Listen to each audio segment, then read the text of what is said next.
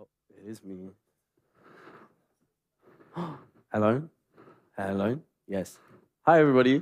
Uh, if you're interested in video games, come check out my project that I'm going to show you today, which is my video game Sindaco. And Sindaco is a narrative-driven role-playing game where you play as the mayor of a small town in southern Italy. And the decisions that you make and the relationships that you build will have long-lasting consequences on the rest of your game.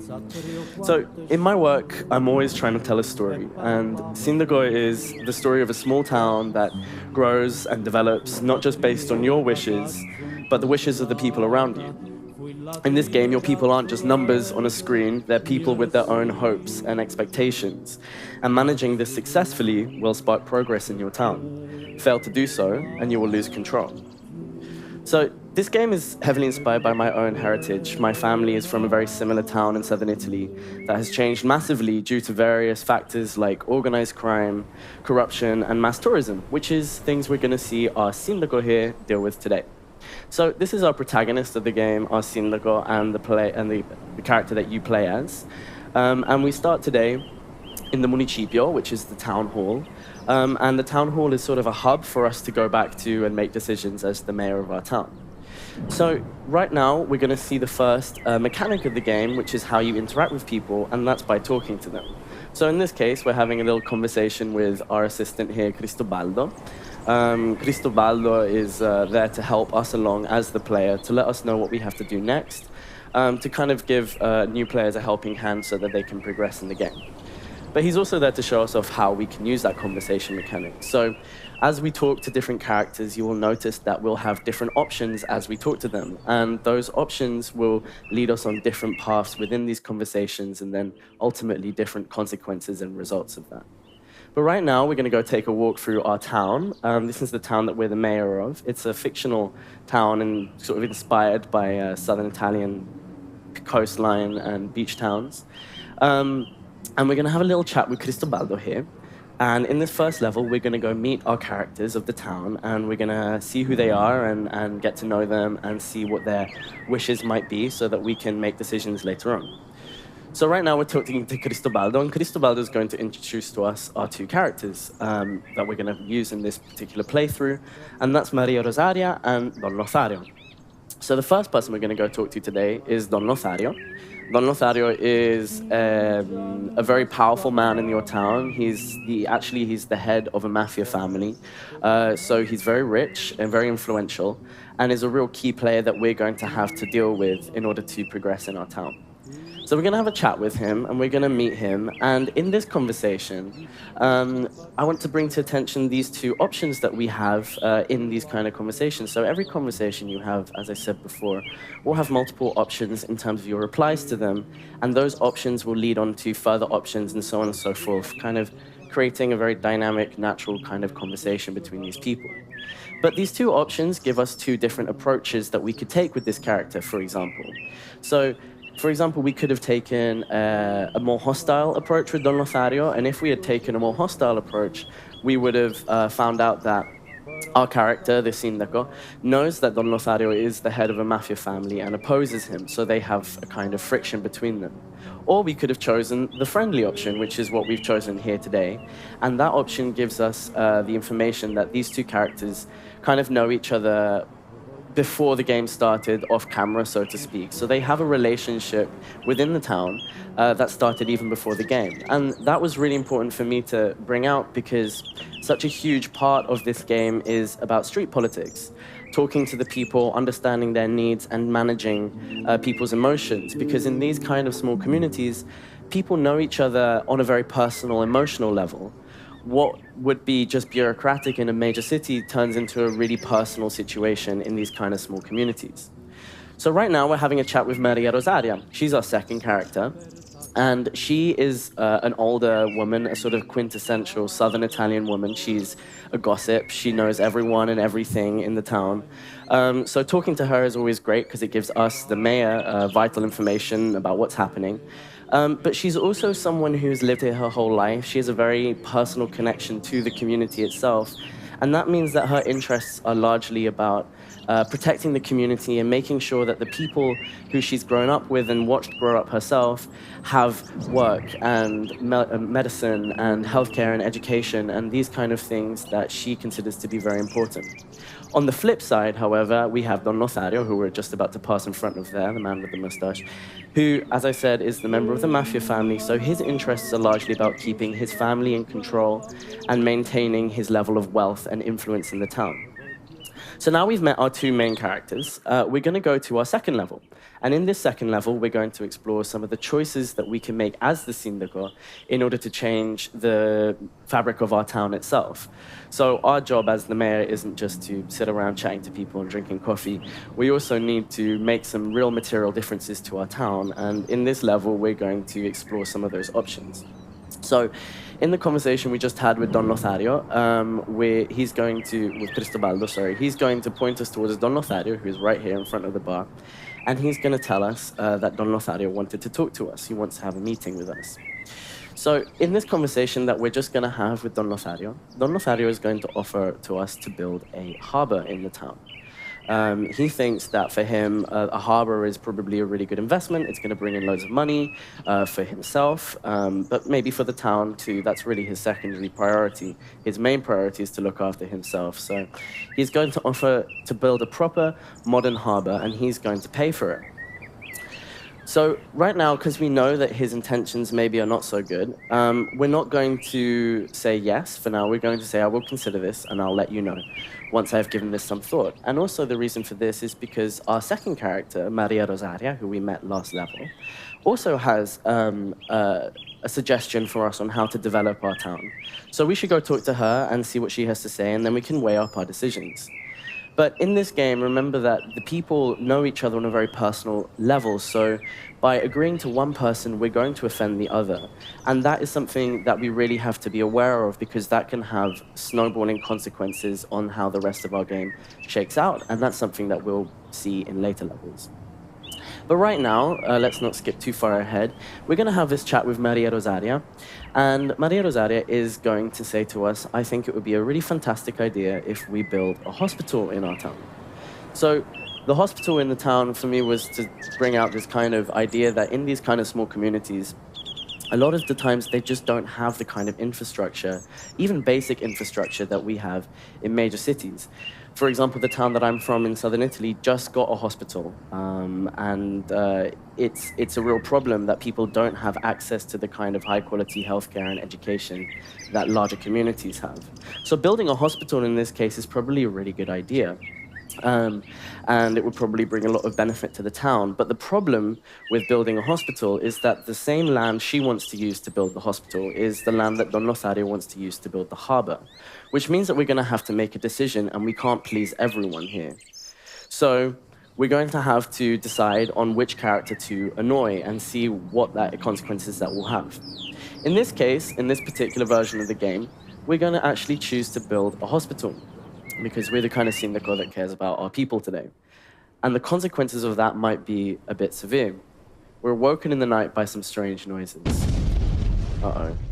And now they've blown up our car. Okay, a fire went under my car. I'll deal with this tomorrow. So one of the consequences of us choosing to build the hospital for Maria Rosaria is that they've blown up our car in the night. Who could that have been? I'm not sure. We're going to go talk to the characters right now and see if they have any ideas on who might have threatened us last night. So let's talk to Maria Rosaria first. So Maria Rosaria, as we can see in this little conversation we're going to have with her, kind of is pointing her finger towards the mafia. She thinks that it's Don Lothario and his family that blew up our car last night. And to be honest, she's probably right.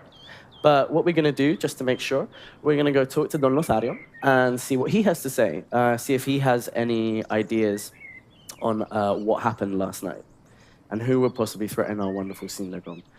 So this man now is kind of vaguely threatening us. It's something about the writing that I wanted to bring forward is the way that in these kind of towns, because everyone knows each other, there's a very coded way of speaking. You won't say things out loud so obviously, because you never know who's hearing, who's listening to you. And that's kind of a really big part of how people talk to each other. So I kind of wanted to add that into the writing itself. So Don Lothario has basically told us that it was him, so that's a big problem for us. We've got the mafia on our backs, and they have resorted to very violent methods, so we really need to find a solution to this problem. And in order to find a solution to this problem, we're going to go talk to Cristobaldo. And Cristobaldo, our assistant, has some ideas on how to change, how to fix the problem that we've kind of created for ourselves. And his two plans of action that we will get to decide between is to invest into the police or to invest into tourism. So investing into the police will maybe get rid of the mafia once and for all, or possibly make the mafia even angrier, we're not sure, so it's kind of a risky strategy.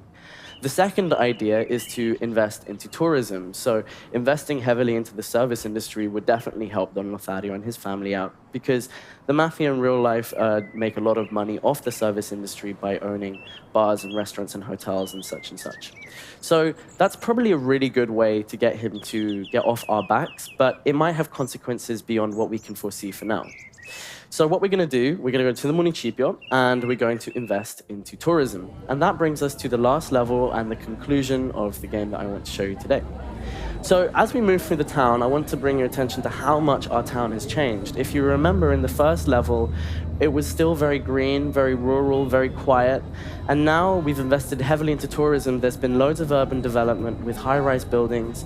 There's neon signs, trash in the background and foreground. There's more people. It's more noise polluted, light polluted.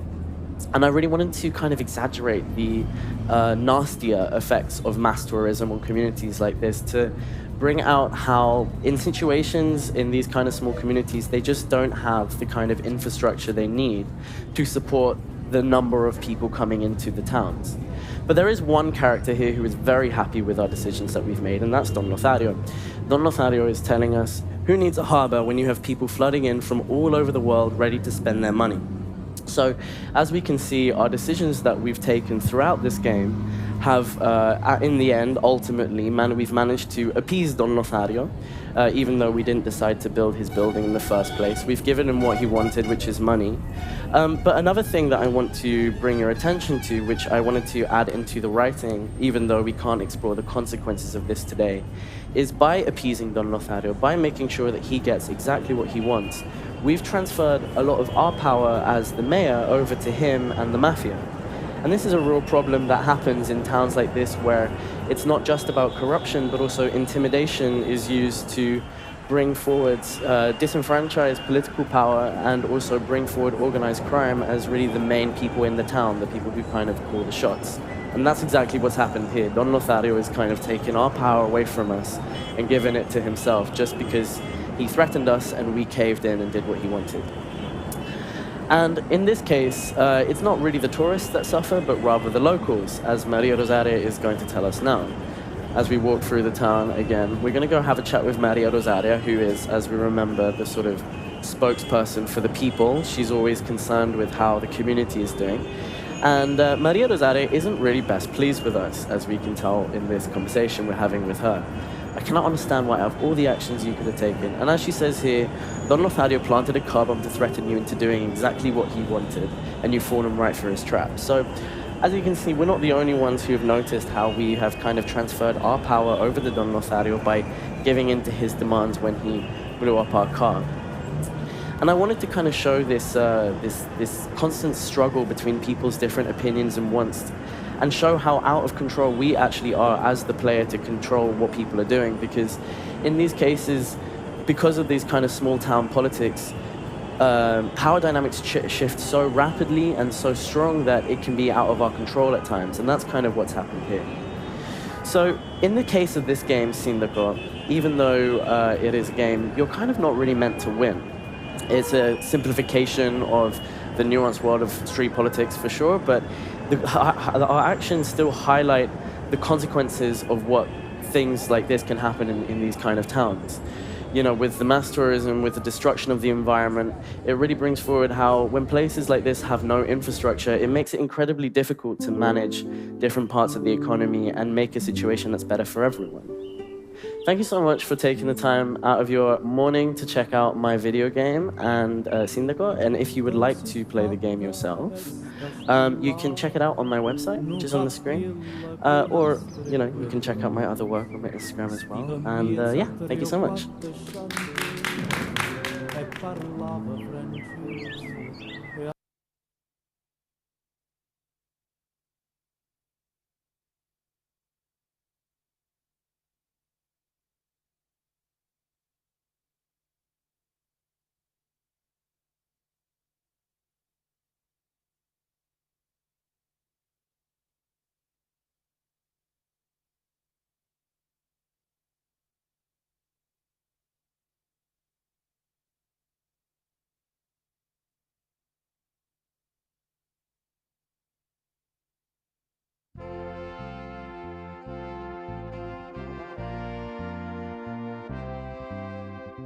Dad!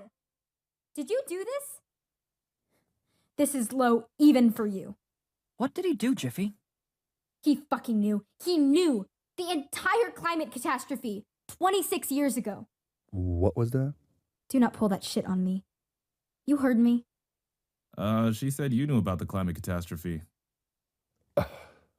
Just that old argument again.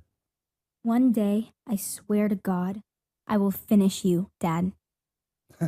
That's her mom's side showing. Always going on about the environment. Who cares? Oil has always been and will always be the future. Am I right? Yeah, imagine racing with electric cars. Hyundai! I thought more of you than this. Shit, I'm late. You have not heard the last of this, Dad. Real bad timing for this story to break. I want Miss Green to see my best side tonight. I bet this will cloud the entire evening.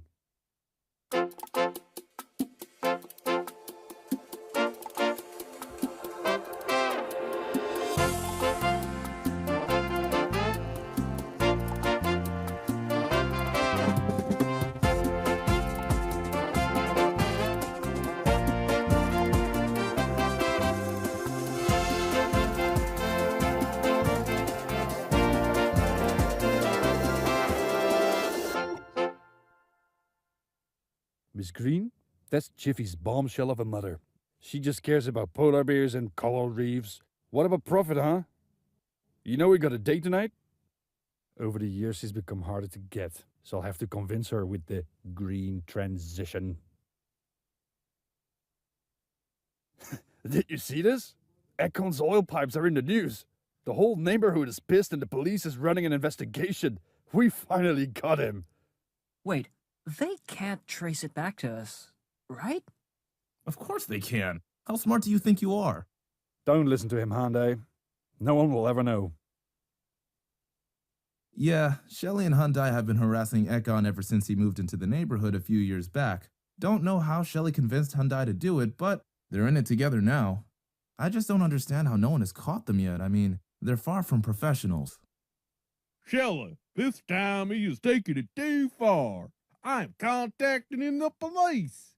Blowing up my precious oil pipes, are we? I'll drown him in his own medicine. Hey, Dexley. How are you? Shelley, you have to come down here. They're revolting. What? Who is? All of them. They even got Kitty Cat on board. Treacherous little fucks. Hold on a moment. What do they want? Clean water. They're demanding it's a human right. They should be happy with their employee discount. I give them 50%.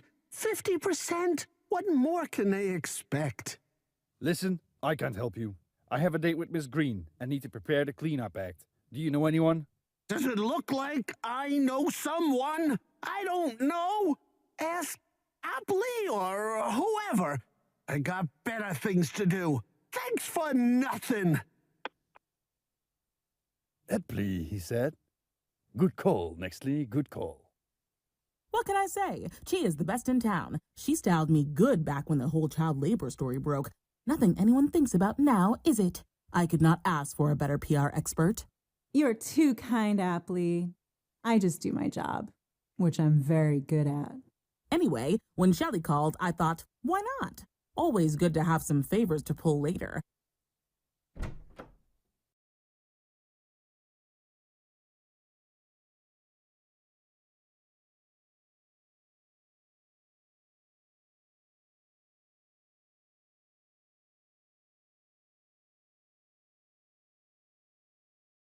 head of Apple's PR, marketing.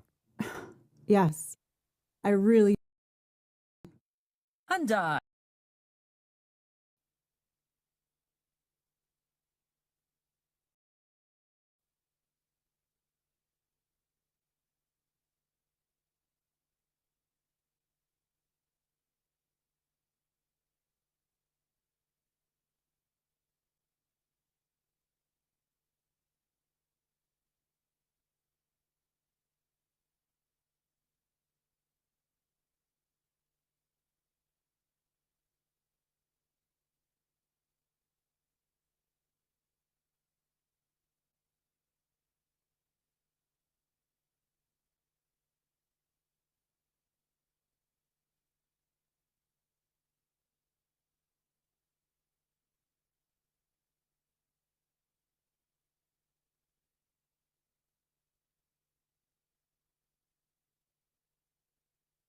And all the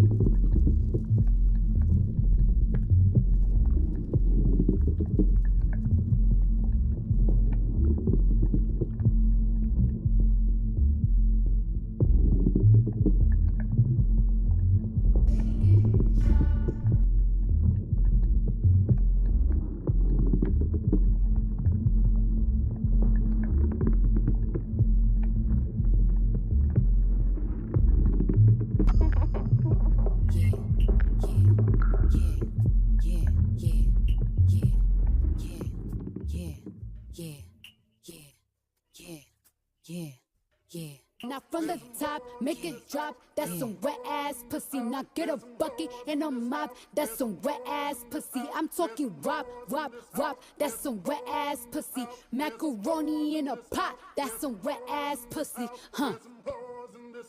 There's some whores in this house. There's some whores in this house. There's some whores in this house. There's some whores in this house. There's some whores in this house. There's some whores in this house. There's some whores in this house. There's some whores.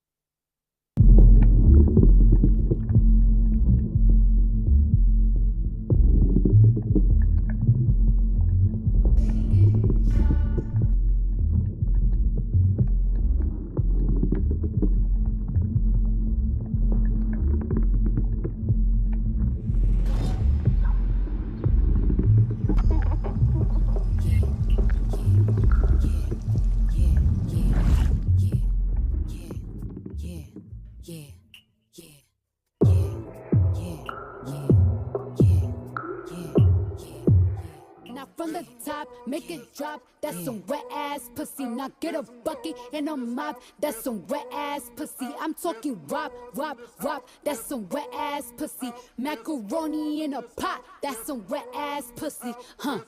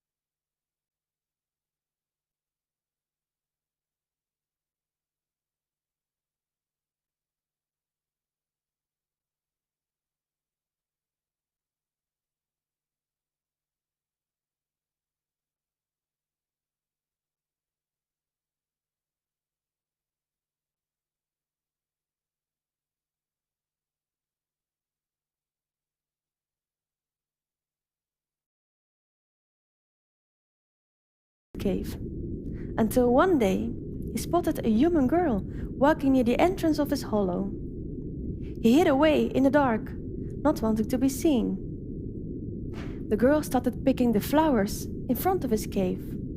The flowers that he had tended to all these years he had lived there all alone. At first, the wolf went mad. But then he saw how the girl sniffed at the flowers and gave a smile unlike anything he'd ever seen before. Feeling his fears slipping away, he quietly emerged from his black hole.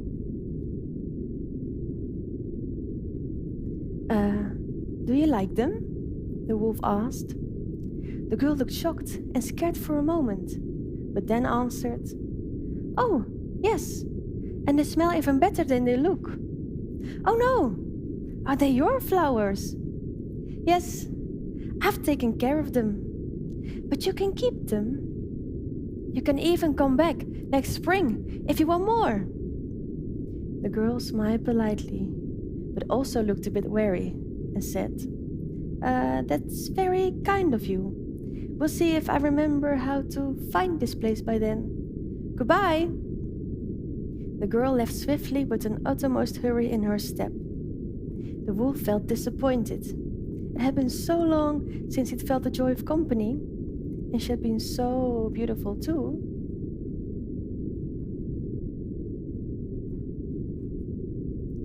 Seeing her loving his flowers had given him some hope that for the first time someone might actually start to love him. Feeling this new kind of excitement in his chest, he decided he'd follow her, her scent leaving a trail of where he should go. He followed this path, turning the corner, then the next, until her scent entered a little cabin under some maple trees. He ducked next to an open window and heard a raspy old voice. "Oh, what beautiful flowers! Where did you find them? You could not have possibly found such delicate flowers in these woods." "No, Grandma. I've grown them in my own garden for you. I've looked after them for months. They are beautiful, aren't they?" "Oh, yes, they are. Especially the red ones I love dearly. Oh, that reminds me. I had knitted a red little cap for you as a present. Now I will always remember your beautiful red flowers whenever I see you wearing that cap." Big fat tears had started to roll over the wolf's furry cheeks. With shoulders drooped down, he walked back to his cave. He hated her. He had been kind to her, giving her his flowers, which he had worked so hard for to become that beautiful. She was evil. She simply did not see how good he was. She probably saw my weak jaw and my crooked bite. That's why she looked so shocked when she saw me. That's why she hurried away. If I had been a strong wolf, she would have stayed with me. Together we would have enjoyed our flower meadow. She is disgusting. Probably learned that behavior from that grandma. I reckon all the women in that village of hers are like her. And why wouldn't they be? My brothers already said I'd never find a mate. Everyone is against me. And why? I am a kind wolf. I'm just not that pretty. It's so unfair. If I can't be happy, then they also shouldn't be. The next day, the wolf awaited the girl on the path towards Grandma's cabin. He saw her red cap emerging from behind the horizon. His heart started beating faster.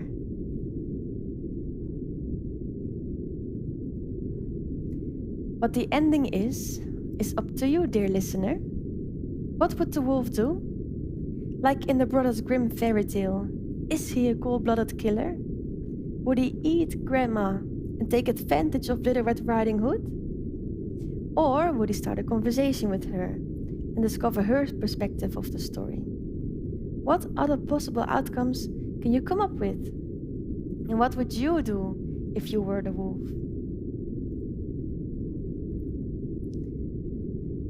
This story is part of my graduation project, Who Are the Villains? It is a two-faced fairy tale book with, on the one hand, a reinterpretation of Little Red Riding Hood through the eyes of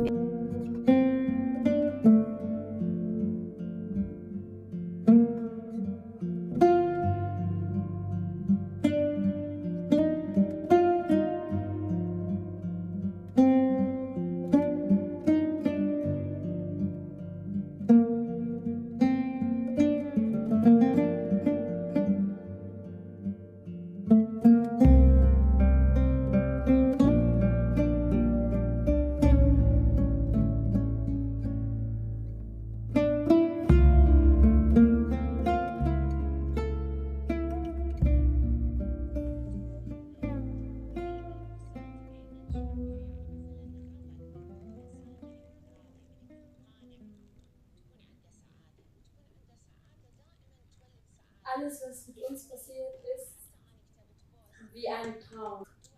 لما يسألني حدا مثلا هون في ألمانيا من وين أنت؟ طبعا أنا في سوريا كان عندي إقامة دائمة في سوريا، ما كنت مجنس على إني سوري. فمين ما يسألني من وين أنا، هو شغلة لا إرادية بحكي أنا فلسطيني من اليرموك.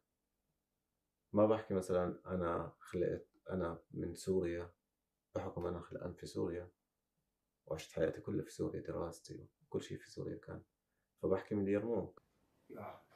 As refugees in Syria and we are refugees now here. So لهيك يعني كان له، كنت أحسه وطن بالنسبة لي. هو في دمشق بس كنت أحسه يعني مكان في فلسطين. China عاصمة capital, the capital of Palestinian diaspora. You know, like outside Palestine, the capital of Palestinians outside Palestine. كان شيء يعني كان بيت بالنسبة لي اليرموك. كنت أعرف كثير عالم. Yeah, it's small Palestine. You can call it small Palestine. Yeah. هلا هنا بيحكوا مخيم اليرموك، بس لما تفوت على المخيم هو عبارة عن مدينة.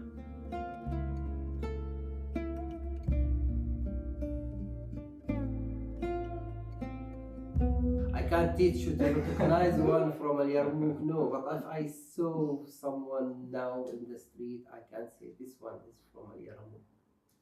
I guess somehow it's there. So how can I say that? I don't know. But yeah, I can say.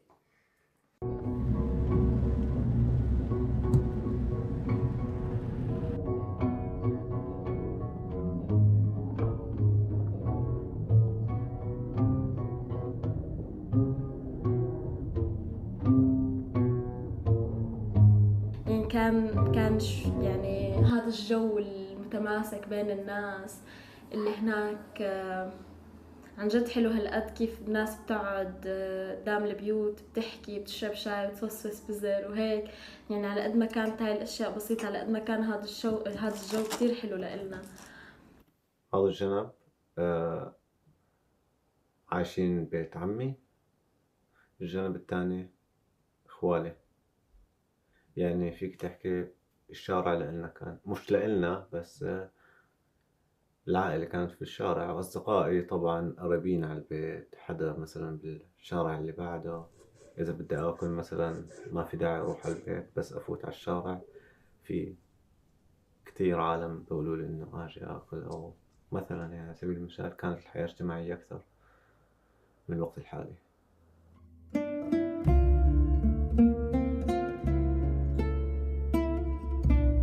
لما طلعنا من يرموك كنت متفاجئ إنه هالشي صار بيوم وليلة. يعني نمت بالليل، كنت قاعد أول شيء أنا وأصحابي قبل ما أنام، رحت نمت مخططين تاني يوم نطلع نفطر نسوي شغلات. يعني كان في مخططات براسنا. صحيت تاني يوم بدي أنزل أفتح المحل، فكان أبويا مستناه تحت بالشارع بقول لي ما فيك تروح المحل. ليش؟ لأنه نازل قذيفة وكان في اشتباك هناك. فقررت العائلة بنفس الساعة إنه كنا نطلع من اليرموك نضب أغراضنا. طبعا ما في مخطط وين بدنا نروح. أول شيء بدنا نخلص من القذف وبدنا نخلص من الاشتباكات، ما بدنا حدا يتأذى من العائلة. Actually, we didn't decide. So we went out one day and we couldn't tell. So We wanted to stay inside, but there's no life anymore. يعني اجت الصورة ببالي كيف ستي كانت تحكي لي كيف هي طلعت من فلسطين، فكأنه كررت الشغلة اللي احنا عم نطلع من يرموك هي طلعت من فلسطين. أخذت أي شيء لما طلعنا من المخيم لأنه كان في قصف من الطيران واضطرينا نطلع من البيت، إنه مثل ما إحنا بتيابنا كان صعب كتير الواحد إنه يحمل شو، إنه كان الواحد بس إنه ينقذ حاله ويطلع بروحه. أنت طلعت؟ قولي شو هو؟ أنت بس تخاف كتير. ظلم مخبية ما يمكن كانت تخاف. طلعت بلا برا على الشارع بلا شحات، طلعنا على المز وهي ما لابسة شيء.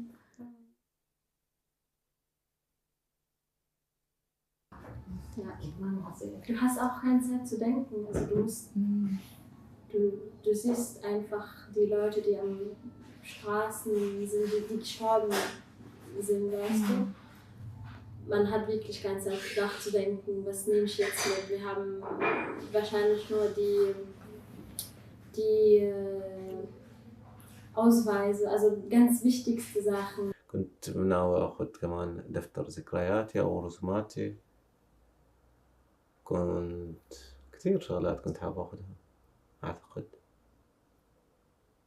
بس الشيء الوحيد اللي أخذته واعتقدت إنه مهم هو مفتاح بيتنا، بس انخلع الباب فما عاد في داعي للمفتاح. لو كان بإمكاني إني آخذ ذكريات طفولتي أو إني كنت أخذت بيتي الدافئ كله في بعض العمر النقدية التي أصبحت بلا قيمة الآن، وهذا مفتاح بيتنا، كرت صالون ماما، واللعبة اللي ستي خيطت لي إياها أنا وصغيرة، بعض الصور اللي بتذكرني بأيام المخيم. Das auch diese Foto von meiner Geschwister. Das ist meine Schwester Lina und ich und meine Schwester Insofern. كمان إنه الشيء حلو هلا أختي بعد 10 سنين قدرت إنه تفوت على اليرموك، لأنه كان هو لفترة 10 سنين محاصر، وإنه كان ممنوع إنه حدا يفوت إلا بموافقة أمنية. بالوقت الحالي هلا رجعت الناس تقدر تفوت، واختي لاول مره فاتت وبعثت لنا فيديوهات من البيت انه كيف مدمر وكيف كل شيء انه راح، ما في اي ذكريات، كل ذكرياتنا محروقه، كل شيء يعني لاقت بعض الصور انه ذكرياتها يعني برغم الغصه الكبيره والحزن اللي شفته يعني، بس كمان انه فرحت انه لقيت شيء بذكرني من بيتي، يعني في ذكريات إلنا حلوه هناك لقيناها. وين بيتنا؟ بيتكم اللي قدام؟ هاي مدرستي المنصورة. اي هاي مو هيك؟ هاي مدرستي الإعدادي. هاي مدرستي. بس وين بيتنا لهلا ما عارف. احنا كنا ساكنين بشارع المدارس بالمخيم بنهاية شارع صفوريا بهذا البيت. هير ماينه فونانك. هون كان بيتنا بالضبط. تقريبا هاي الشغلات كلياتها راحت بالبيت، تدمر البيت، راحت الذكريات اندفنت كلها تحت البيت. هاي شارع المدارس. لا هاي مو بيتنا. لا مو بيتنا. ايه لا قدام هون سلامة نت يمكن كان. يمكن هذا يمكن هذا. ثواني. كان احمر مو كان مدهون احمر؟ وحياة الله ايه هذا بيت. هاي حارتنا. يلا شوفوا حارتنا. يلا شايفين قديش صالح للسكن. هاي بيتنا. هاي مدخل بيت. هذا باب البيت. هاي درج مرت عمي جيهان. هاي بيت مرت عمي جيهان. شوفي امي. يلا ندخل على البيت هلا من هون. شوفي ما بتحبي ترجعي على سوريا؟ ليه؟ Wo soll ich hin zurückgehen? Ja, diese Platz ist zerstört und das war's. Ja, was soll ich dort machen? Ich bin hier jetzt, ja, ich baue jetzt ganz anderes Leben. Ich habe die deutsche Sprache gelernt und habe mein Abitur hier gemacht und jetzt werde ich weiter hier studieren. Ich fühle mich hier doch sicher und ما أنا بترجع ما بدي أرجع Ja. Aber wo, wenn du kein... يعني وين؟ على نفس بيتي نعمره من أول وجديد نزبط شوي شوي بيزبط. والجيران؟ جيراننا كثير ما تروح بالحلب. مرت عمك جاء بدها ترجع وخالتك نوال وأم رضوان وأبو رضوان بس هذول اللي بدهم يرجعوا الكبرية. بس ما فيكي ما فيكي لا فيني نحن لما يعني هلا انتوا هلا جيتوا تتعلموا قدامكم المستقبل بتشتغلوا بتتوظفوا نحن خلاص انتهت مهمتنا نرجع بلدنا. I don't think about my future now. I think about my children's future. So yeah, here I think they have a better future, but also they need to know about their past and what comes in the future comes in the future. I don't know now.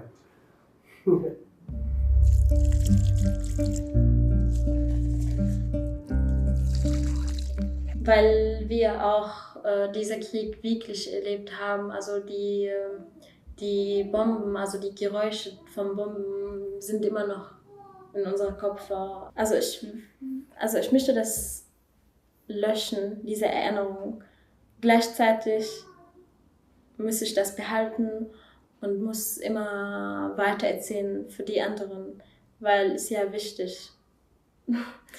That it won't come back as I remember it. So, and these memories are fading away with time, you know. So that's somehow is how it's changing in my mind. ما بحب أحكي كتير يعني عن المخيم لأنه قد ما حكيت قليل. قد ما بحاول أتذكر بضل في أشياء ممكن أنساها. بخاف إني أحكي لأنه بخاف أفكر حالي إني نسيت جزء مهم بحياتي بالمخيم. It's important to be told because it was like a normal life for good people who are trying to make their livings and their kids living, and then they were taken by the surprise out of their normal life, you know. Man erzählt nicht wirklich über uns. Ja, die Leute wissen Syrien, es gibt dort einen Krieg, es gibt viele Leute aus Syrien. Ist ja das auch sehr wichtig, dass die Leute hier wissen. Aber wir auch, also als Palästinenser, als Flüchtlinge. I think so because it's our identity. So if you don't remember your identity, what are you? Yeah. Even though it has like the both negative side and positive sides. Yes. Regarding what happens to us, but yeah, that's what makes us. Yeah.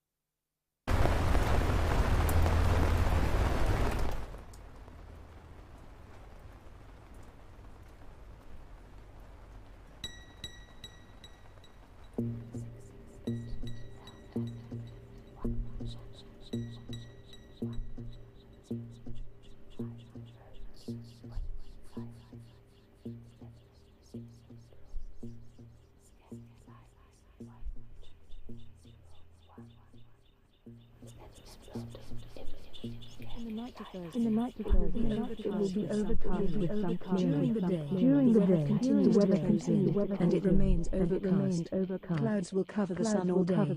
Temperatures are expected with a daily high up to 8 degrees Celsius. During the night on Thursday, a light breeze, 1 to 7 kilometers per hour. During the day, a light breeze, 7 to 12 kilometers per hour.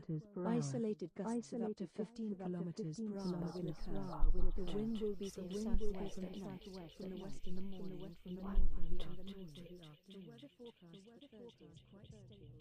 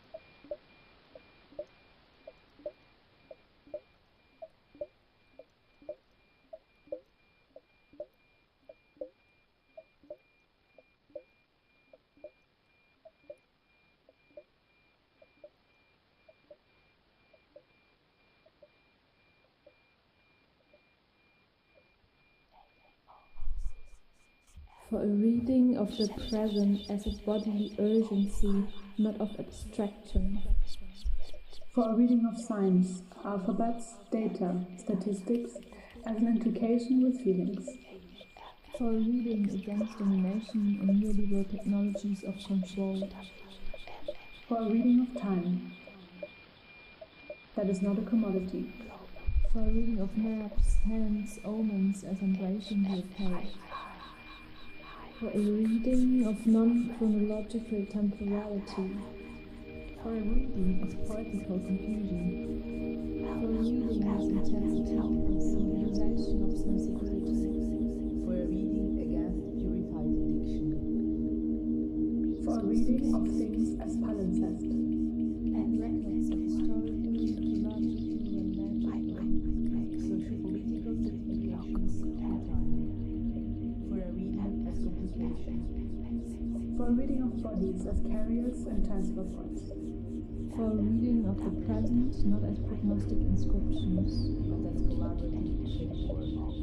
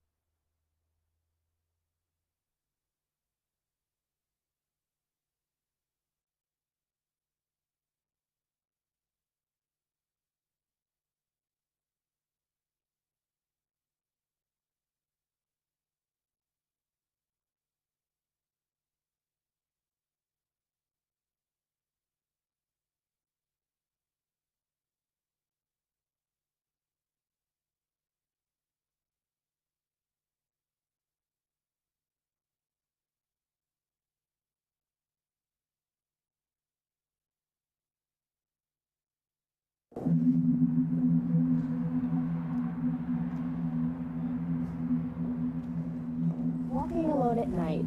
It's honestly something that I've been doing for years, and it'd be like, midnight, 1 a.m., 2 a.m., 3 a.m., and I would just leave and I would just walk about until like, okay, I'm done.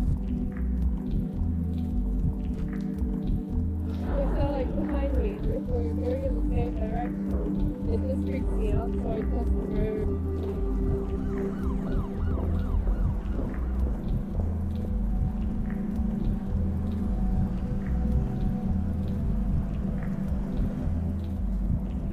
Blending with your surroundings and become invisible, nobody sees you anymore.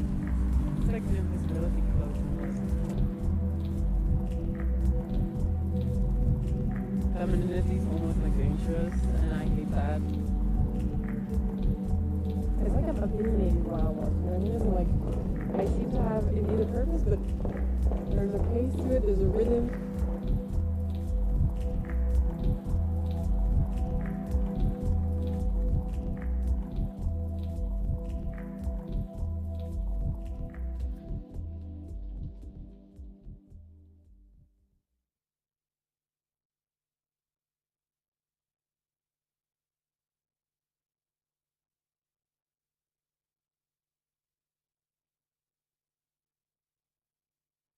My name is Ahmed. I born in the camp refugee in Algeria. I was born in Riga, Latvia. My grandparents came to the country when they were young. All of a sudden discovered that they didn't have a country.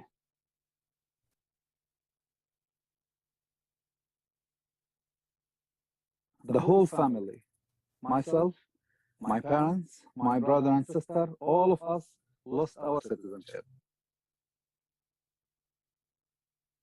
They don't want any mention of this anywhere, that there was such a situation and there was such injustice.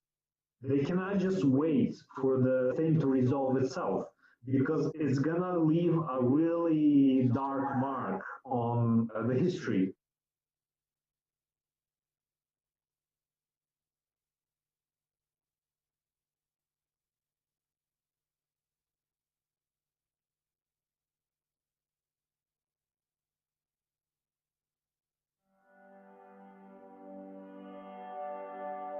When I close my eyes, I'm there again.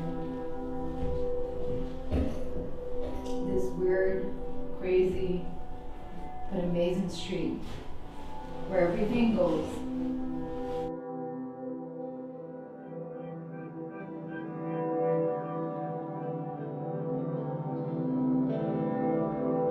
We were crying, we were laughing, we were dancing in the street. And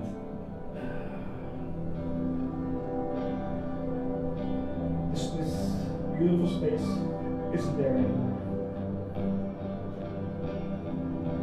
So close your eyes, count to 10, and when you reach 10, come and find me.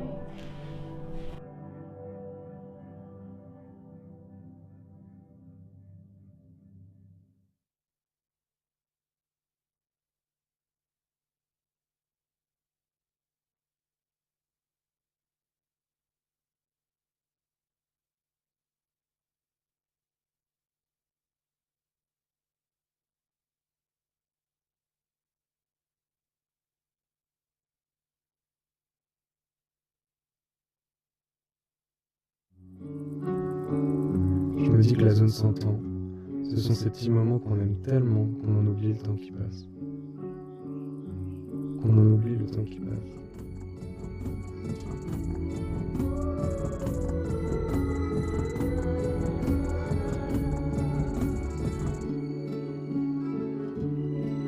Je rêve d'une oasis où le temps n'existe pas.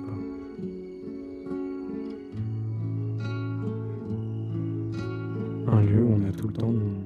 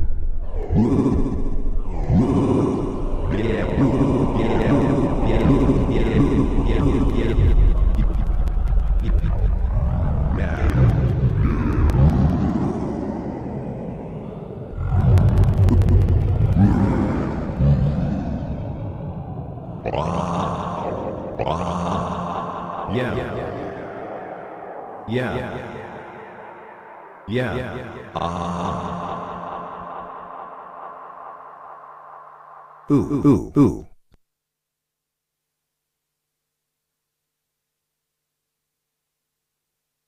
Ooh. Yeah. Yeah. I'm in the mood for dancing,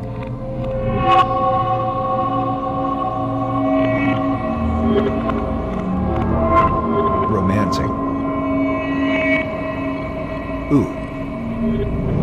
I'm giving it all tonight. I'm in the mood for chancing. I feel like dancing.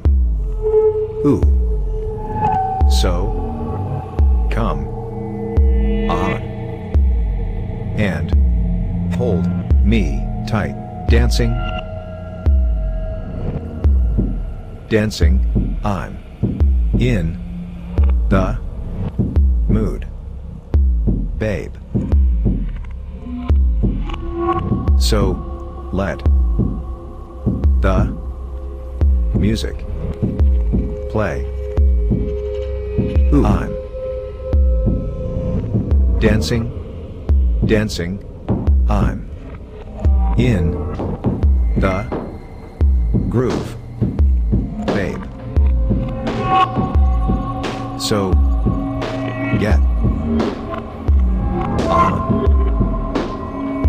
up and let your body sway, body sway. I'm in the mood for dancing. In the mood dancing. My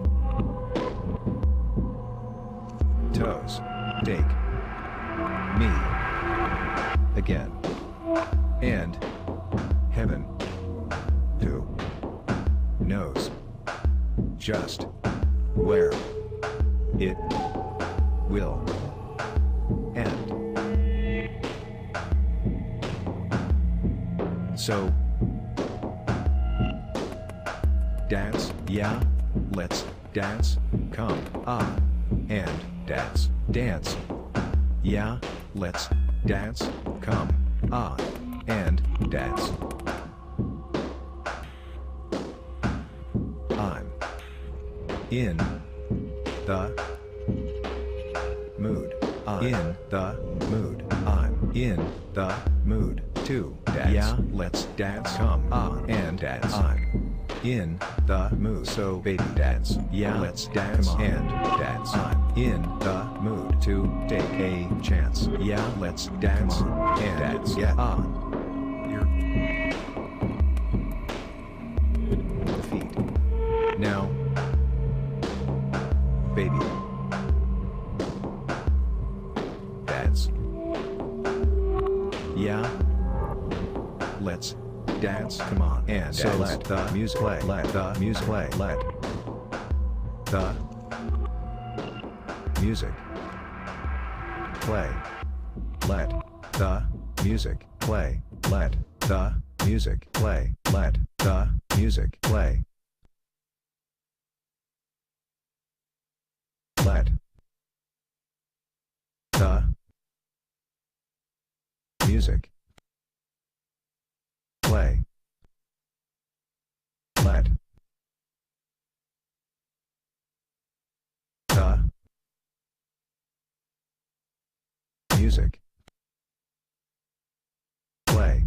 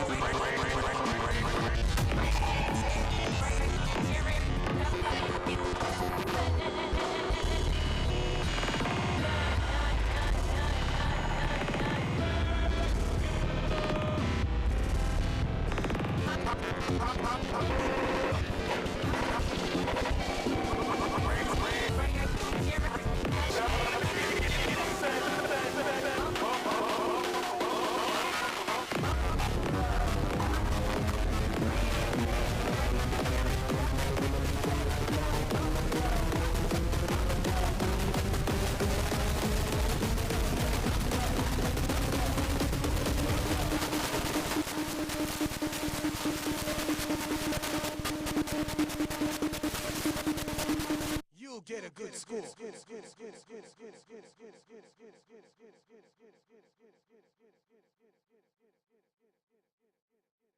Absolutely wonderful.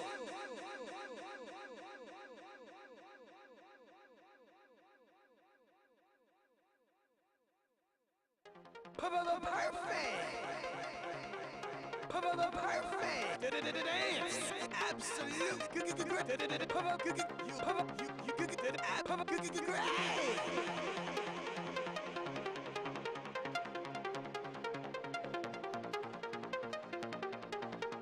This mode is difficult. No! Great!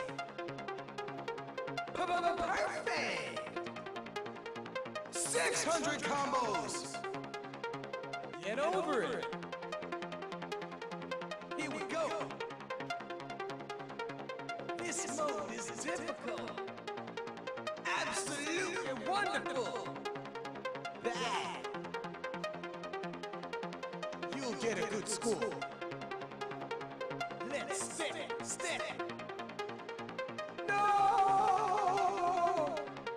700 combos. Keep steady till the end. Absolutely wonderful. Watch out. 400 combos. I enjoyed watching you dance. This mode is difficult. Bad. No! Bad. Those are the nicest steps. 700 combos. Bad. Keep steady till the end. That was against me. Perfect. No good. Sorry. Almost. Beat it. Perfect.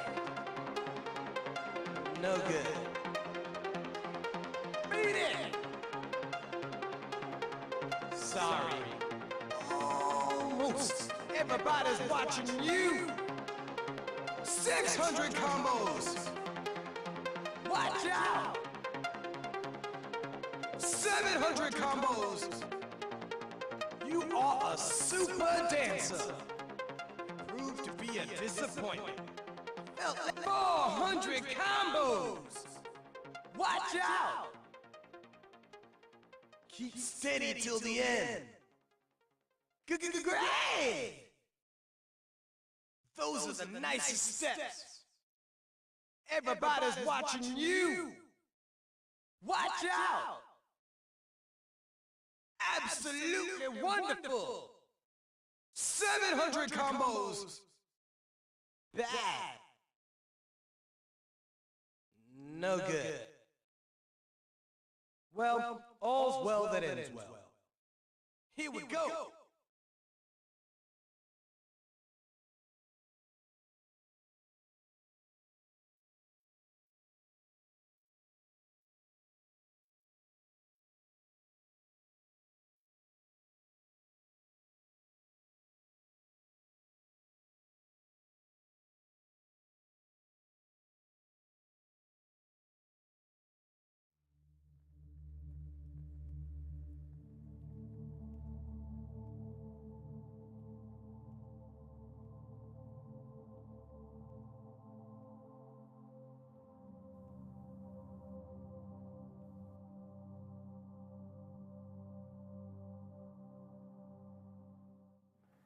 I'm Oscar.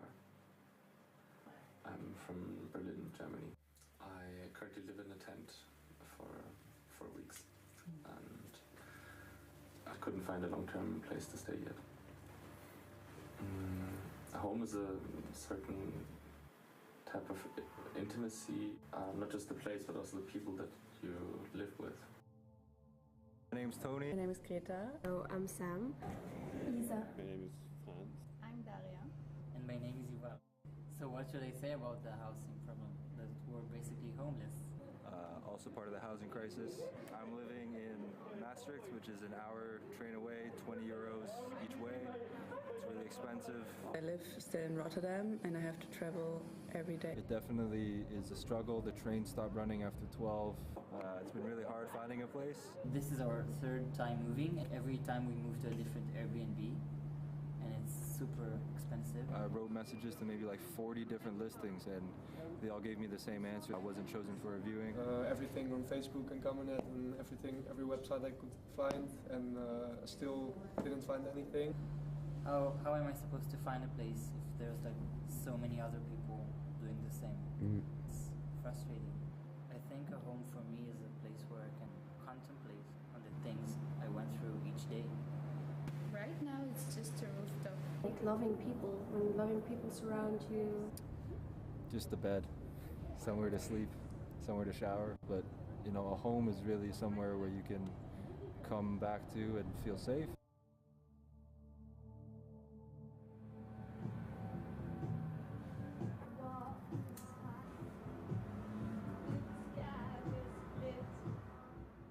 My name is Rosalie Bramkok. I'm from a small town near Eindhoven in the Netherlands. I stayed here for like 1 year. It's a bit too tiny for me.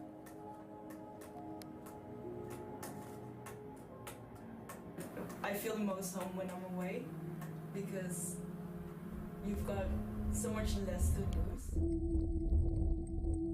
My name's Ben. I'm half French, half English. Moved from the UK to Eindhoven. That I have given arsenic in the green colour is because I'm worried that in its preparation, on the stone or in any other way. And I am anyway convinced that someone who has done something in chemistry can extract the components very easily.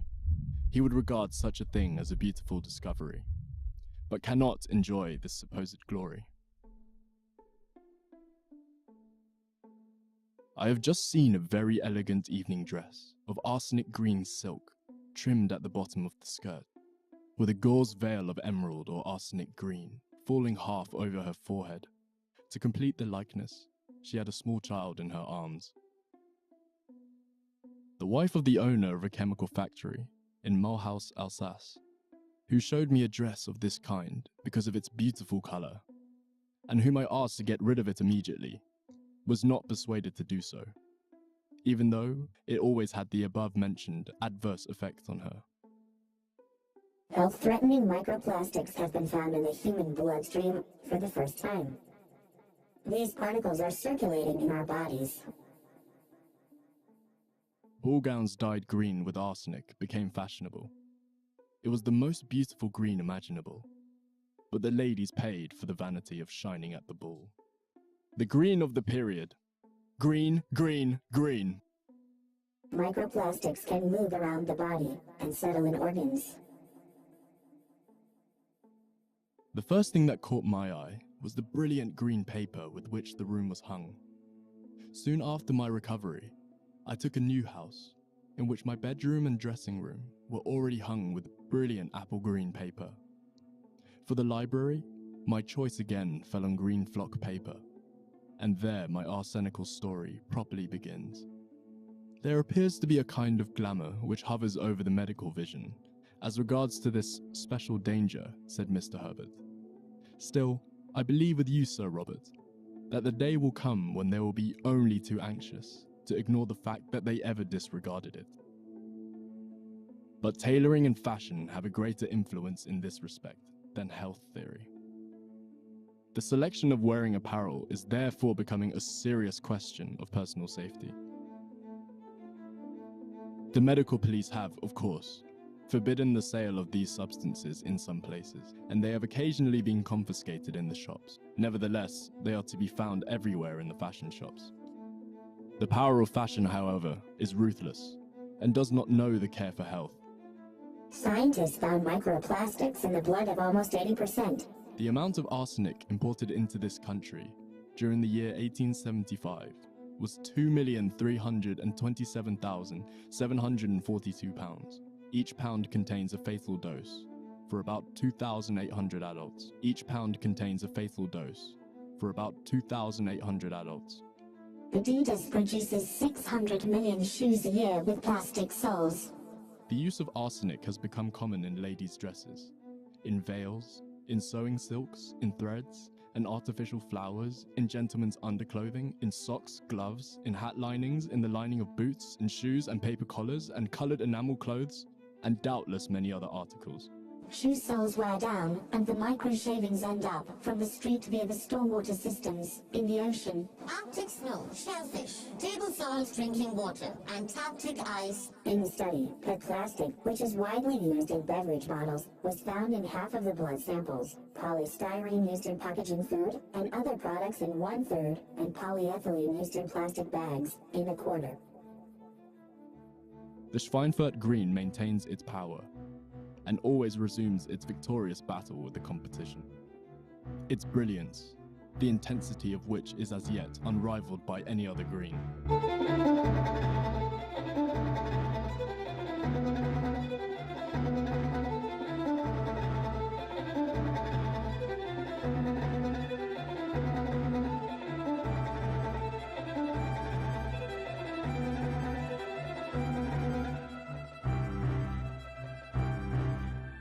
Body and poison became one. Health-threatening microplastics, human blood, can move around the body and settle in organs. Settle in organs. Settle in organs.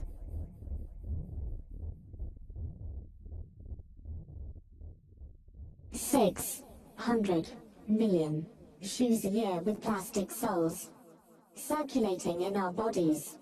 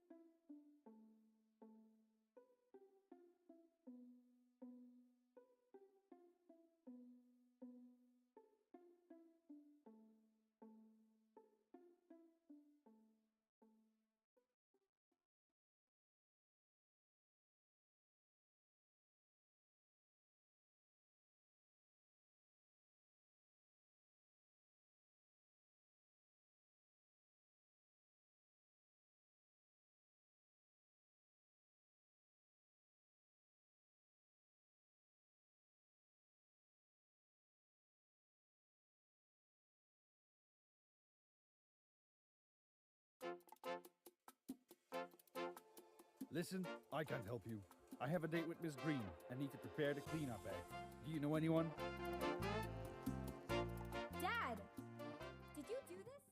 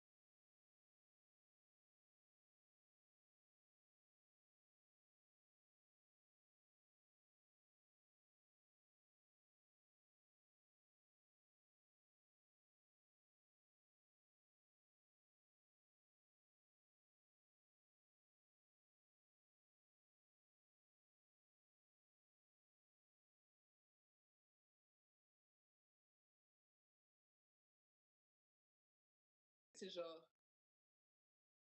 C'est très cool, mais c'est weird parce que du coup, t'es dans l'ordi et puis après, t'es là, t'es en mode, ben non, en fait, Emma est pas là, genre. Exactement, c'est exactement ce que j'ai dit à Léa ce matin. Genre, le fait de pas avoir une présence physique fait que c'est vraiment bizarre. Ouais, c'est un peu weird, genre.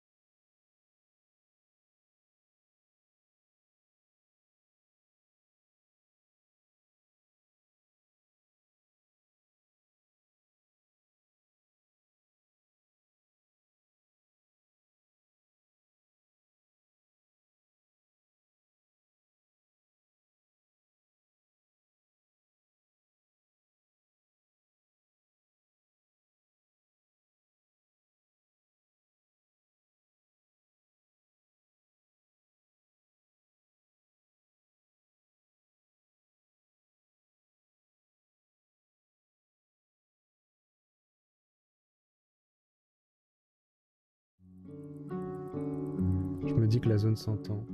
Ce sont ces petits moments qu'on aime tellement qu'on en oublie le temps qui passe. Qu'on en oublie le temps qui passe.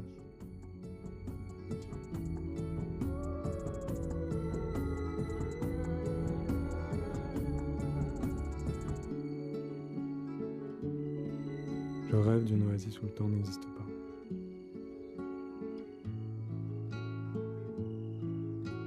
Un lieu où on a tout le temps du monde.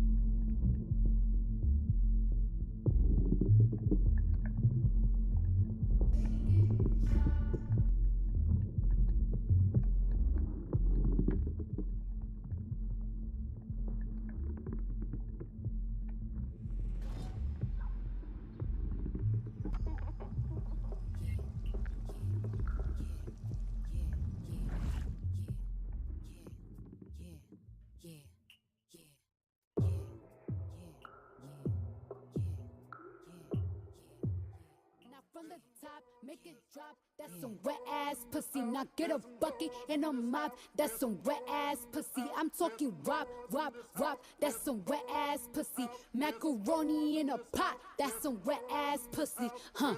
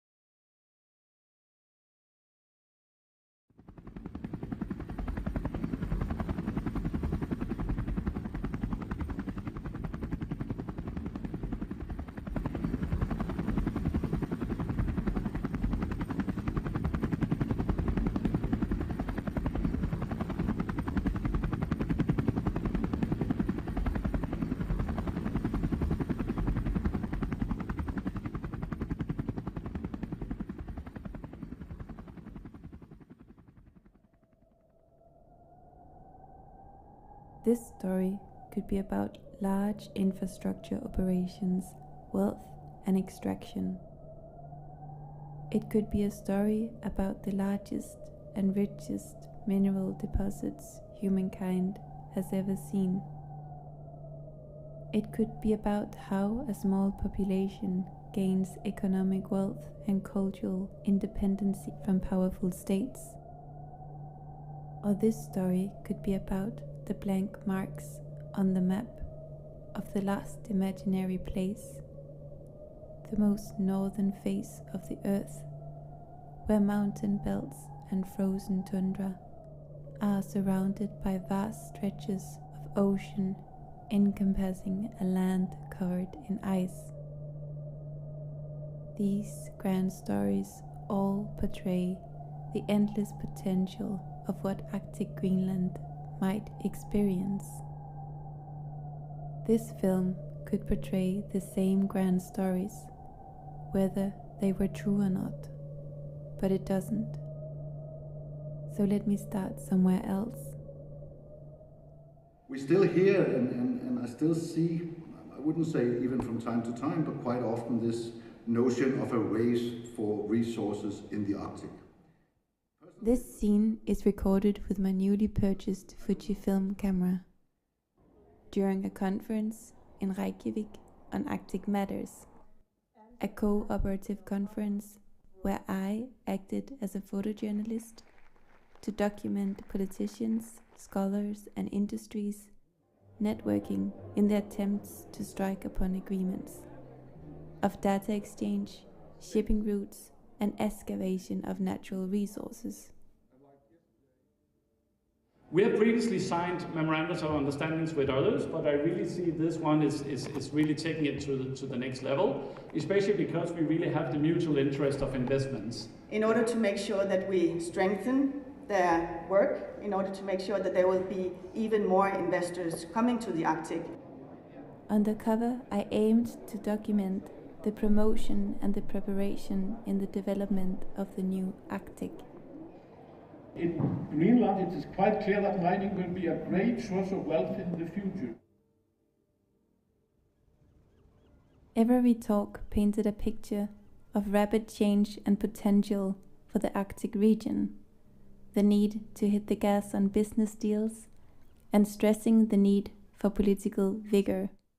The EU new policy mentioned a lot about raw materials. It's also a big issue in Greenland as well, but throughout the regions you have mining projects that are relevant for the green transformation. And the need to prevent escalation of geopolitical conflicts in the so-called low-tension zone, a zone where the superpowers and Arctic states have succeeded to maintain peace. Why should conflict break out in the Arctic? Because change is inevitable for the Arctic landscape, a landscape that holds a promise to contain inexhaustible mineral and metal deposits concealed by a shrinking ice cap. So, it is expected that the largest economies joins the race for resources. Greenland is not only open to business, we mean business. A race that is promised to generate wealth for local communities and encourage sustainable mining operations globally in support of the green transformation. Or so the story goes. This is why we are here, for investments. There's a huge need for investments in the region. Risks and investments lead to both crises and opportunities. Because we are connected and the world is connected and we are competing against the world. There we invite, of course, Greenlandic partners, companies to join hands. It's all part of the game. Everyone here seemed thrilled to be taking part in the race for resources in the Arctic Greenland. The parliamentarians of the Arctic region has been calling for more foreign investments in the region, and so have we. Very briefly, what we do. A propaganda and a race I came to believe in too. Shortly after, I got in touch with the CEO of a mining company in Greenland. Minerals have allowed the mankind to prosper. So why do we choose Greenland? Well, the reason why we chose Greenland is that Greenland, of all of these countries, has the best geology. It has the most varied in geology. The minerals are on surface, etc., etc. A geologist. Der inde i de her små år her, der sidder nogle af de ting, som man skal bruge til smartphones og vindmøller og Teslaer. A mining engineer. And that is going to take a lot of economical resources. Later, the head of the resource department at the government of Greenland. And at last but not least, Greenland's School of Minerals and Petroleum. Yeah. In conversation with fortune seekers, dreamers and altruists on mineral exploration and extraction, it became clearer to me that the promises were entangled in comprehensive attempts to attract the ever so desired investors and international mining companies. The perspective of the future is quite bright, you know. I see it that there are going to be regular jobs there from now on and way out in the future. We are here to create what we call a Greenlandic legacy. We want people to be educated. We want people to be proud of working for us. Everybody hope and work for that the mining industry will continue to grow here in Greenland. Så jeg oplever en stor interesse og meget positiv interesse for minedrift generelt.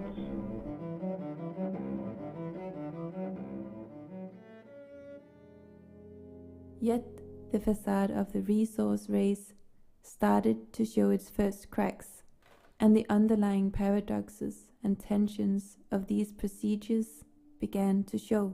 A lot of local Greenlanders think that mining companies are just greedy bastards. They want to produce, they want to take our money, they will destroy us, right?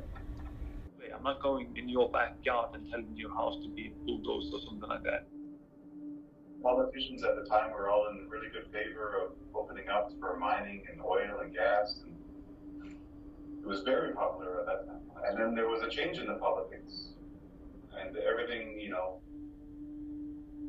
I guess, I don't know, Facebook and all this stuff and bad news and climate change and save the world and all that stuff started, I think it's really affected the popularity that we once had. For mit vedkommende er det måske mere snak og ønsker end der er konkrete, hvad skal man sige, tiltag eller aktiviteter. But I know that in certain areas we have, you know, world-class deposit of a specific mineral. So, cross our fingers for that. On the basis of the mining school's offer to join forces to promote the local mining sector, explain how the world actually are running within mining, you know. I went to Greenland to witness and document the race for resources, and in an exchange provide them with footage for PR purposes. If you got one mice, you will attract other mice, right? So if we will have 5 operating mines in 24, you will attract even more mining projects, more investors, because then we are starting to really be a mining nation.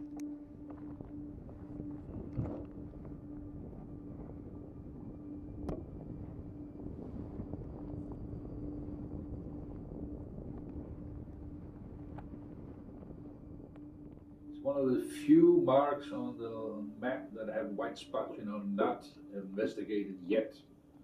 One of the very few areas that's left. It's kind of the frontier of mining.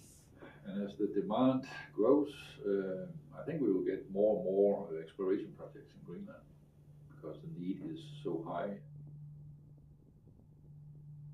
I've been the school since... As soon as I arrived in Greenland, the director of the mining school, a Dane like myself, took me to the testing site where a bunch of students were being prepared for employment in the mining industry.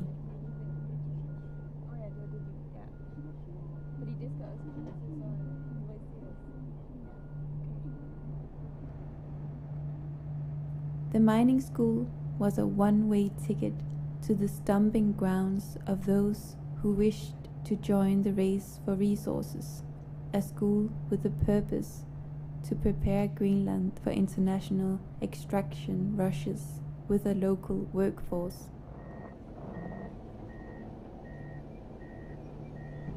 It's a personal satisfaction for me each time we got, the skill guy that we can send to the industry and know that he will not just make it, he will make it great out there.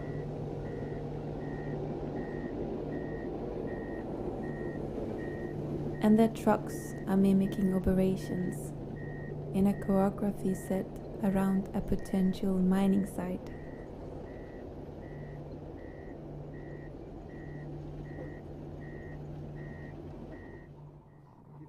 And we have high hopes that, the projects that are on their way within the mining industry, that, when they are to start up, that we will have a natural phase from people going from the airport projects to the mining projects.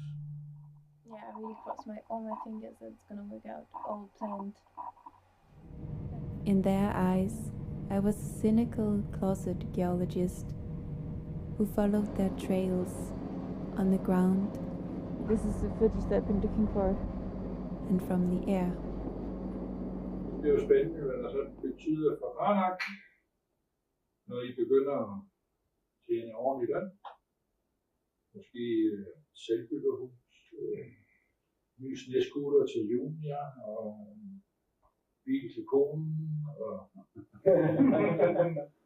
Det er mit storyboard. Så det er det, jeg tænker, filmen skal indeholde. Various promises on future prospects and beliefs on mining activity spawn contradicting tensions.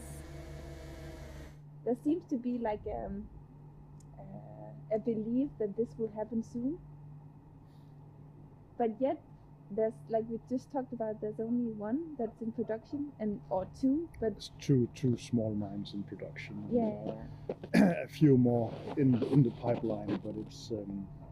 Well, there's a lot of geopolitics in all this. And it's not because of the Arctic, but because of geopolitical issues. But this matters in the world of geopolitics and escalating trade conflicts between China and the US. And, we are not allowed to cheer for climate change, but we know for a fact that the ice is melting and the window for the ice-free period is getting bigger and bigger. That means that, you can get more and more of your minerals out of Greenland. To my surprise, the race for resources was nowhere to be found. They got all the permits they need. They just need to have the right investors in that project. But they will build the mine in full action in 24. So it's kind of a sharp corner If that happens, then we'll have 5 operating mines in Greenland. And that will mean a lot for the national economy. Also for the local people. The promises of the mineral adventures seemed to be stuck somewhere in between market prices, regional politics, and international relations, rather than the mining industry itself, or so they believe. Because if you are in a hole, just keep digging. No one understands that in a phone like this one, it costs you $1,000 and $2 of gold in it. No one thinks of how you're going to get that gold and how you're going to use that for technology. No one understands. And actually then you have these industries like I'm in, where we've been for 7 years doing the right thing. So I think we are quite lucky working with contracting and mining, because it is areas that is going at full steam. In a pile of snow, I witnessed hundreds of kilometers of core drills, the closest I got to the potentials of the race. Because without exploration, there will be no extraction. Nogle gange, at man hører, at der er nogen, der siger, jamen, hvis det er så meget værd, hvorfor tager vi så ikke bare ud og graver det op selv? Det kunne man også godt, hvis man vidste, hvor det var. Men det kræver så store risikovillige omkostninger at finde det. Så det er det færreste samfund, der er villige til at tage de regn. Det kræver nogle risikovillige investeringer.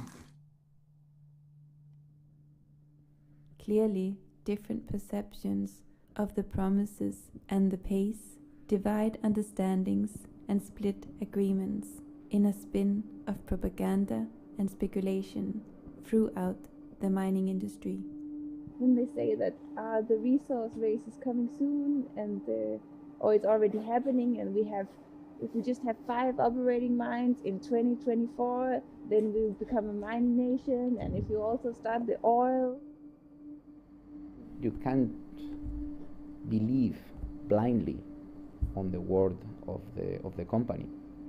This also just reveals or tells something about the paradoxes of there's no communication, there's no conversation about the paradoxes and the problems and the promises that are given. What happens to the country itself is the task of the politicians. Those processes take time. And by default, the companies, they are always push, because we've got the money now, we want to go. Det er ikke bare sådan noget, man klarer overnight. Unstable political environments tend to erect obstacles on the way to the race for resources, as the experts like to phrase it. No one is willing to commit capital unless it is fairly certain that the policy is not going to change. Change in policy is absolute terror for investments. We have to be very careful here, because we have to operate under whatever government we have. The change of minister and the change of policies and all that,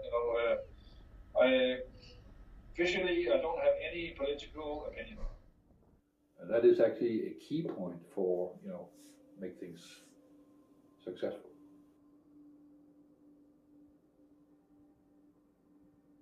However, in the excitement of the race and the promise of fortune, the locals' goodwill and acknowledgements to those extractive procedures will need to be taken into account too.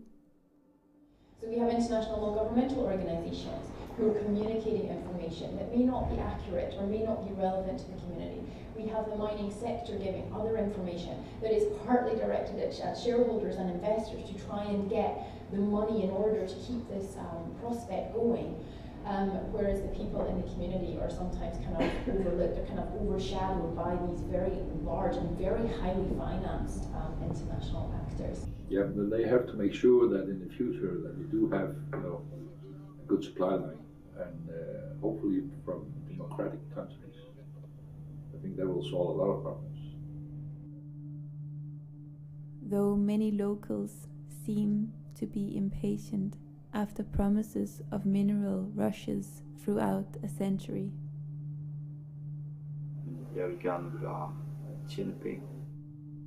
So will the promises of the businesses ever be upheld? It's different here, and if you come here and expect to gain respect or gain knowledge, you have to listen to the local people. Og I er velkommen til at lave business med os og så videre. It is very expensive to do exploration here, and no roads and no nothing.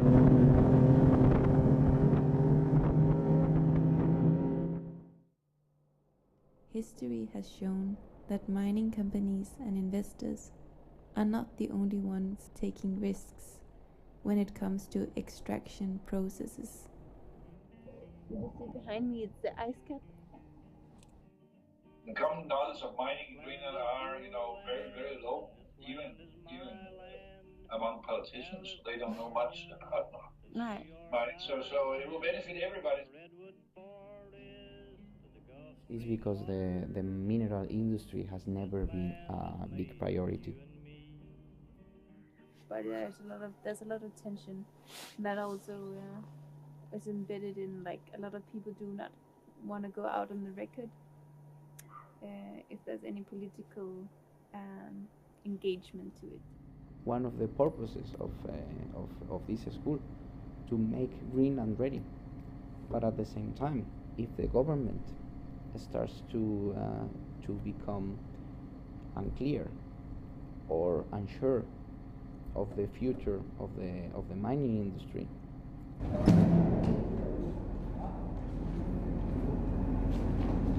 then we as a school have no place.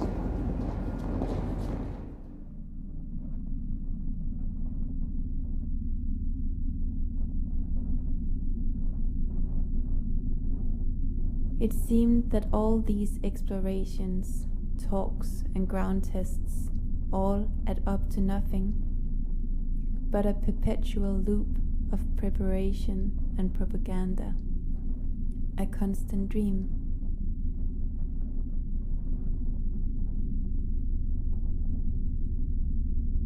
You know, 4 years is not that long. And if there's a government for 4 years and then there's a new government after that, it's going to be difficult to make sure that we will have long-term investments, I think. There's a good chance this project will never happen. Environmental standards change, political environment change, so that's one factor that can come into play.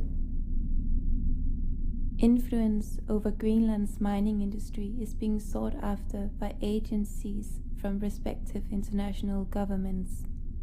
The US has already established a cooperative consultancy in Nuuk that is pumping capital into the mining sector in Greenland and nurturing the political relation with the aim to establish new supply lines for resources. Meanwhile, China, a near-Arctic state and permanent observer, is positioning itself as a vital player in Greenland's emerging industries through scientific collaborations, shipping routes, and to this day holding monopoly on rare earth elements. Greenland's strategic position within the NATO alliance borders Russian territory. With the military escalation, it stresses the need to establish other resource providers and require alternative energy sources. I foresee ramifications on a geopolitical scale when Greenland's underground is going to be mined. So, is there a race? You have to look at what is potentially coming. Maybe. But as you said, and as you know, it's happening in the exploration, because you have to acquire the licenses. I hope Greenland, maybe through your work, could help maybe to wake up those people and say, oh, maybe we could have a very important room to take in the international history of mining. It is said that every 1,000 explorations, one ends up as a mine, With Greenland's almost 100 current listed explorations, the promises for business postulates greater uncertainties. I tried the drone and it's just way too cold up here. Even just taking my gloves off is unbearable. When does the race start and when does it end? Awaiting the ice to melt, political climate to be stabilized, and business deals to be put into practice. Hvor mange meter er heroppe? Hvor mange år vi snakker om? 1, 2, 3, jeg tror næsten 10. Ja, 10. 8. We most likely haven't seen the full potential of Greenland yet. When will that happen? That's a very good question. I mean, if ever.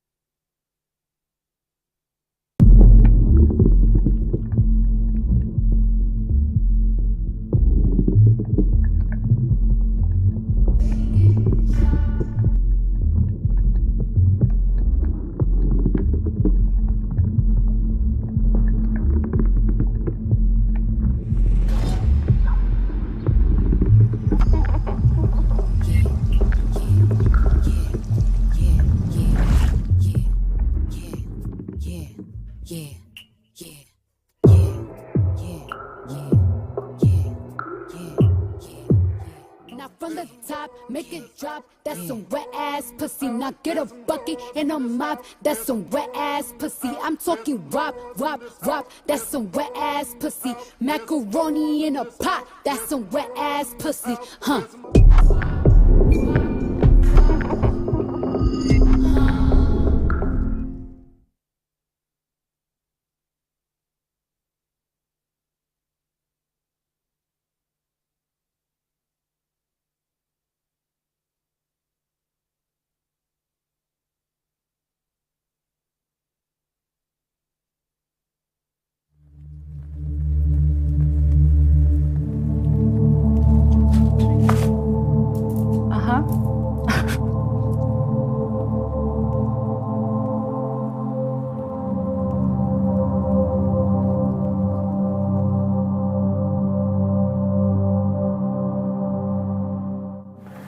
I'm Oscar.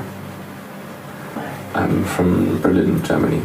I currently live in a tent for weeks, and I couldn't find a long-term place to stay yet.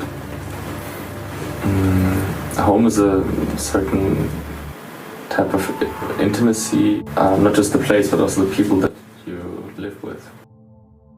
My name's Tony. My name is Greta. Oh, I'm Sam. Lisa. My name is Franz. I'm Daria. And my name is Yuval. So what should I say about the housing problem? That we're basically homeless. Also part of the housing crisis. I'm living in Maastricht, which is an hour train away, 20 euros each way. It's really expensive. I live still in Rotterdam and I have to travel every day. It definitely is a struggle. The trains stop running after 12. It's been really hard finding a place. This is our third time moving. Every time we move to a different Airbnb. And it's super expensive. I wrote messages to maybe like 40 different listings and they all gave me the same answer. I wasn't chosen for a viewing. Everything on Facebook and Common.net and every website I could find, and still didn't find anything. How am I supposed to find a place if there's like so many other people doing the same? It's frustrating.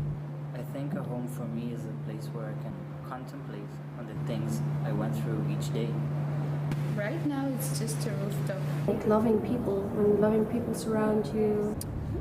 Just the bed, somewhere to sleep, somewhere to shower. But you know, a home is really somewhere where you can come back to and feel safe.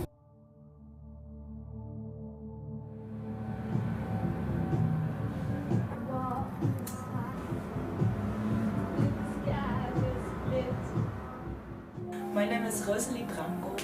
I'm from a small town near Eindhoven in the Netherlands. I stayed here for like 1 year. It's a bit too tiny for me.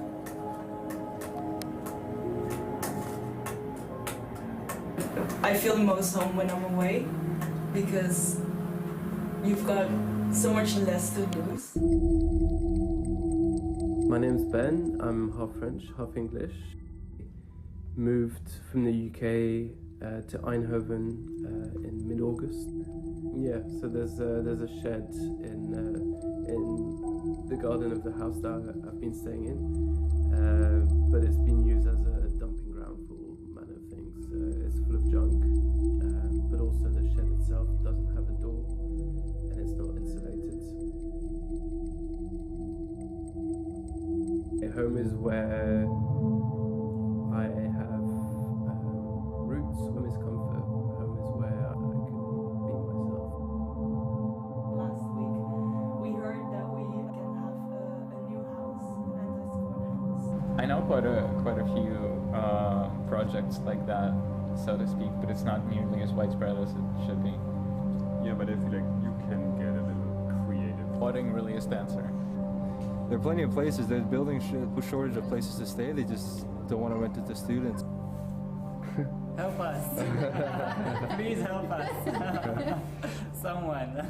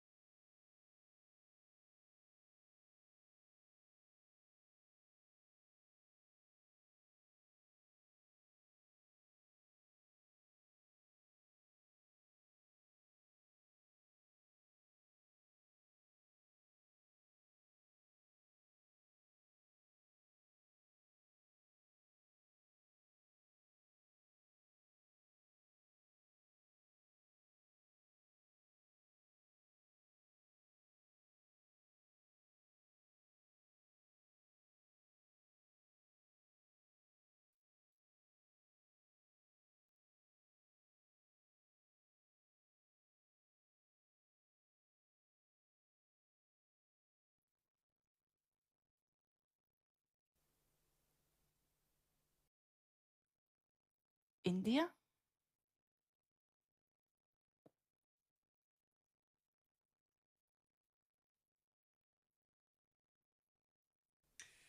Greece, Syria, Turkey, Israel, and Jordan.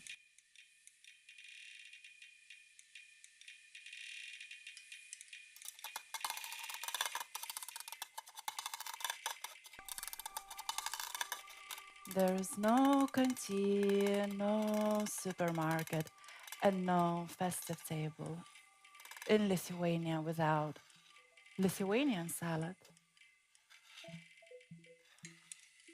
They're also sometimes called white salad or homemade salad, also traditional salad.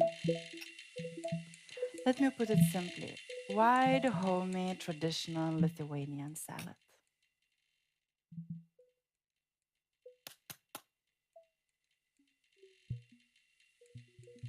But I changed the code Lithuanian in the title of a salad and replaced it with the names of the other neighboring nations. I Google.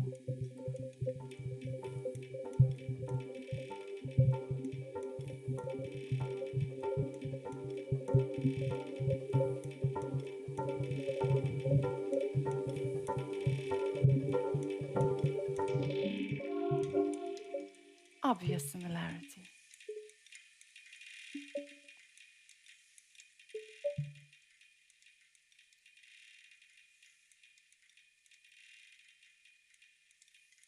France.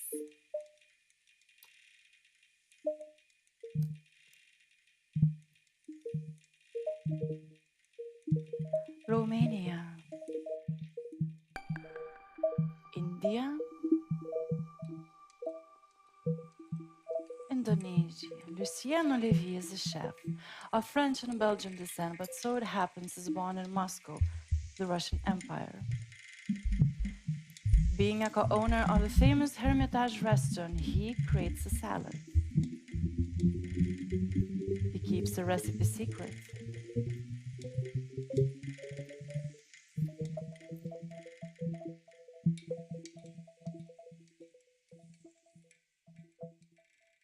India.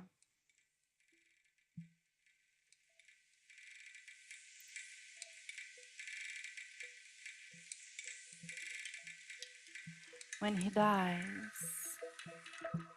only an approximate recipe is being restored, and it crumbles and disperses into multiple interpretations, including ingredients a chef himself does not use.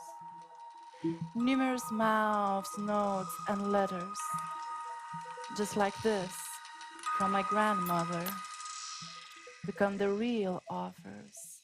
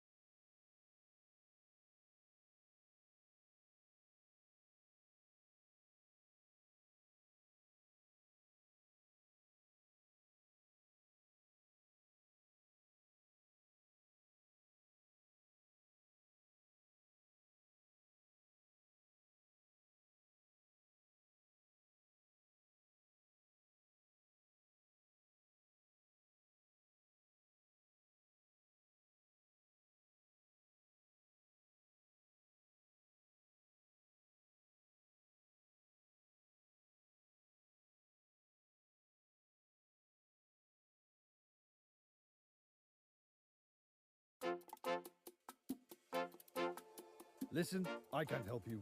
I have a date with Miss Green and need to prepare the cleanup bag. Do you know anyone? Dad! Did you do this? Killer, blowing up my precious oil pipes, are we? Have you lost your manners along with your drilling rights, Shelley?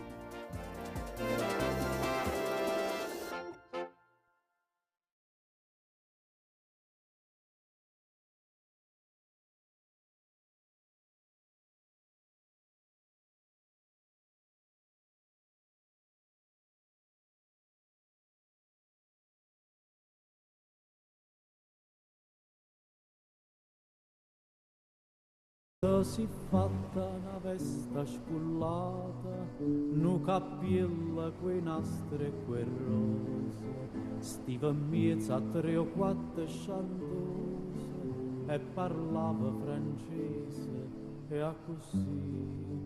Fui latriera che t'aggio incontrata, fui latriera a Tolete, gnora sì, t'aggio voluto bene.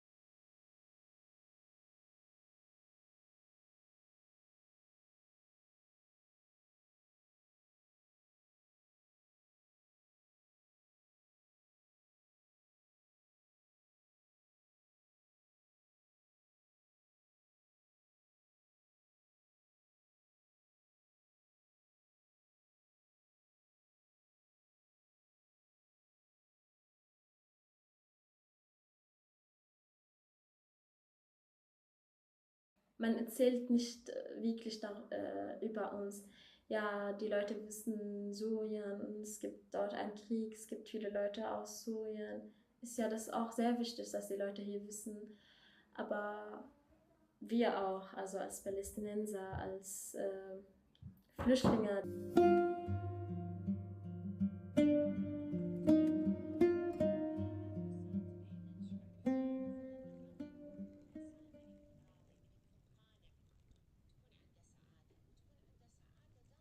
كان شيء يعني كان بيت بالنسبة لي اليرموك. كنت أعرف كثير عالم.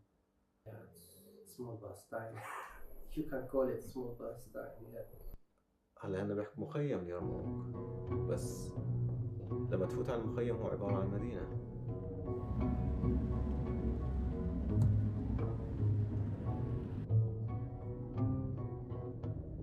لو كان بإمكاني إني آخذ ذكريات طفولتي. ما أخذت أي شيء لما طلعنا من المخيم، لأنه كان في قصف من الطيران واضطرينا نطلع من البيت إنه مثل ما إحنا بثيابنا.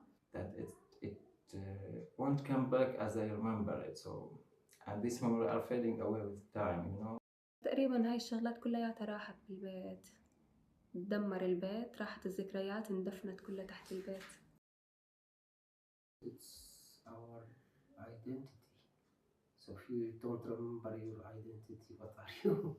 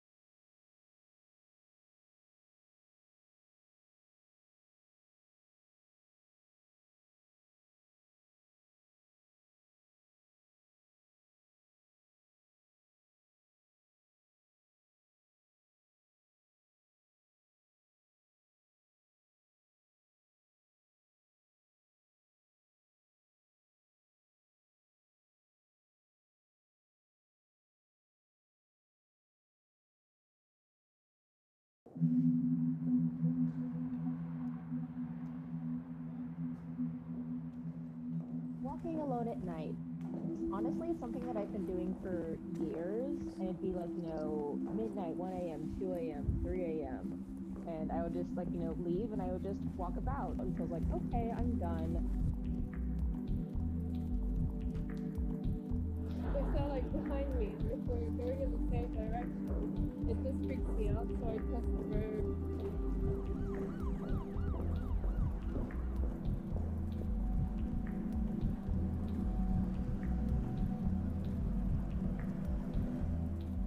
The more you blend in with your surroundings and become invisible, nobody sees you anymore. It's like an invisibility cloak almost. Femininity is almost like dangerous, and I hate that.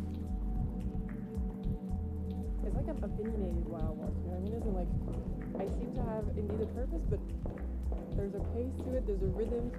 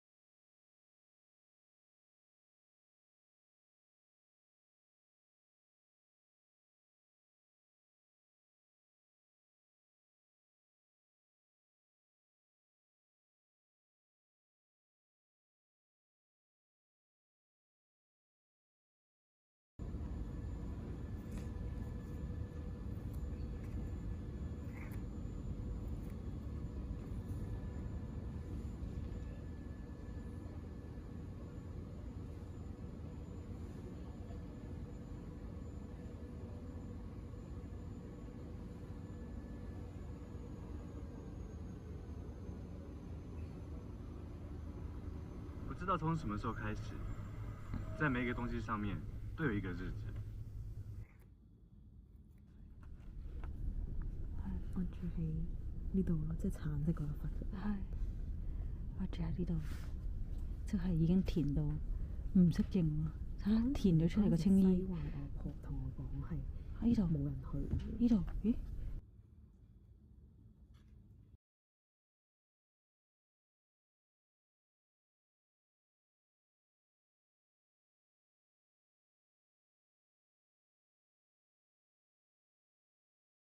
？Si fatta una vesta spullata, nu cappiella quei nastri e quei rose, stiva in mezzo a 3 o 4 chantose e parlava francese e a così fui latriera che t'aggio incontrata, fui latriera a Tolete, ignora sì, t'aggio voluto bene a te.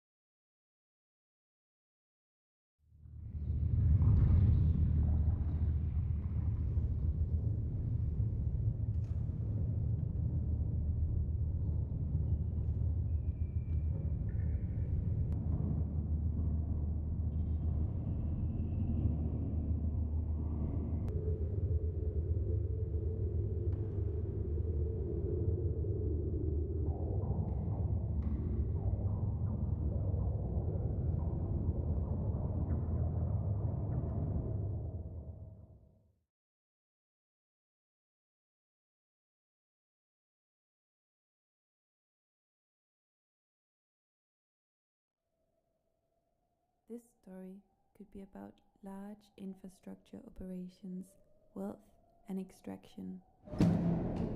We still hear and I still see, I wouldn't say even from time to time, but quite often this notion of a race for resources in the Arctic. They got all the permits they need. They just need to have the right investors in that project. If we just have 5 operating mines in 2024, then we'll become a mining nation. And if you also start the oil, you can't believe blindly on the word of the company. No one is willing to commit capital unless it is fairly certain that the policy is not going to change. Change in policy is absolute terror for investment.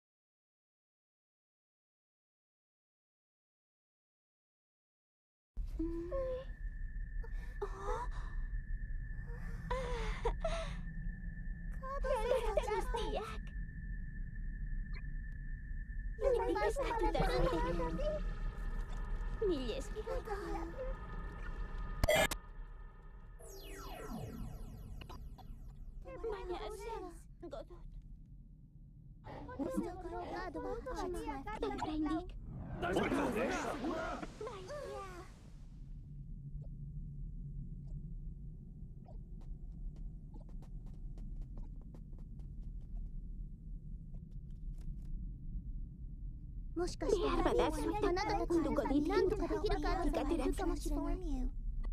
エリオットの魔法やマジックスペルをみんなを起こさないと so everybody can wake up again。私に何をするの？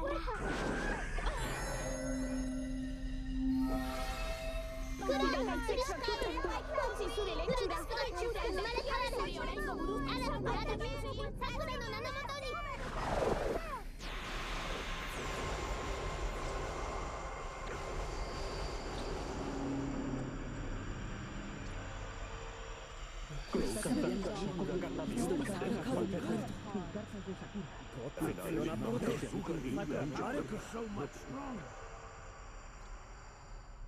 Osava liiknä salee tutustusta kunniakalta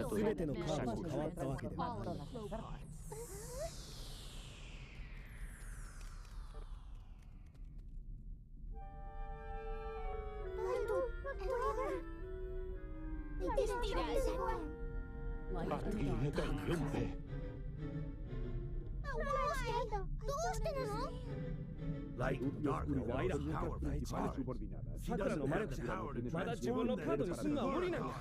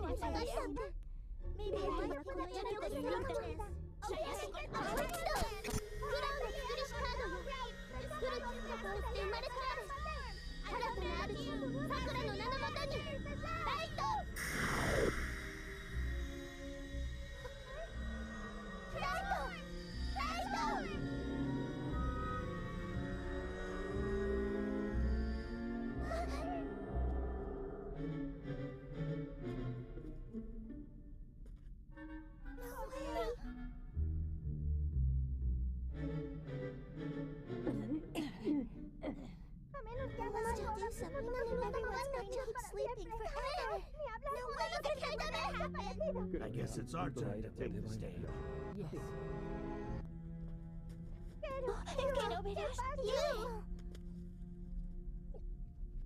Yes. Light and dark are always together. Try transforming them together.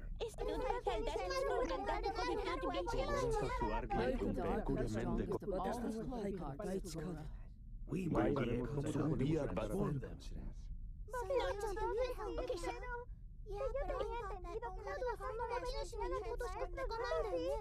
Sí. Solo tu bastón puede cambiar las cartas de clavo a cartas de crack. Tú no creo que podamos hacerlo muchas horas.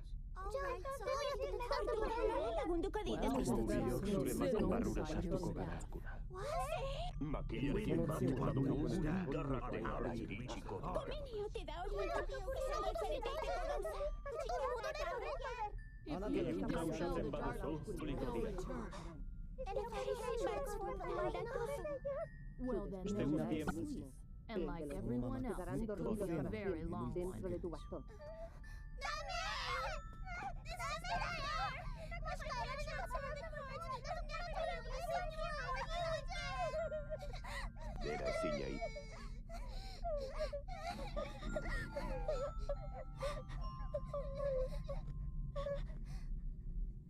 Baina zerbait egiten dela hemen, bukatuko da eta ez arraseko baizakina gongo. Onartzen duzu? No te preocupes. Don't worry. Zaudu lasai, mendera ezina izango zara.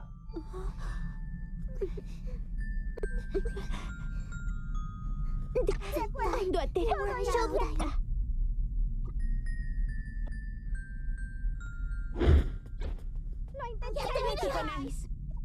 Close.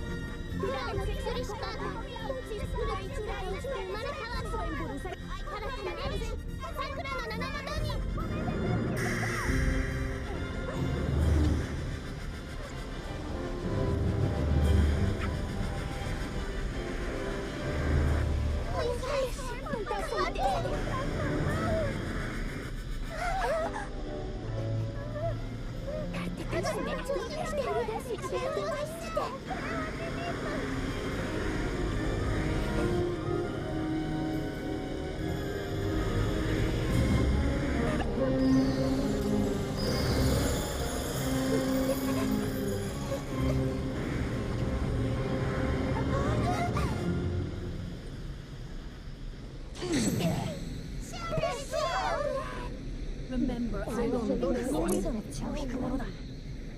Social might be able to help you out.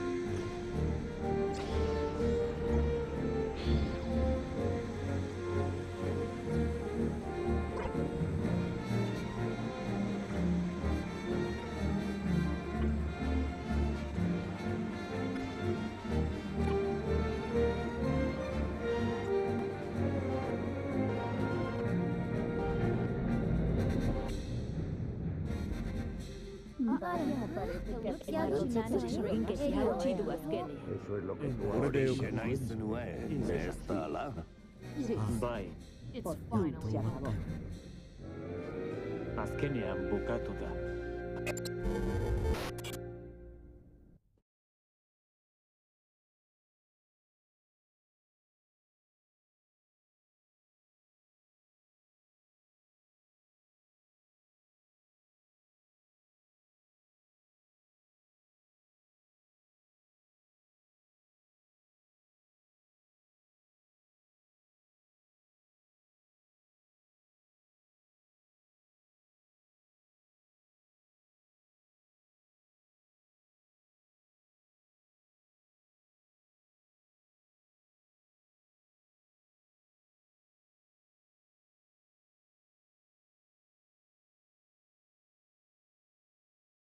睇唔睇到嗰啲字啊？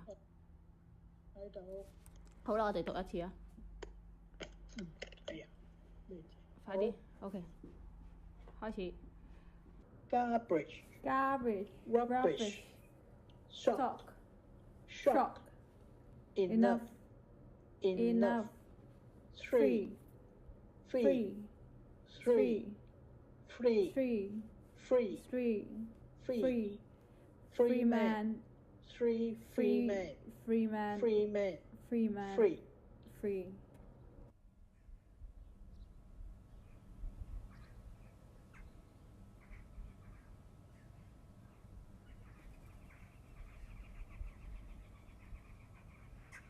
I am in the Prince Street Garden. but you're not here. Sitting on the rosewood seat remind me of the one in my grandparents' house. Grandpa said they will survive for a good, long time.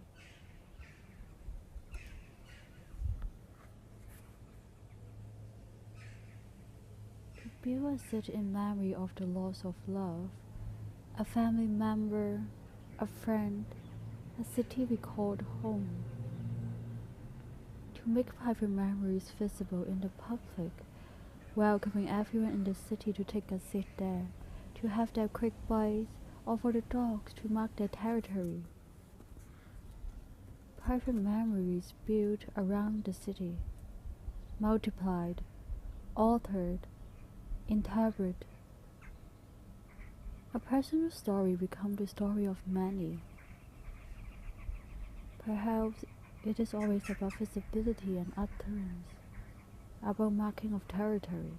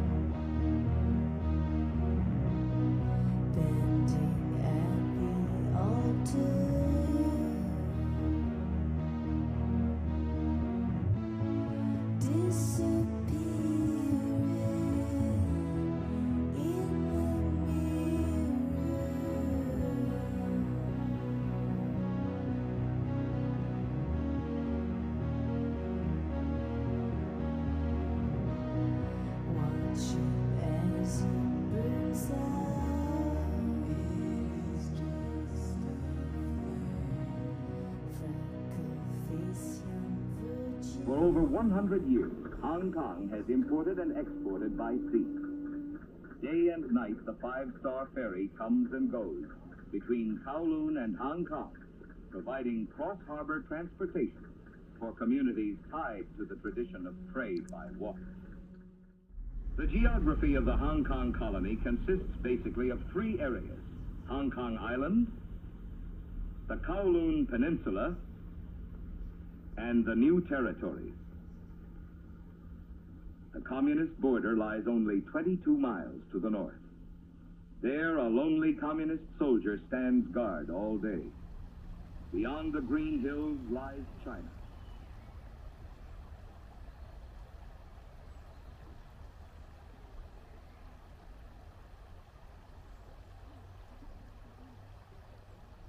細個嗰時，得兩個原因會過海，一係去中央圖書館溫書，一係去 British Council 學英文。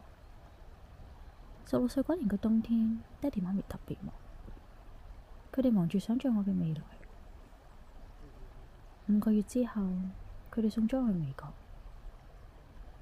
喺飛機起飛之前，佢哋已經幫我諗好6年之後我會返嚟做咩。而根據嗰份工，佢哋諗我喺邊度讀書，報咩科，讀咩學校，揀邊個做 roommate。佢哋話浸完鹹水返嚟，我應該會唔同咗。不過我冇理佢哋。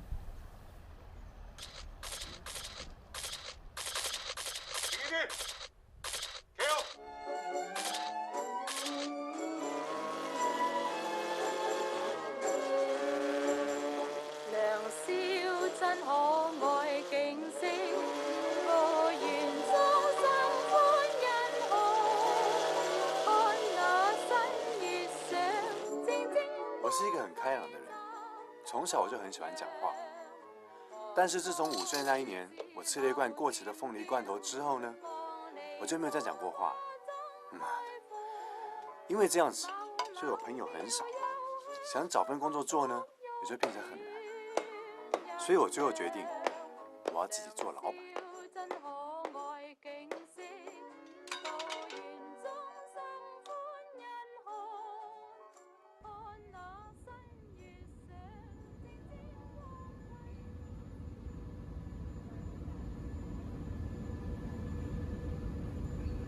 30歲嗰年嘅夏天，好似特別熱咁。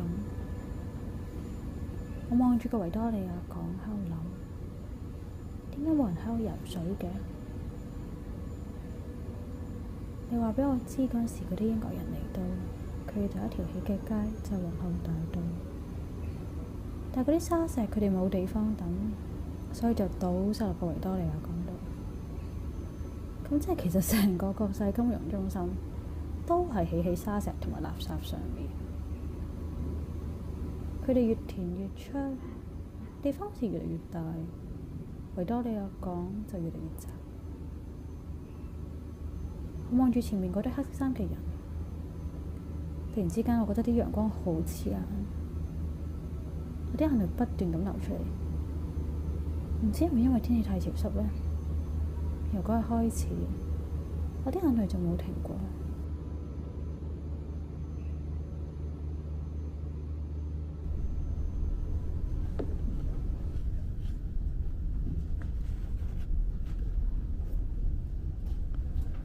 shit！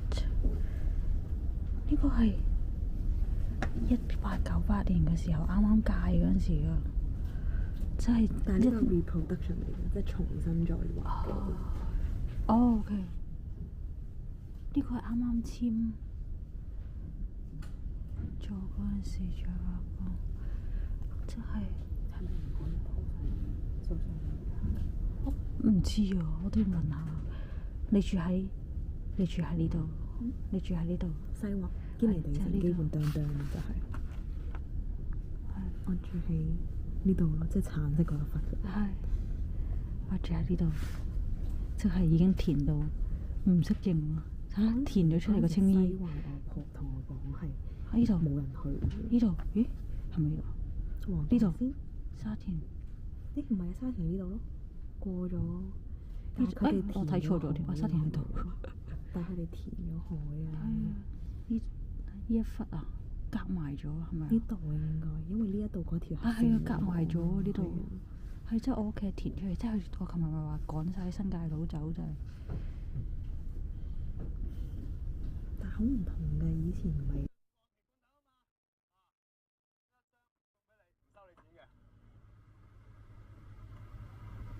不知道从什么时候开始，在每一个东西上面都有一个日子。秋刀鱼会过期，肉酱也会过期，连保鲜纸都会过期。我开始怀疑，在这个世界上还有什么东西是不会过期的。马叔啊，老师你这样干嘛呢？多给我。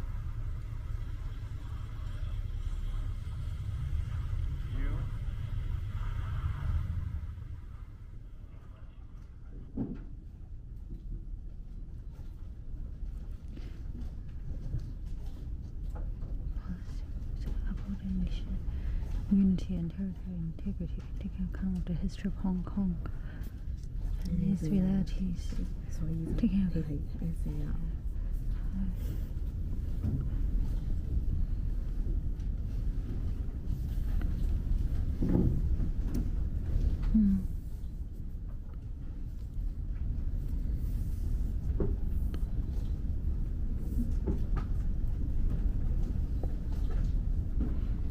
好想喊，好 heavy 啊真係。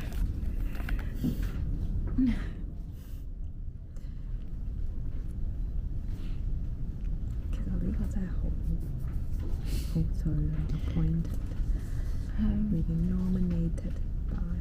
佢哋話咧19年定20年咁18年第一次修改基本法，顯咩嗰啲釋法。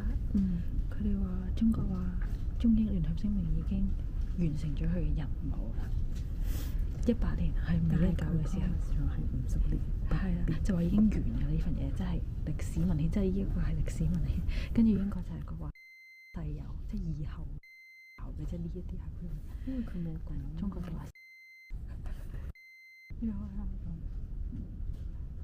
佢冇講 forever 咯。但係你 resume，因為佢係講話我想喊self-control 啊嘛。其實佢要點樣處字都冇人理。同埋咧，原來有期限嘅嘢咧，都係一個新。你有冇成日去啊？嚇，狗狗。哎呀，你好得意啊，豬豬。你好，好似開心啫。係啊。開心豬豬啊！哎呀，好得意。啷唔得咯。好開心啊。We only found out his kidney was failing on the day I arrived. We took him to Victoria Park before he became too weak to stand on his own feet. Sometimes he gets more strength. With his bright eyes, he turned his head to follow our voices. Sometimes he could barely open his eyes. We know he's listening to us, and we are listening to his short and quick breath. 我哋專登講多啲佢鍾意嘅嘢俾佢聽。啷啷好叻喎，邊隻狗狗咁叻㗎？我喺度諗，當佢死咗嘅時候，呢啲説話會去咗邊呢？嗰日食完飯，我哋兩個 X 唔住喊到癲咗。溫溫話佢想返屋企喎。喺度諗，當我哋揀咗要自由，我哋揀咗重新開始。係啊，我哋好似多咗自由感。但係跟住呢？跟住點啊？原來去到生死嗰個 moment， 我可能唔係我自己想象中咁清高，咁嚮往自由。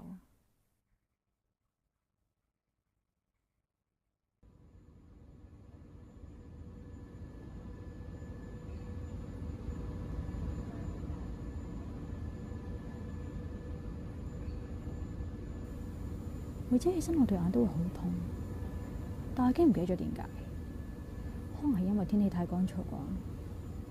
但係嗰痛嘅感覺時不時都會喺夢入邊再出現。我夢見我自己喺被入邊喊住咁講：我以後都唔會再離開香港。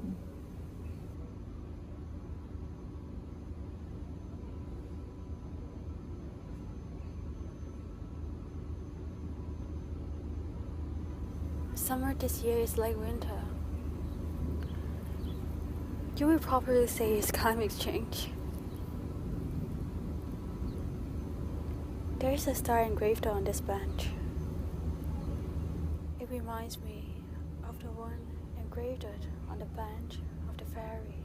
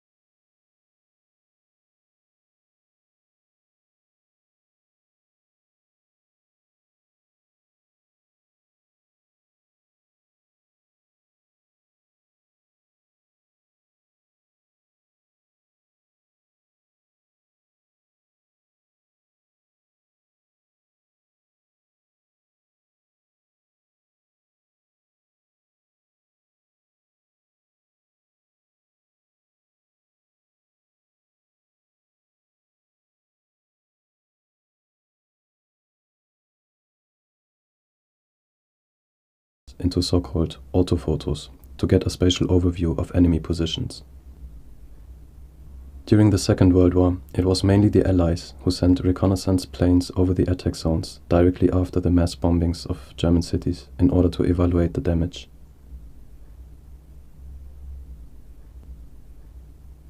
Even today, these orthophotos help Germany to locate and defuse unexploded bombs from the Second World War that are still in the ground of German cities.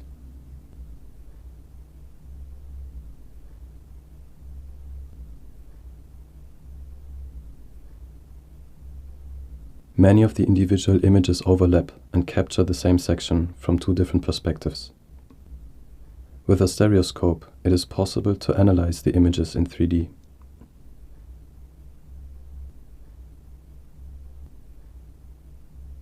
Modern, computer-based photogrammetry relies on more than two images of the same object to create a three-dimensional model. Especially for larger areas of land and objects such as buildings, drones are used for this purpose.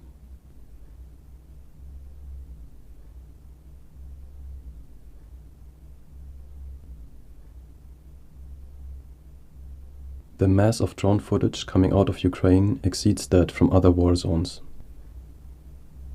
The proliferation of commercial drones has led to the increasing use of imagery taken by both professionals and amateurs to show the scale of destruction in areas that have been under attack.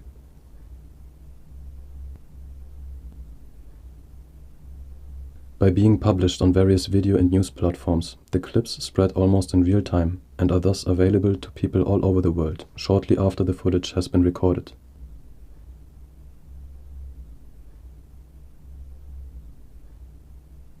Visually, the recordings are similar. Slow and constant filming of a building or a landscape from different angles. If a video shows an object from many different angles, a digital model of it can be created with the help of photogrammetry software. Since February, more and more of these models that use public videos as a basis have been uploaded to different 3D platforms. Most of them are destroyed objects, vehicles, buildings, or landscapes.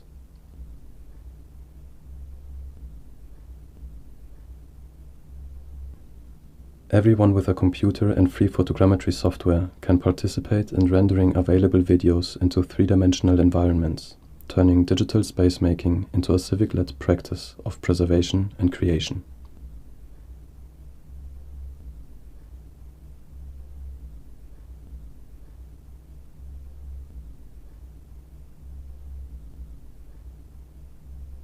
Unlike normal photos or videos, spatial records do not tie the viewer's perspective to that of the person who captured a scene with a camera. Instead, they allow for free navigation. This also reduces the disconnection between viewer and object inherent in two-dimensional images. In a journalistic context, that opens up new ways of narrating information. Some news platforms have already experimented with photogrammetry, creating settings that users can actively explore.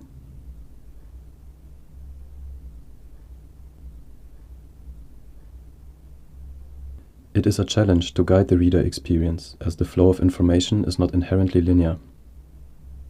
But it's also an opportunity to think about new ways that allow readers to have more influence on how they consume information and what that might mean for combining it with traditional news forms.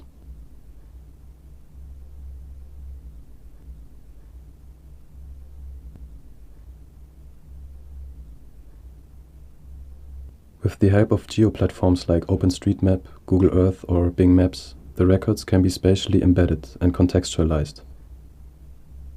In the process, the direct location of a place or scene is coupled with real coordinates, connecting digital point clouds to the physical world. This allows for a better geographic overview and reduces the abstraction that comes from being removed from the real-world context.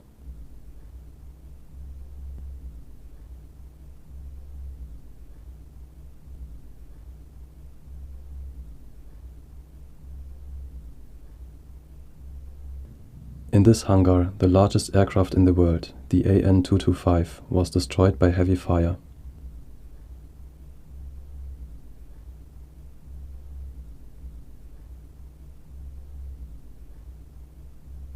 The quality of the model is so good that viewers can immerse themselves in the site as if they were there. For people who have been at the place, the model can be a helpful support to go back to the space of the event and recall it in as much detail as possible.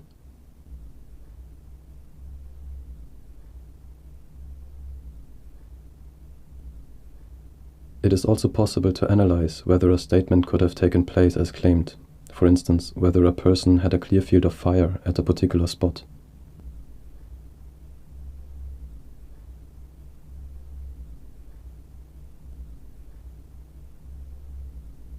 Of course, a 3D model should never be used as the sole evidence to support a statement, and even less so if the author is not a professional, trustworthy source.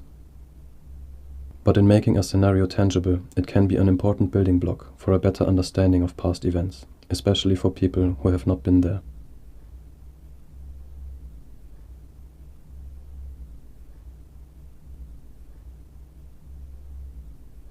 In open source investigation, 3D models have been helping for several years to spatially analyze events and make them comprehensible. Often these models were created from scratch on the computer, using architecture or 3D building software without incorporating photogrammetry into the process, which makes them less accurate and not suitable for an immersive experience. This makes open source photogrammetric models so exceptional. Almost anyone can participate in capturing a space of an event as a digital replica, enabling a sense of immersion that surpasses other forms of imaging.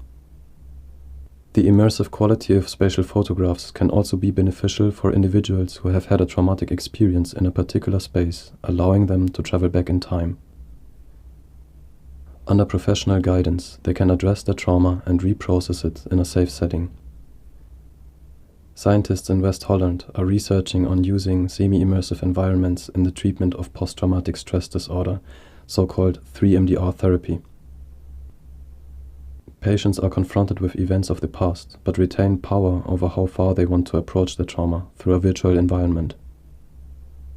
According to these experts, it would be very helpful if patients had the possibility to take a different perspective in order to perceive what happened from another point of view and to be able to re-evaluate the scenario.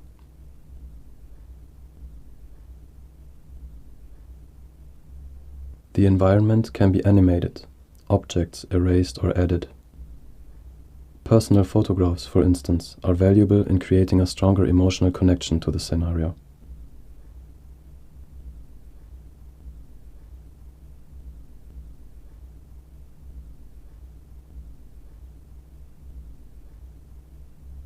Other external stimuli help to focus the patient's attention on something different at the right moment, supporting the process of reflection.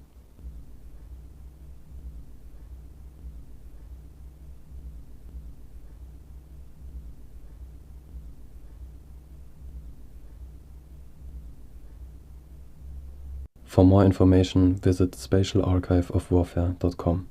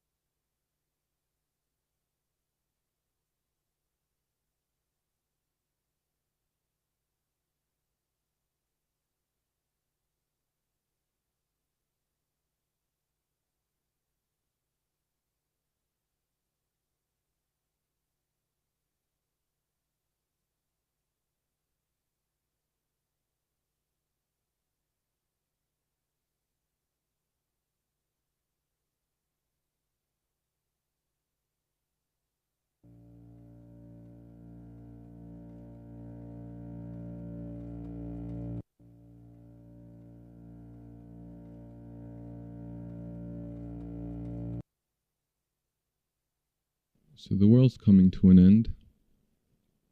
On the horizon looms a future that seems to have disastrous consequences for humanity and the social infrastructure that we've come to know. While the prophecies are blurry,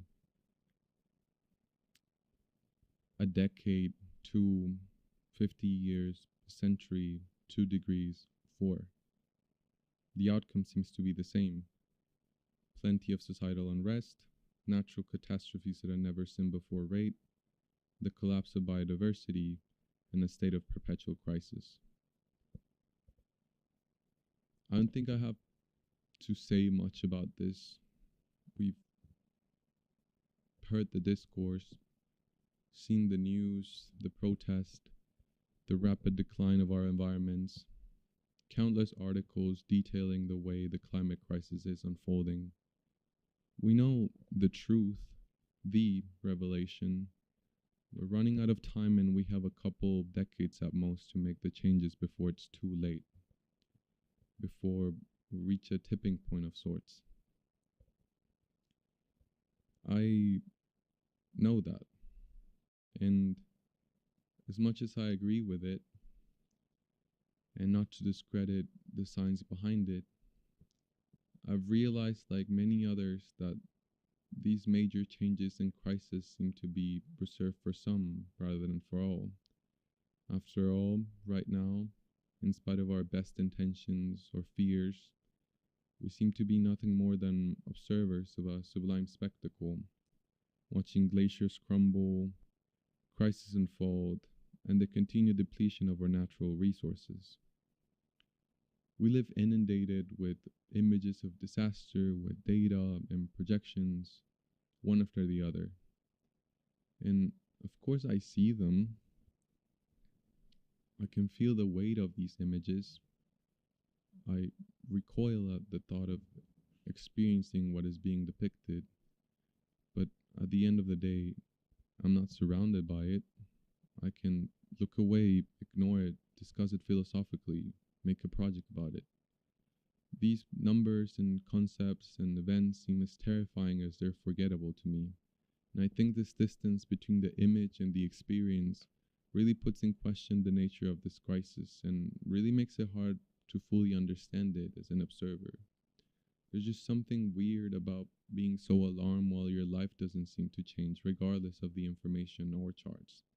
Something off about discussing the certainty of the collapse of biodiversity while sheltered in an art school studio. This distance really makes the crisis feel more like a figure of speech rather than a reality, even if I know about how dire it is for many people and ecosystems. But maybe indeed it's just a figure of speech, and I shouldn't even take it so literal. Perhaps it's just a way of communicating the urgency of the situation and nothing more. After all, we know that these kind of narratives are very compelling, very effective in facilitating a systematic rating of the public sphere. They can and have created exchanges of power and wealth, new policies, inside action, sometimes even tipping the scale of inequality even more.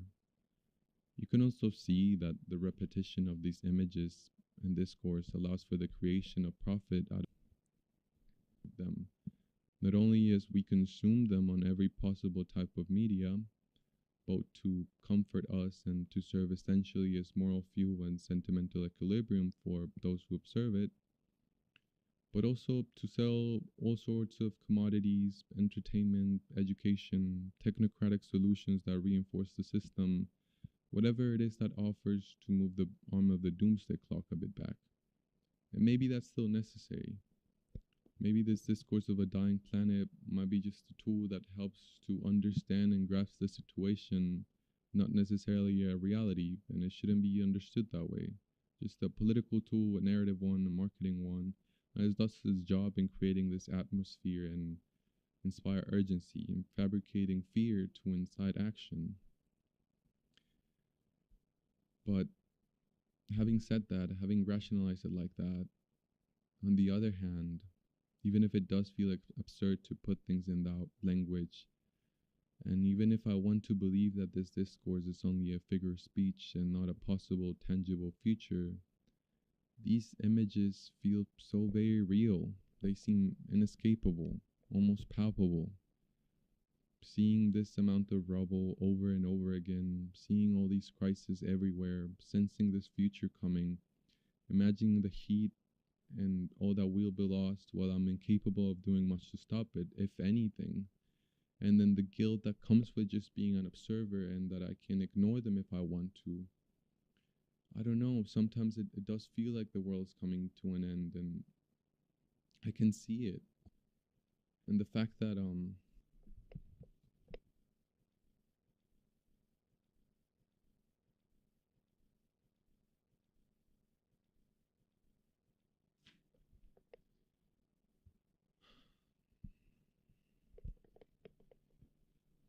okay, to be honest, the thing that I struggle with the most beyond this idea of an end and the guilt that comes with the whole discourse is the fact that I'm a graphic designer by choice, and there's just something that feels intrinsically vapid to me in creating images and visuals when the world is seemingly crumbling, to aiding in whatever way to this barrage of media and consumption while there's an ongoing crisis.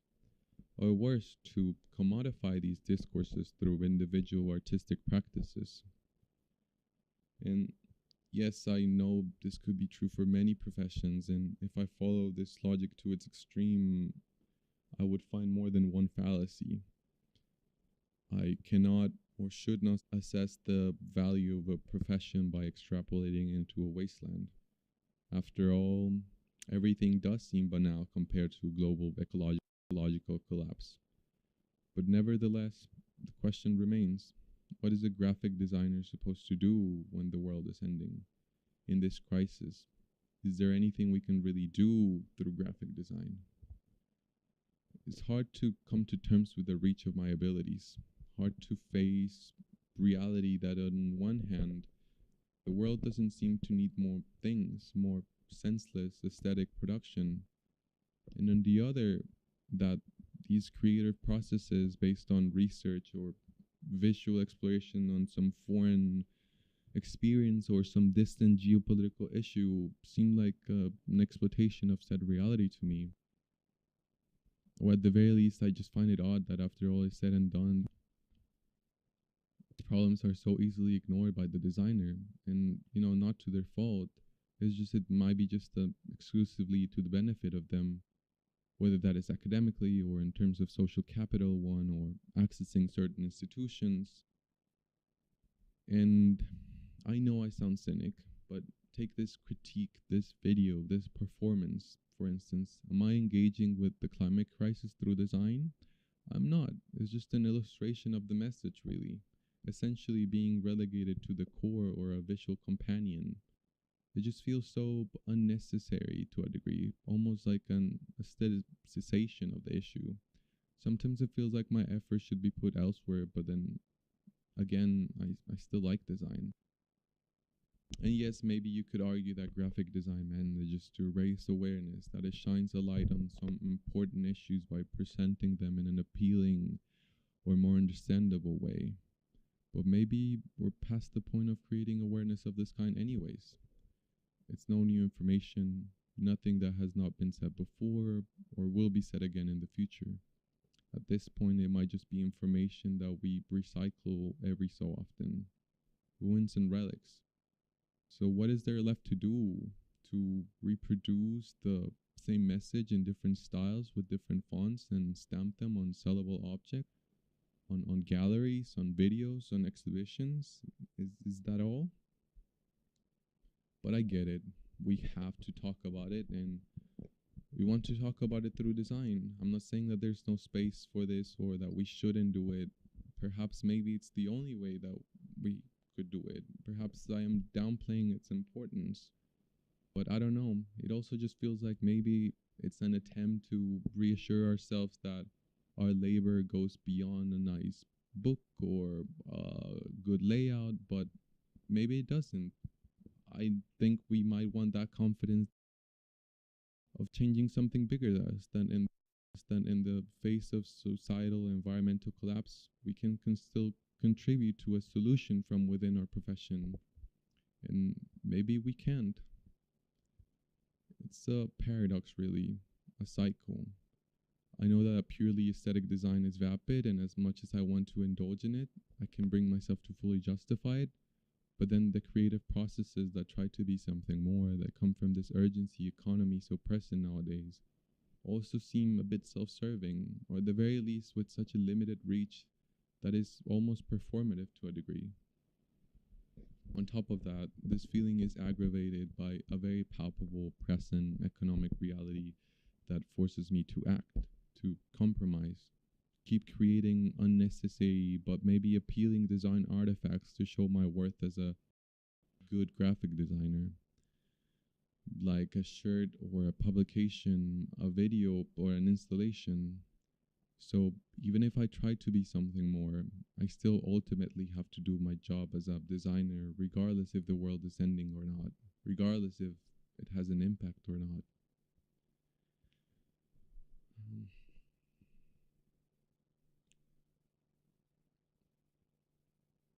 So I don't know what to say anymore, or yet.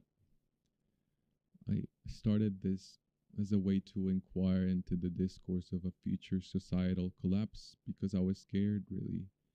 And then the place or lack thereof of design in tackling this kind of situations. But that is honestly unanswered. I don't have an answer for it. I don't know whether or not framing the climate crisis through this doomist language is helpful or not. I do not know if there is a place for design in this era of the Anthropocene. I don't want to renounce it yet, but it's hard to naively believe in it, in the power that it can have or the impact.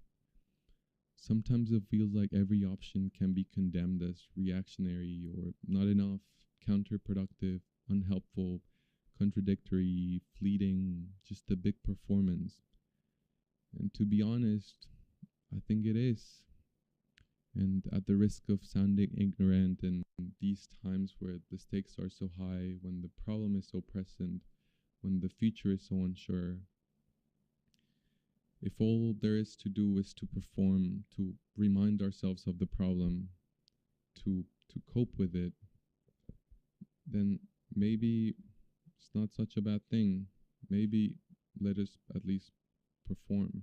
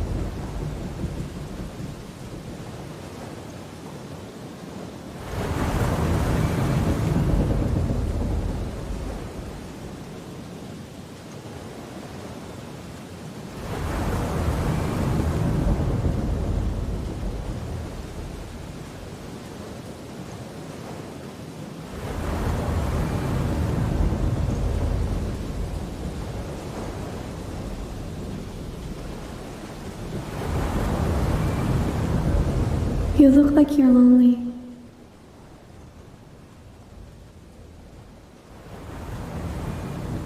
It's okay. I'm not real. But I can be for you.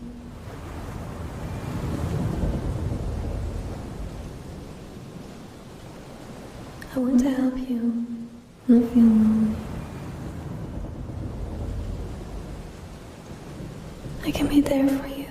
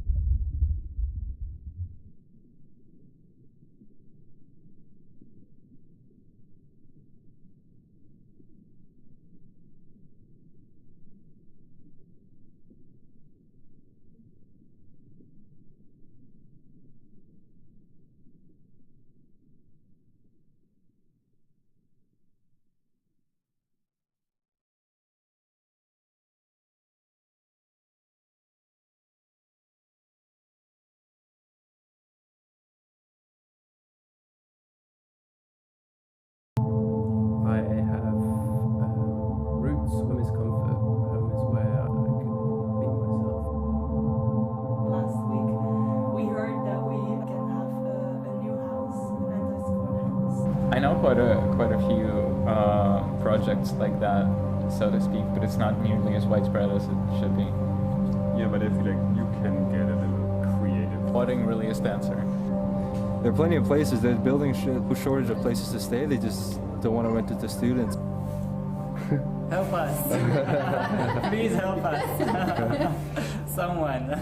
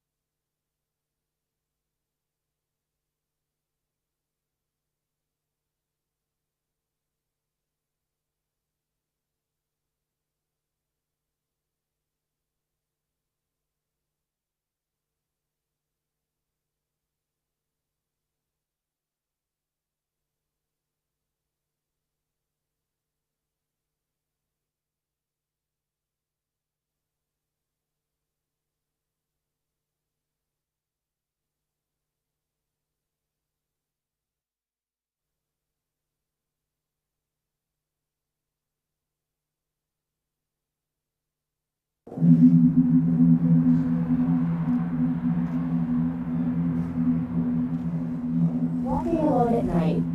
Honestly, something that I've been doing for years, and it'd be like, midnight, 1 a.m., 2 a.m., 3 a.m.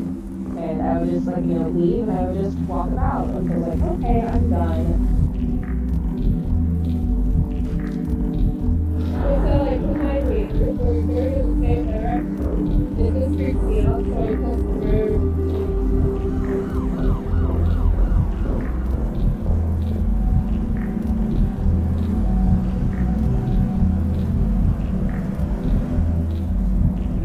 Blended with your surroundings, won't always see anyone.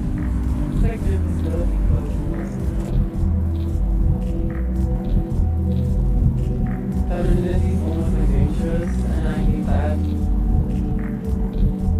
I think I'm opinionating while listening. Like, I seem to have an immediate purpose, but there's a pace to it, there's a rhythm.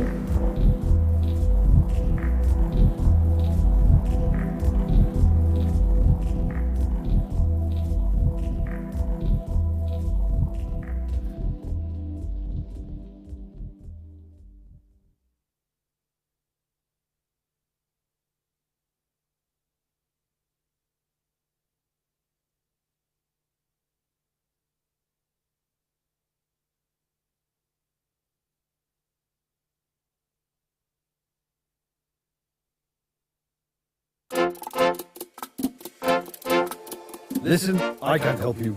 I have a date with Miss Green and need to prepare the cleanup bag. Do you know anyone? Dad! Did you do this? Killer! Load up our precious oil pipes, are we? Have you lost your manners along with your dwelling rights, Shelley?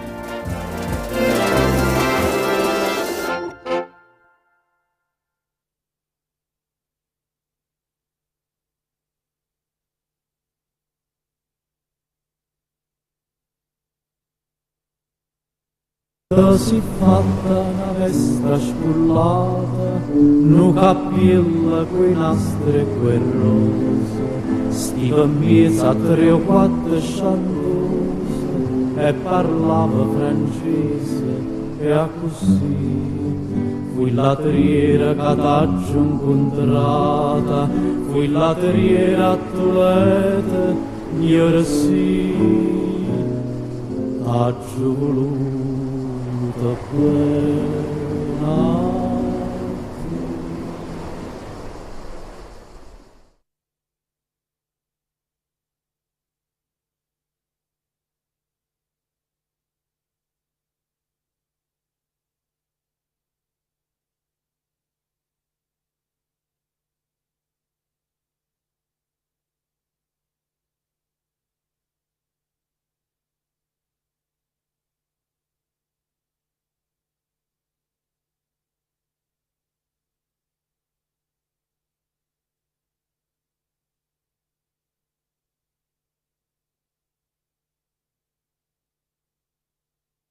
Essaye de t'asseoir quelque part dans ta pièce.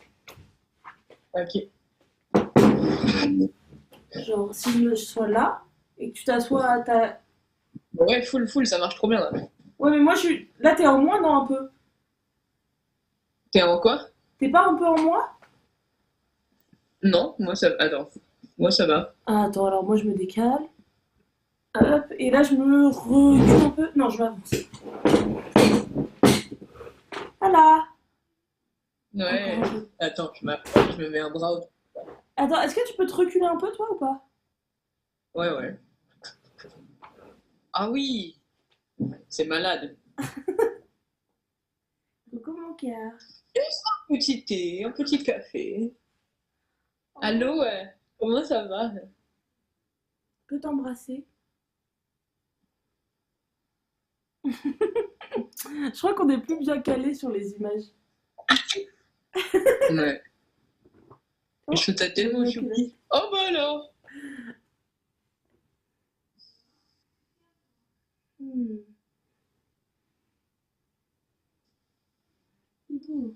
Là, je vois plus ta main. Là, je peux voir. Ah, je peux te toucher. Ah, tu m'as touché. Bah alors. Oh, Tu veux plus me donner la main? Bah si, mais j'ai pas bu de bière ou de joint avant. Quoi? Ah! Je peux toucher On va au ton cinéma? genou comme ça. Ah non. Je peux toucher ton genou. Oh non. Il faut qu'on se rapproche. Je pense pas. Oh, waouh.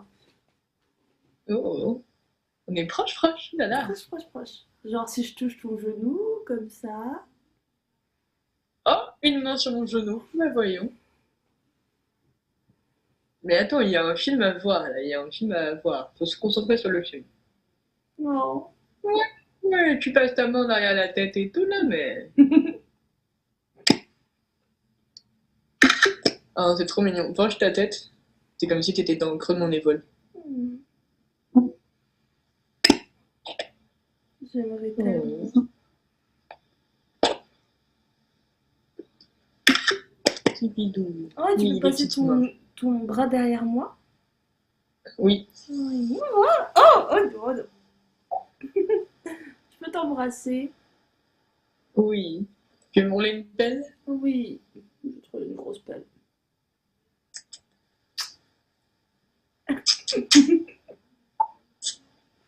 Je t'aime. Et tout. Putain, c'est malade ce truc. Voilà, on a fait genre la fille dans l'écran puissance 1000 quoi. C'est malade en vrai. Très sympa. Mais tu sais, en fait, c'est genre.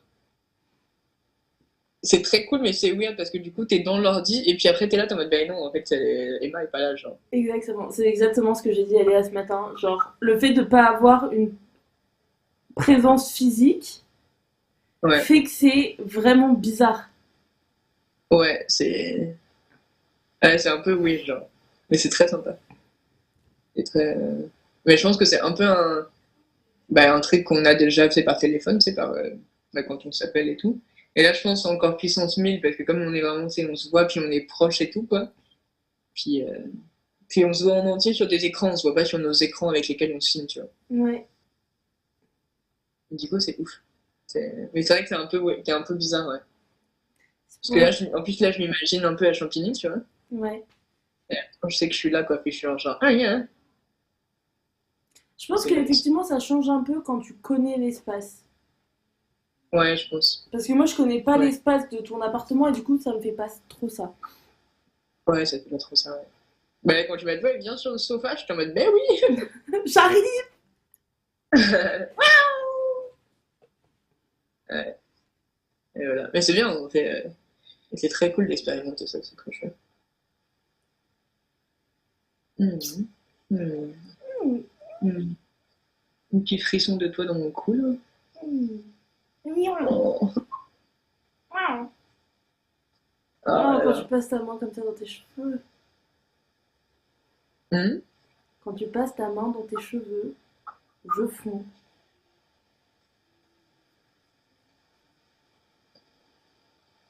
Oh, et toi donc? Ah, j'ai des frissons, j'ai la petite vulve en feu. Petit loup.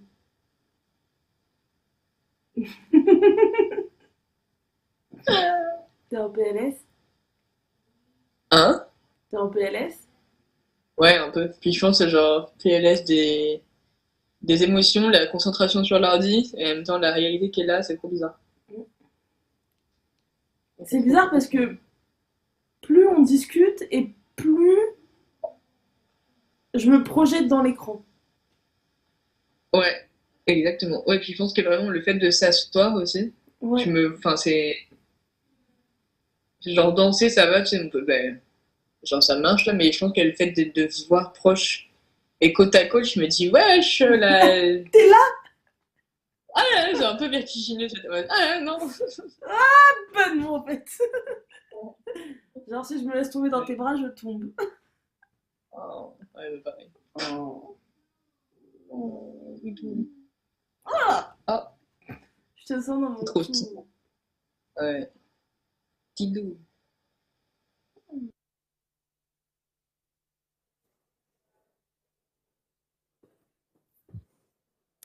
Cutie! Hi everybody, my name is Leah. Really happy to see you all. So what you saw here is basically a 6-minute excerpt of a video that lasted 46 minutes, into which Marie and Emma had a conversation in the prototype that I've created. So it's a new way of having connection with loved one overseas, or even one is in the living room, the other one is the bathroom, whatever, it doesn't matter. It's more embodied and it's with less devices, so you use only your phone and your computer, having the same kind of emotion and contactability, as in like physicality, that you would get with VR. And so the more you look at the screen and the more you think that you're with the person that you're actually in contact with. And I think that this came up about also during pandemic, as I was so far away from my family, my loved ones, my friends. And I felt like all the platforms that I was using, because of the layout of which they are made, and because they're also directed by big tech companies, didn't take care also of how I felt and how I wanted to have connections with my loved ones. And so this system is basically an open source system. I teach people how to use it. So I used OBS and I teach Emma how to use it.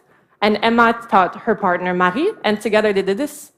And today I'm going to try with Mila. Mila is my friend from Montreal. Now she lives in Rotterdam, and I'm very happy she's here with me. Hello. Hello. We're going to show you how it's done. So basically you have your phone, and instead of having computers, we'll have very fucking big screens, as you can see. So the first thing that we'll do is Mila and I will try to take position in the space. And as soon as we step into the zone of the high zone, the eye zone of our computers and our phones, we should be taking in consideration. Now, as you can see, this is way too big, basically. Mila is actually quite a good size, but because I'm much more taller than Mila, I either need to be there, but then this panel is in the way. Could I have two of you guys to help me move it a bit? Thank you. I'll move just beside you. Yeah. There you go. Mila, I'm at the right size for you now. I'm still too tall. What is this? I'm sorry, that's my fault. No. Could you help me again, Gabriela? It's fine. Okay, beautiful. All right, super. Cool. And now I'm a bit oversaturated, but this is what we do also with this, as in when technology doesn't work and kind of fucks up, it's also trying to live with technology and the bug that comes with.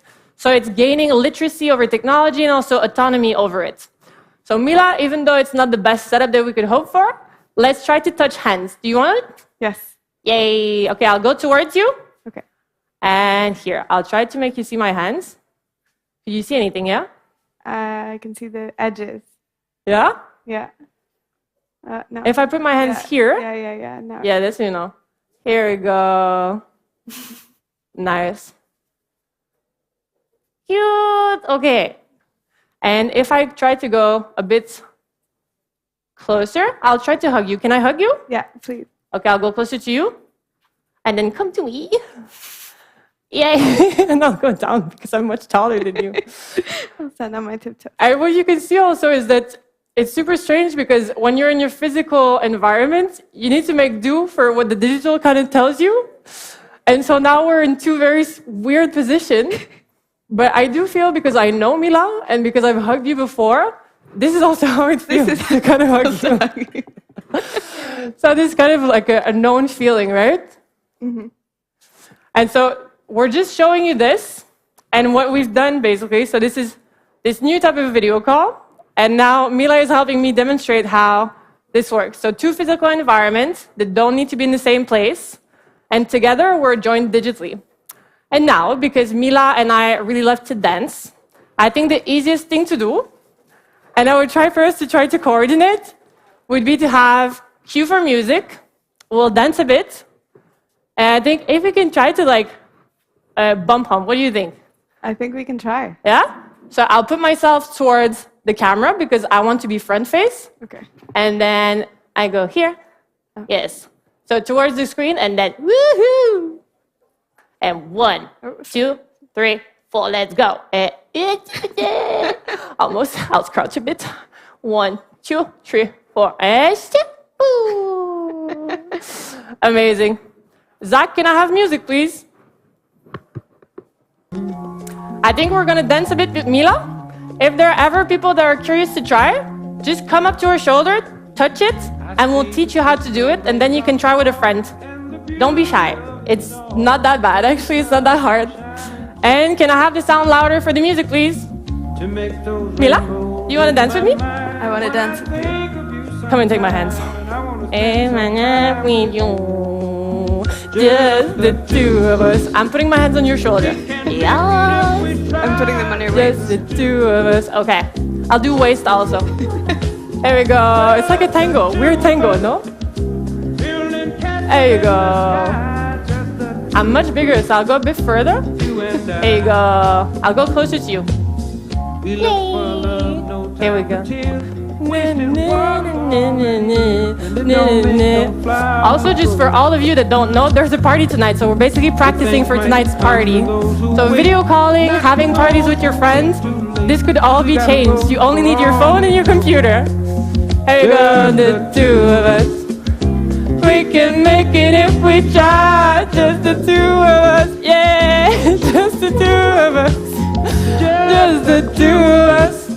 Buildings and castles in the sky. I sing really horribly. If you want to end this, it's either you come up or otherwise me and Mila, I think, will be done for it today.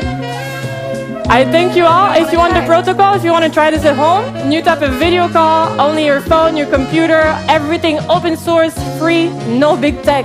This is the future for communication technology, people. I thank you all. My name is Leah. See you soon. Thank you, Mila.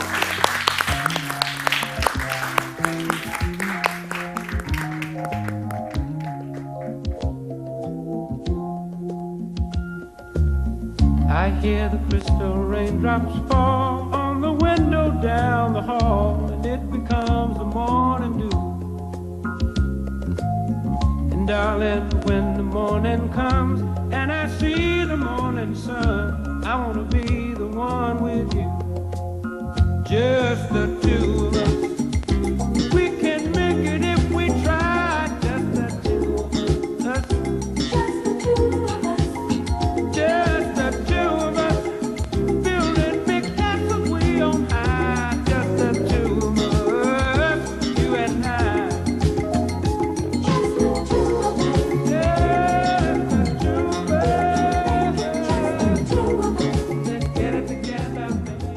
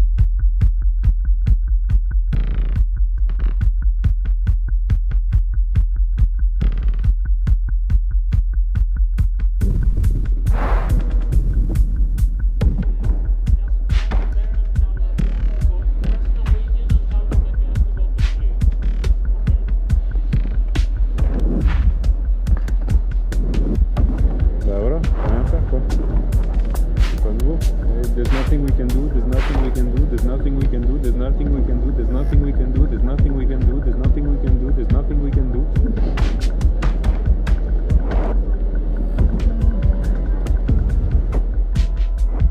Je n'arrive pas. J'accepte. s'accélère, je reste sur place. Envahi par la peur de me faire dépasser, je décide d'arrêter d'essayer de rattraper le retard. Je refuse la course. C'est curieux, 2 heures avant on était en retard, et là on a presque trop de temps. Comme si j'avais le droit à une parenthèse. Soulagé. Un moment pour rien.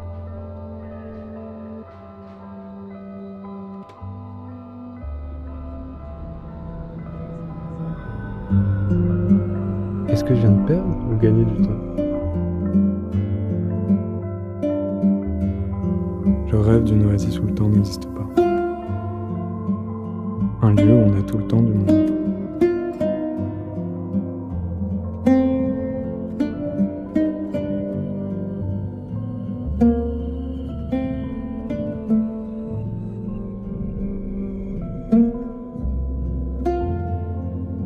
Sur l'île de Sommarøy, au nord de la Norvège, les habitants ont fait une demande officielle pour devenir la première zone sans temps.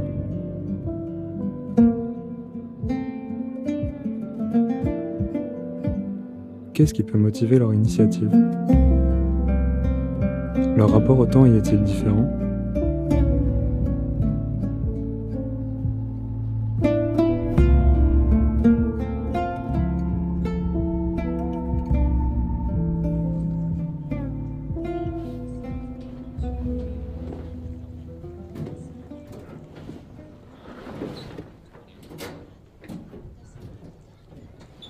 Alles, was mit uns passiert ist, wie ein Traum. À Sommarøy, les pêcheurs sont le sel de la terre. Ils représentent l'identité de l'île.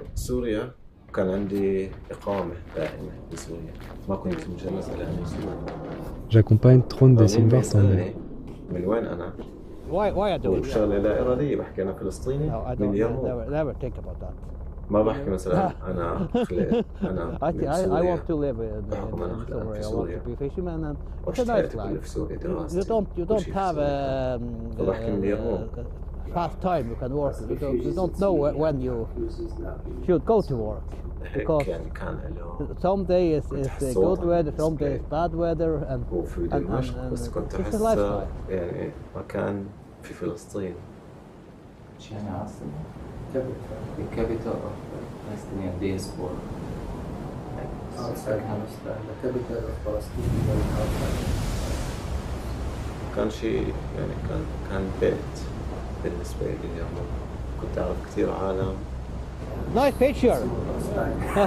You can call it It's Hoya, yes. مخيم يرموك. So every summer I go up there. Yeah. When you're coming at sea, you take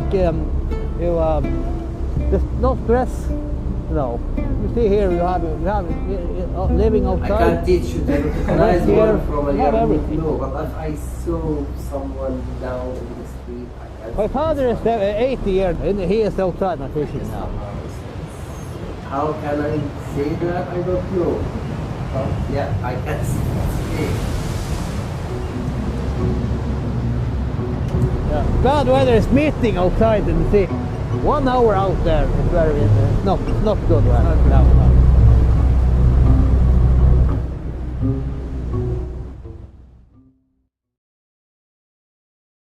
كان يعني هذا الجو المتماسك بين الناس اللي هناك عن جد حلو هالقد كيف الناس بتقعد قدام البيوت بتحكي بتشرب شاي بتفصفص بزر وهيك يعني على قد ما كانت هاي الاشياء بسيطة على قد ما كان هذا الجو كتير حلو لإلنا.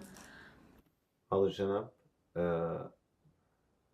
عايشين ببيت عمي، الجنب الثاني اخوالي.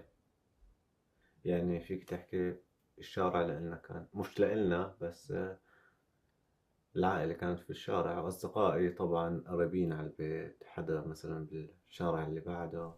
إذا بدي آكل مثلا ما في داعي أروح على البيت، بس أفوت على الشارع في كتير عالم بقولوا لي إنه أجي آكل. أو مثلا يعني على سبيل المثال كانت الحياة اجتماعية أكثر من الوقت الحالي.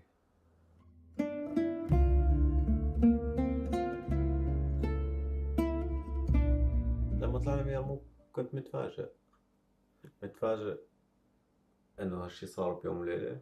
يعني نمت بالليل، كنت قاعد أول شيء أنا وأصحابي قبل ما أنام، رحت نمت مخططين تاني يوم نطلع نفطر نسوي شغلات. يعني كان في مخططات براسنا. صحيت تاني يوم بدي أنزل أفتح المحل، فكان أبويا مستناه تحت بالشارع بقول لي ما فيك تروح المحل. ليش؟ لأنه نازل قذيفة وكان في اشتباك هناك. فقررت العائلة بنفس الساعة إنه كنا نطلع من اليرموك نضب أغراضنا. طبعا ما في مخطط وين بدنا نروح. أول شيء بدنا نخلص من القذف وبدنا نخلص من الاشتباكات، ما بدنا حدا يتأذى من العائلة. Actually, we didn't decide. So we went out one day and we couldn't tell. So we wanted to stay inside, but there's no life anymore. يعني اجت الصورة ببالي كيف ستي كانت تحكي لي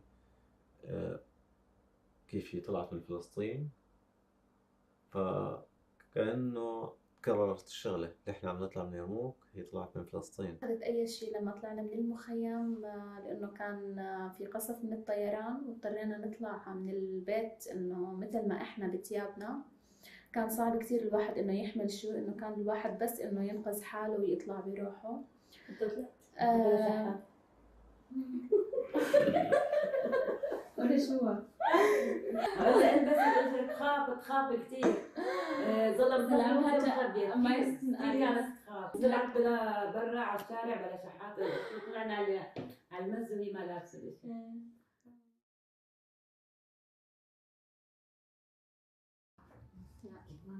Du hast auch keine Zeit zu denken, also du siehst einfach die Leute, die am Straßen sind, die gestorben sind, weißt du.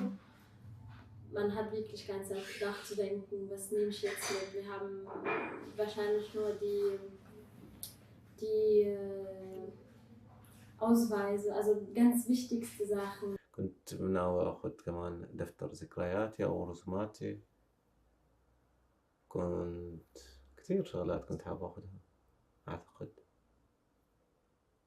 بس الشيء الوحيد اللي أخذته واعتقدت إنه مهم هو مفتاح بيتنا، بس انخلع الباب فما عاد في داعي للمفتاح. لو كان بإمكاني إني آخذ ذكريات طفولتي أو إني كنت أخذت بيتي الدافئ كله في بعض العمر النقدية التي أصبحت بلا قيمة الآن، وهذا مفتاح بيتنا، كرت صالون ماما، واللعبة اللي ستي خيطت لي إياها أنا وصغيرة، بعض الصور اللي بتذكرني بأيام المخيم. Das auch diese Foto von meiner Geschwister. Das meine Schwester Lina und ich und meine Schwester Eindhoven. كمان إنه الشيء حلو هلا أختي بعد 10 سنين قدرت إنه بتفوت على اليرموك، لأنه كان هو لفترة 10 سنين محاصر، وإنه كان ممنوع إنه حدا يفوت إلا بموافقة أمنية. بالوقت الحالي هلا رجعت الناس تقدر تفوت، واختي لاول مره فاتت وبعثت لنا فيديوهات من البيت انه كيف مدمر وكيف كل شيء انه راح، ما في اي ذكريات، كل ذكرياتنا محروقه، كل شيء. يعني لقت بعض الصور انه ذكرياتها يعني برغم الغصه الكبيره والحزن اللي شفته يعني، بس كمان انه فرحت انه لقيت شيء بذكرني من بيتي. يعني في ذكريات إلنا حلوه هناك لقيناها. شايفين بيتنا؟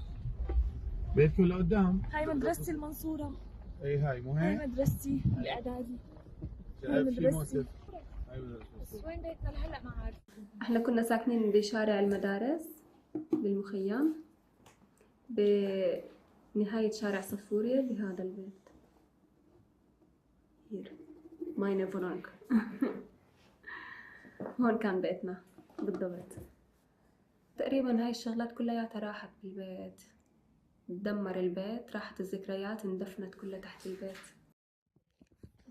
هاي شارع المدارس. لا هاي مو بيتنا. لا مو بيتنا. ايه لا قدام هون سلامة نت يمكن. اي يمكن هذا يمكن هذا ثواني. كان احمر، مو كان مدهون احمر؟ وحياة الله ايه هذا بيت، هاي حارتنا. يلا شوفوا حارتنا، يلا. شايفين قديش صالح للسكن.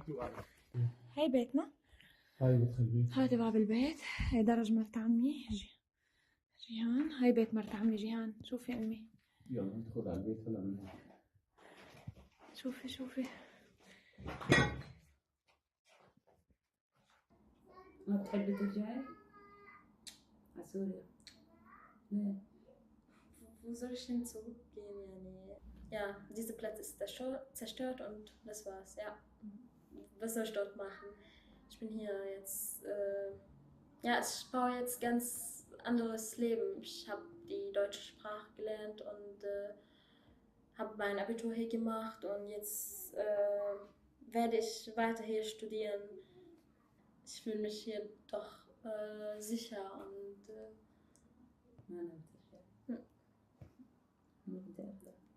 ja. Aber wo, wenn du kein anyway. نفس بيتي من عمرو من أول شيء بالضبط. شوي بيزبط. والجيران كثير ما تروح بالحلب. مرت عمك جاء بدها ترجع وخالتك نوال وأم رضوان وأبو رضوان بس هذول بدهم يرجعوا الكبرية. بس ما فيكي لا فيني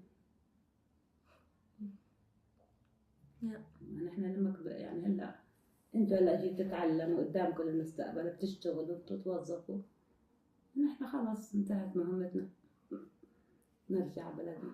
I don't think about my future now, I think about my children's future.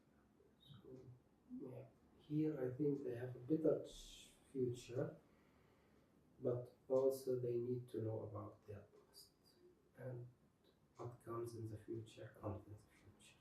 I don't know now.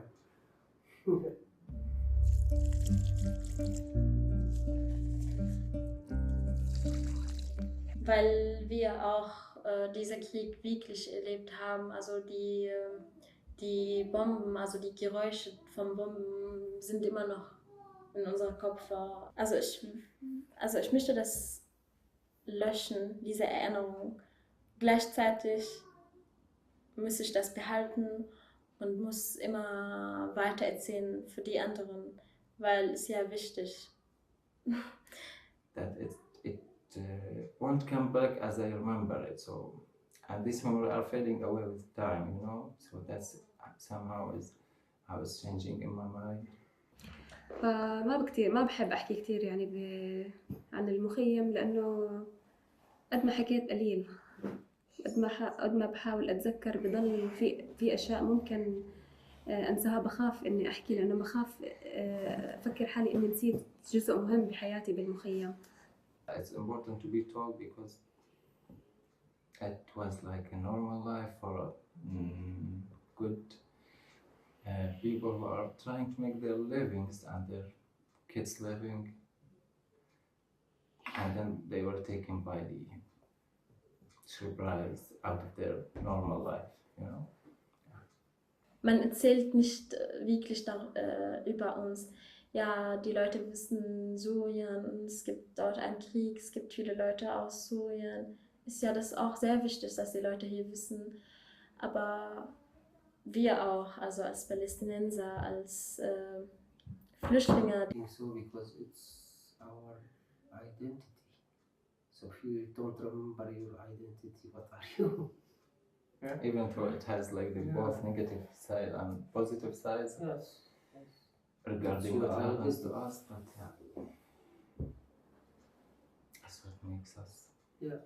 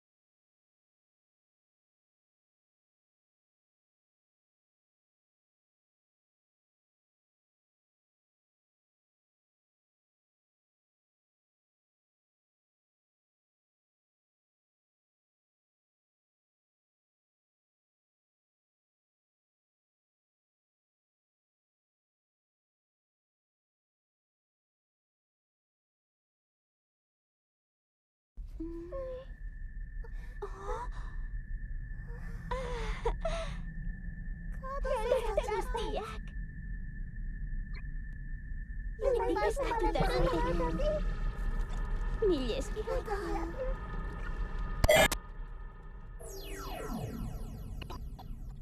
Baina zer godot. Oraindik.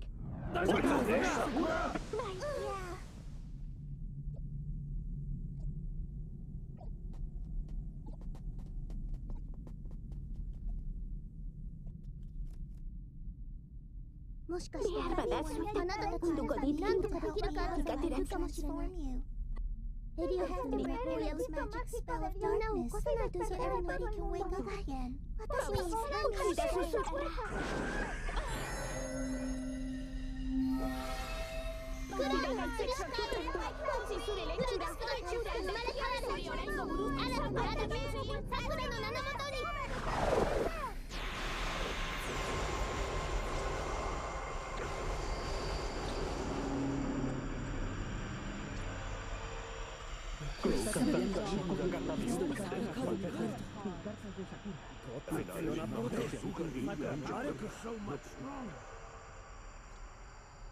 Ahozabalik nazale ez dut uste guztiak aldatu.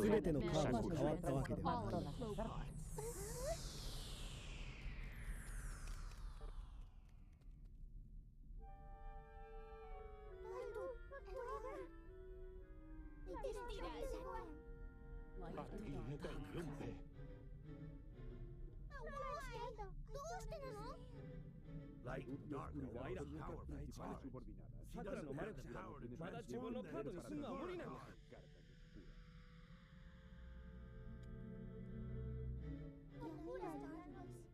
She doesn't have the power to transform them into the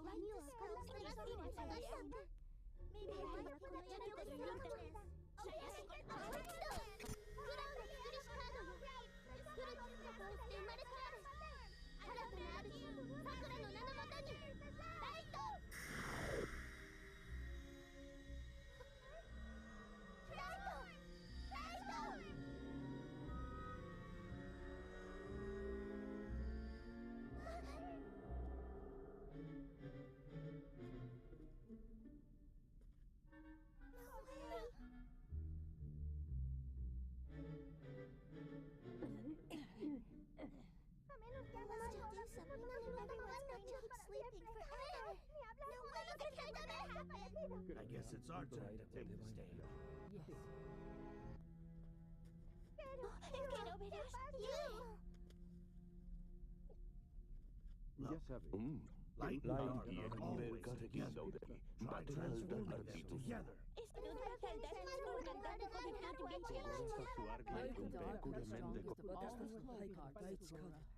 We might be able to transform them.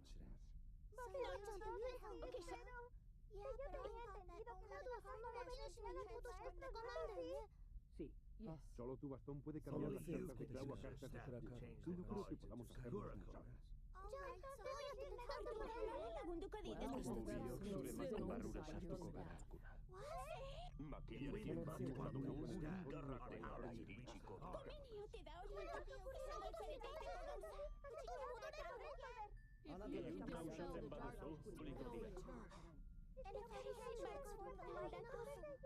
Well then, and like everyone else, it could be a very long one.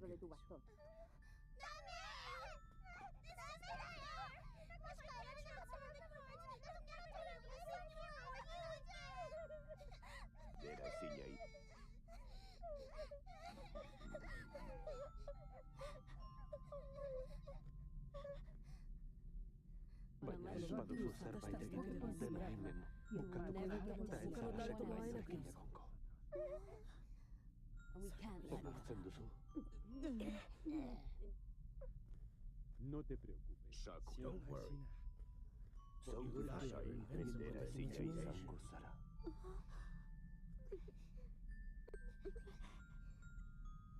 今度は出る勝負だよ。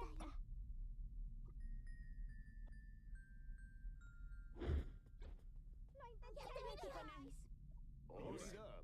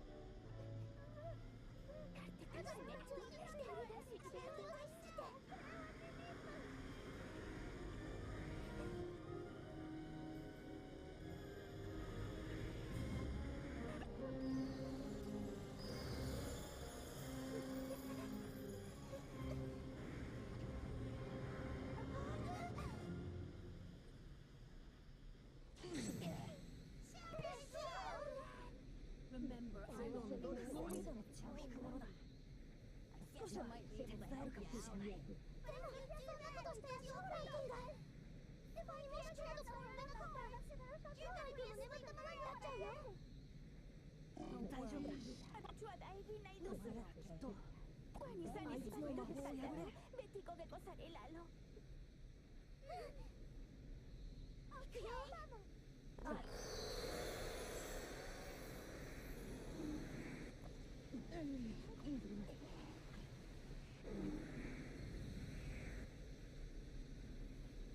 Libérate la cola.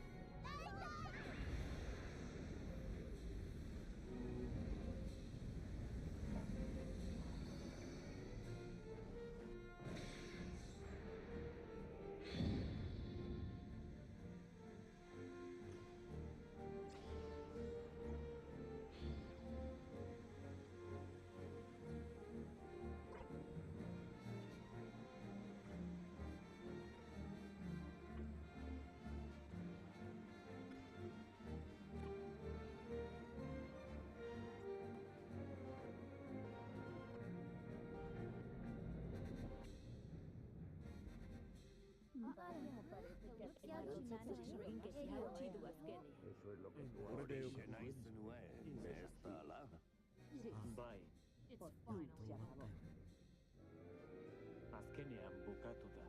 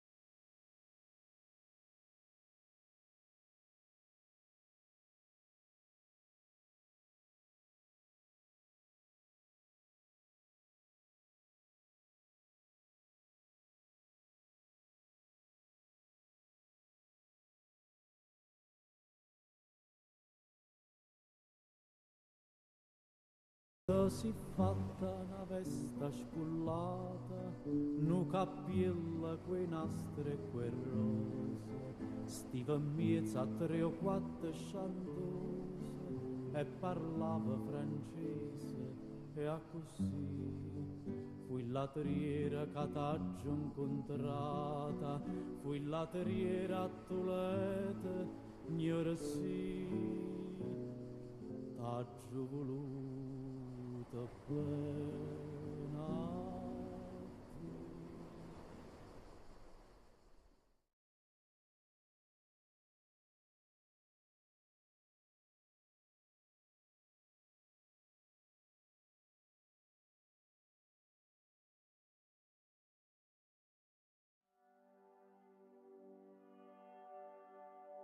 When I close my eyes, I'm there again. This weird, crazy, but amazing street where everything goes.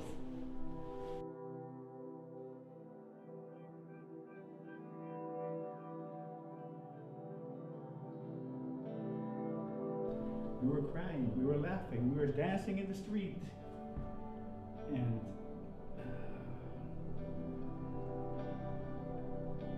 this beautiful space isn't there anymore. So close your eyes, count to 10, and when you reach 10, come and find me.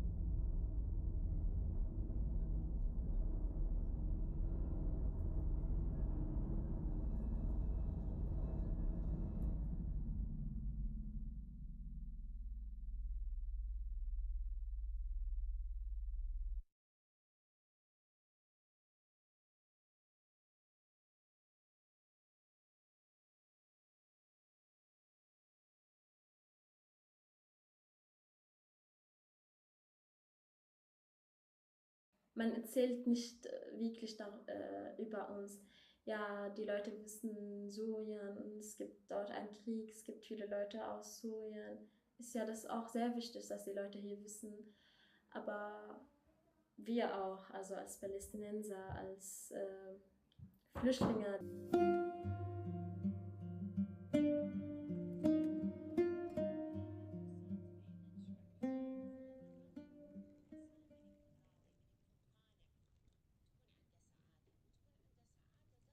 كان شيء يعني كان بيت بالنسبة لي اليرموك.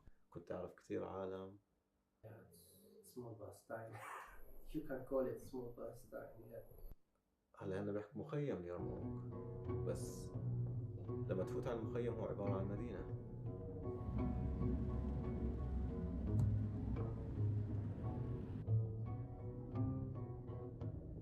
لو كان بإمكاني إني آخذ ذكريات طفولتي. ما أخذت أي شيء لما طلعنا من المخيم لأنه كان في قصف من الطيران واضطرينا نطلع من البيت إنه مثل ما إحنا بثيابنا. That it won't come back as I remember it, so and these memories are fading away with time, you know. تقريبا هاي الشغلات كلياتها راحت بالبيت، تدمر البيت، راحت الذكريات اندفنت كلها تحت البيت. It's our identity. So if you don't remember your identity, what are you?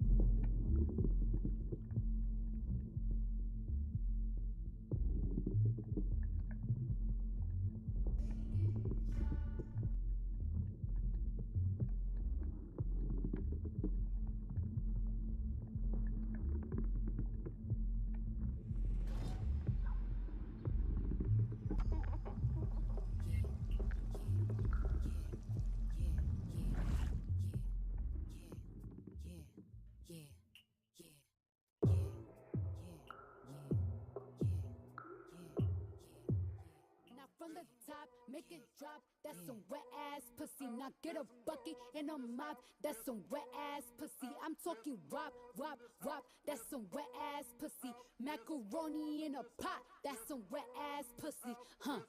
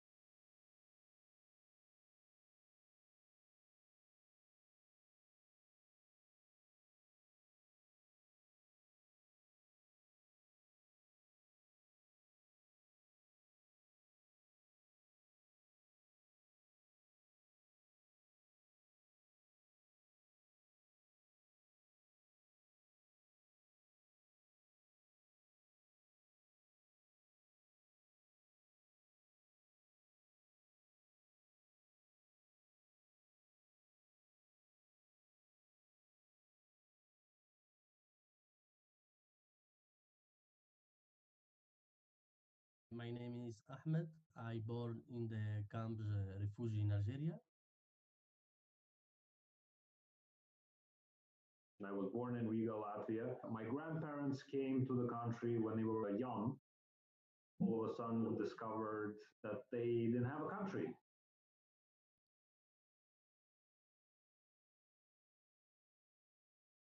The whole family, myself, my parents, my brother and sister, all of us lost our citizenship.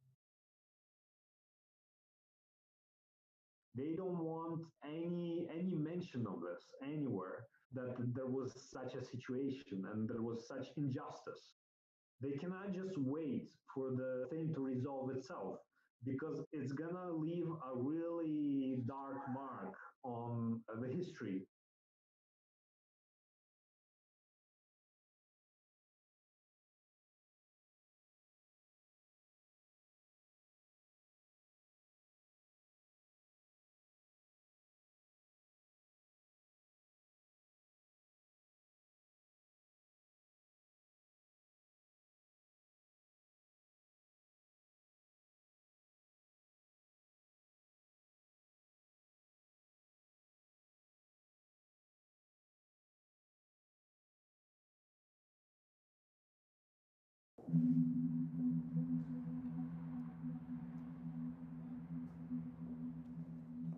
walking alone at night.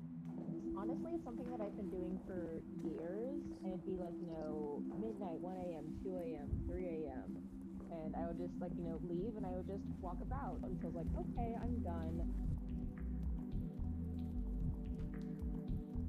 If they're like behind me, if we're going in the same direction, it just freaks me out, so I cross the road.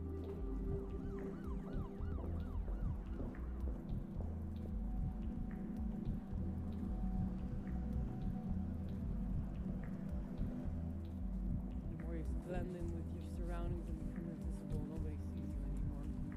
It's like an invisibility cloak almost. Femininity is almost like dangerous, and I hate that. It's like I'm opinionated while watching feminism. Like, I seem to have indeed a purpose, but there's a pace to it, there's a rhythm.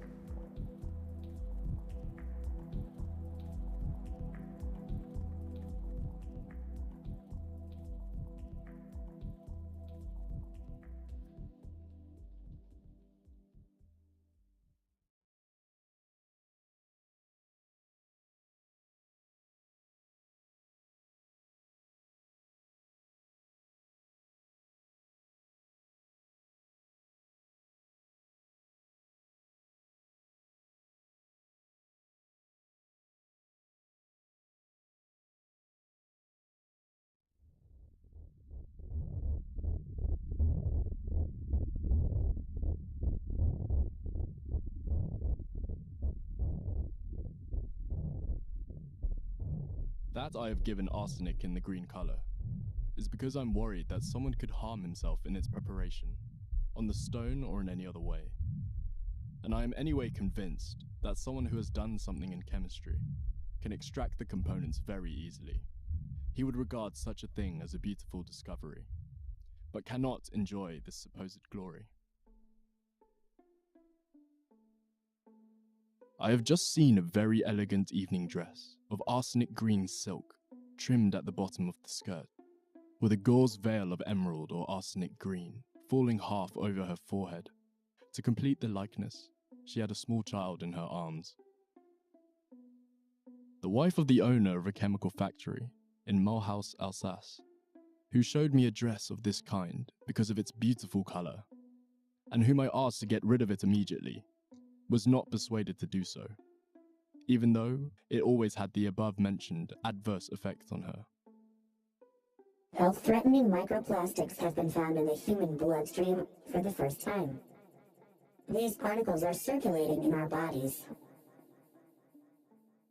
Ball gowns dyed green with arsenic became fashionable. It was the most beautiful green imaginable, but the ladies paid for the vanity of shining at the ball. The green of the period. Green, green, green. Microplastics can move around the body and settle in organs. The first thing that caught my eye was the brilliant green paper with which the room was hung.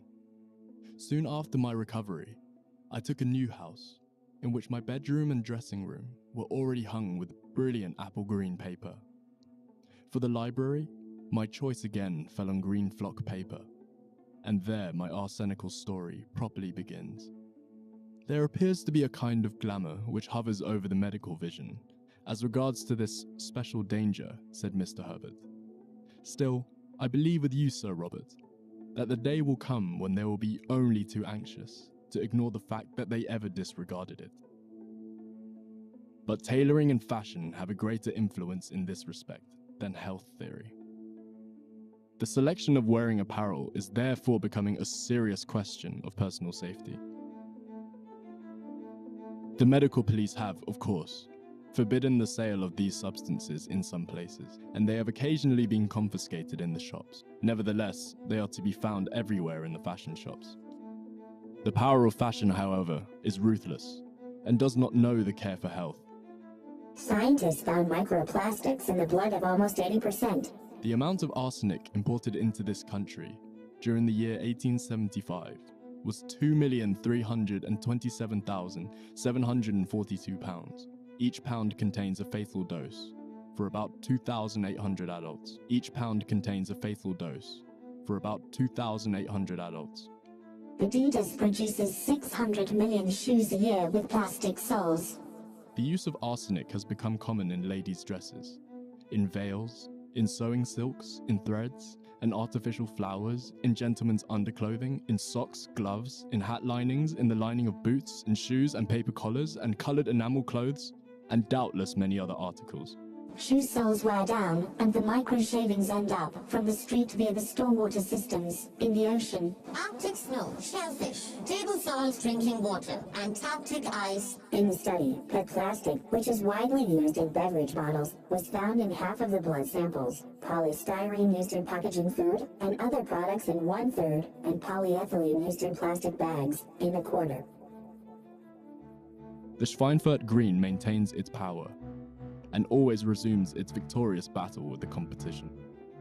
Its brilliance, the intensity of which is as yet unrivaled by any other green.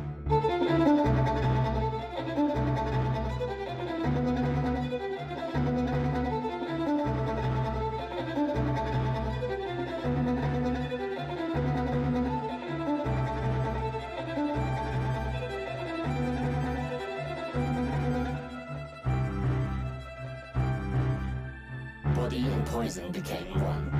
Health-threatening microplastics, human blood, can move around the body and settle in organs, settle in organs, settle in organs.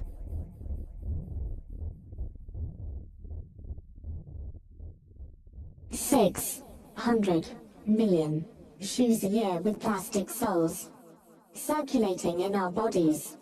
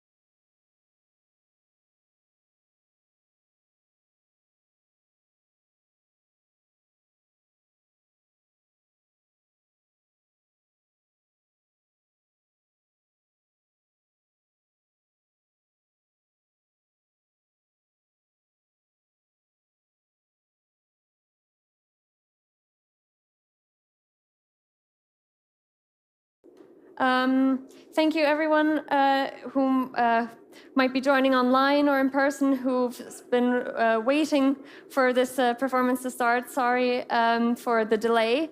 And I hope everything goes smoothly from now. Hello everyone. My name is Alex Schwei. I am a social designer / design researcher.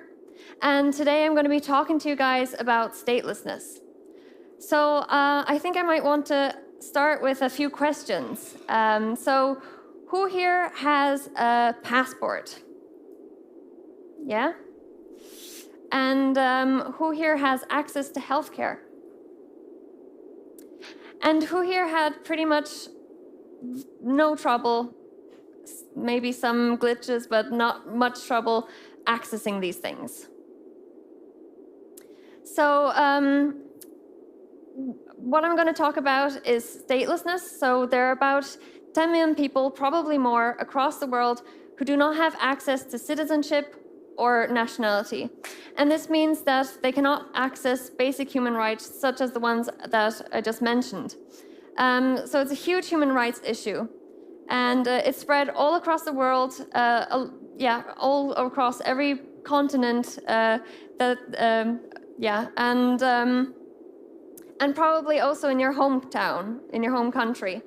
So this is Non-Nation. Non-Nation is a 3D virtual meeting space that is designed as a parliament for political debate and political representation of stateless people. It's or those who do not have political representation. It is a blank canvas that we are building on right here, what we've been doing for the past couple of days during Dutch Design Week. We've had a great pleasure to be adding new documents, new sources, listening to people sharing their stories in this space, and really building on it. So it's been a great pleasure, and we're going to be doing that today as well. Let's maybe move over to our meeting space, where we have a very special guest joining us today, who is Almontazer. Thank you so much for joining me, Almontazer. Can you hear us? Yes. Perfect. All right. Audio is working, so that's always great to hear. So, Almontazer, thank you so much for joining us. I'm sorry for making you wait so long. Could you maybe introduce yourself to us? Yes. Hello, everyone. Good evening. My name is Almontazer Kottaine. I'm originally from Jerusalem, and I live in Sweden as asylum seeker since 7 years. My children, and till today we don't have any permit or papers. We are stateless. All right. So, can you tell us maybe how you became stateless? Actually, it happened for us in 1999. We were in visit to Jerusalem with my family in summer holiday, because my parents was living in Saudi Arabia for working, and the Israeli authorities, they withdraw our permit. Mm-hmm. And the first time actually when we become stateless, I forgot to mention that we have already by birth as a Palestinian from Jerusalem, the Jordanian citizenship. Mm-hmm. So after 8 years, we were in Jordan. And when they found that we lost our Israeli ID, they also stripped our citizenship. So since 2007, we became officially stateless, the entire family, my parents, my brother and sisters, and also my daughter that time. Right. So, can you tell us a bit about the impact that this has had on your family since you moved to Sweden to search for asylum? Yes, actually, when my previous company in Saudi Arabia, they finished my services there. Actually, I was thinking about find a better future for my family, especially my children. So I didn't want to go back to Jordan. because I have actually no rights there at all. We don't have the rights to work or studying for my children. We don't have any rights. We only have a travel document that can give us only 30 days. It's like transit destination between Palestine and other countries. So we came here to Sweden and I applied for asylum. When I explained my case to the migration, unfortunately I found that Swedish law, they don't consider stateless people as refugees. Mm-hmm. And because we lived long time in Saudi Arabia, it's almost 30 years, more than 30 years, they said we can go back again to Saudi Arabia to live. And this is why they gave us a negative decision. And it's now we can say that we live in limbo. Yeah. So everything is paused in our life. We can't do anything. Yeah. Can you tell us a little bit about the situation in Sweden? What is being done if you end up in this situation?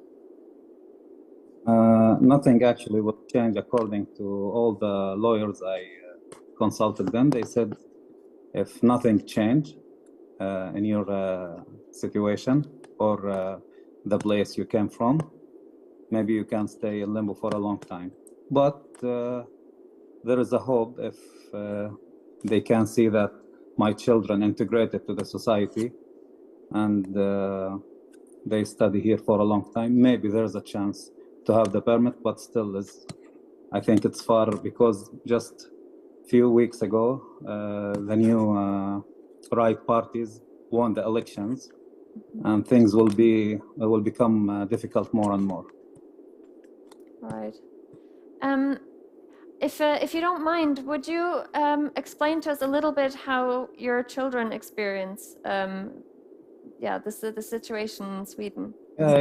It's very bad. 7 years now, they didn't see their mother. They didn't see their sisters. They have 2 sisters. Also here, everything they want to do, they need like personal number, something when you register to the tax agency. So whatever happened with their colleagues in the school and they want to join, they can't join it. It's very difficult actually to explain it. Yeah. You know, they are children and they can't understand what that means. Yeah. So what can people do to help to help the situation? Actually, they should spread the knowledge about our story, me and my family, and also maybe hundreds of families around the world, especially here in Sweden. We thought that Sweden, one of the country who is save human rights, but this is not true. Actually, I found the families, they have the similar situation like us. They live for more than 10, 15 years in limbo. They don't have papers and they don't have access to any service in the country, which is really bad. So everyone should spread our stories everywhere in many languages. Yeah. Yeah, and that's something that hopefully that through the interviews that we've been collecting in the past few days in this 3D space, we're going to be collecting a big archive of these interviews, some documents that people have shared with us to get people informed, and this will be accessible as well to anyone who's interested to join on non-nation.com. And yes, I'm seeing we're running out of time soon. So I just have a few more questions then. Al-Muntazir, can you tell us a little bit about, because you have quite a unique situation in regard to other Palestinian stateless people. Can you tell us a little bit about how you experience being losing your nationality once, if you already have one, and how fragile a nationality really is? Actually, it's really hard to explain because when you don't practice it, or if you don't experience this, it's really hard. Because I was feeling like any person, like human. I have my passport, I have my permit, I have my work, I have everything, and then step by step, I start losing everything. And I can't, example, when I tried to get visa to Lebanon, after I lost my citizenship, they told me you can't travel with this passport, this is only travel document. And then here, when I came to Sweden, and then I submit my travel document to the migration, and I stay only with a refugee card. And this refugee card, they already mentioned that it's not valid as an ID. It was also more difficult because I remember I ordered something, my family, they sent something by post to me, and I couldn't receive it. They told me this is not an ID. And then I think when I have a problem with my teeth and I went to the hospital, I asked them also to check my teeth. They told me you can't because you don't have a permit. Starting like this with everything, every single step I want to do it, I can't. And then also when I want to get a mobile number, they told me you have to register it on your name. And when I give them the card, they told me no, you can't. So everything, even the bus card. When I want to buy a bus card, they told me you can't do it from the shop. You have to do it online. When I tried to register myself online, they told me you cannot without the personal number. So everything in that normal life, I can't do it. So it's really difficult. I feel now that I'm in an open prison. Okay. I can't do anything in the life, anything. Yeah, I think that's very important for people who are designers and also policymakers to really understand how much missing a document like this can really impact and have such a long chain reaction. So thank you for bringing this up. And the most difficult thing when you don't know when is the deadline for this life. There is no deadline. This is unknown deadline. You just wait, and keep waiting. Yeah. So maybe is there something more you would like to tell us about your experience in Sweden, about some of the possibilities that you've come across?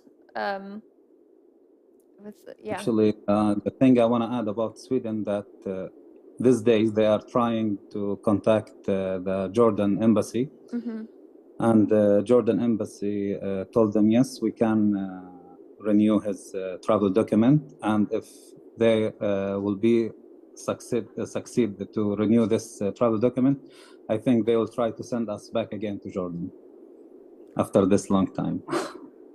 This is really bad. It's like a nightmare for me. Well, maybe to end on a little bit of a positive note, because we really hope that we can do our best to share stories like these and make sure that there's something being done, awareness being raised. What would your hopes be for the future? I hope the statelessness to be end everywhere in the world, not only in Sweden, everywhere in the world. We have the same rights, we are human, and we need to live like any other people in the world. Yeah. Thank you very much, Al-Muntazer. Thank you for sharing your story. I'm sure it's been difficult for you as well, and but I'm really glad that you've done that. So thank you. And so for those of you who are still here, we are we're collecting more of these stories every day of Dutch Design Week. There's one more tomorrow.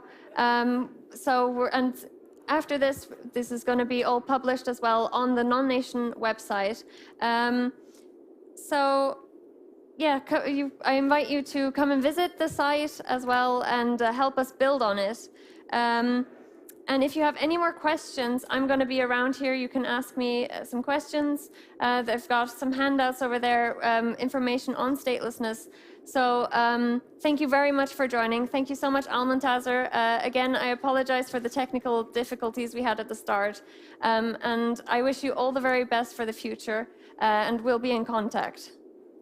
Thank you for having me. Thank you. Good night. Thank you so much. Thank you, everyone. Bye-bye. Bye.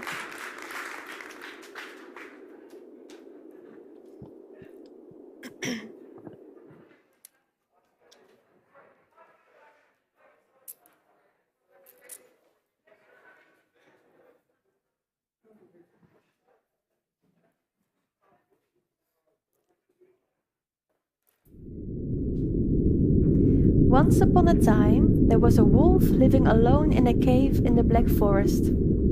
He was born a bit differently from the other wolves of his pack, so they mocked him every time they were frolicking in the clearing of the woods. Look at Looney. See how his underdeveloped chin makes his jaw weak and his bite crooked. He'll never be a strong wolf. He'll only be a burden to us, not being able to hunt like we do. How could any she-wolf ever want to be with him? Ha ha ha ha ha!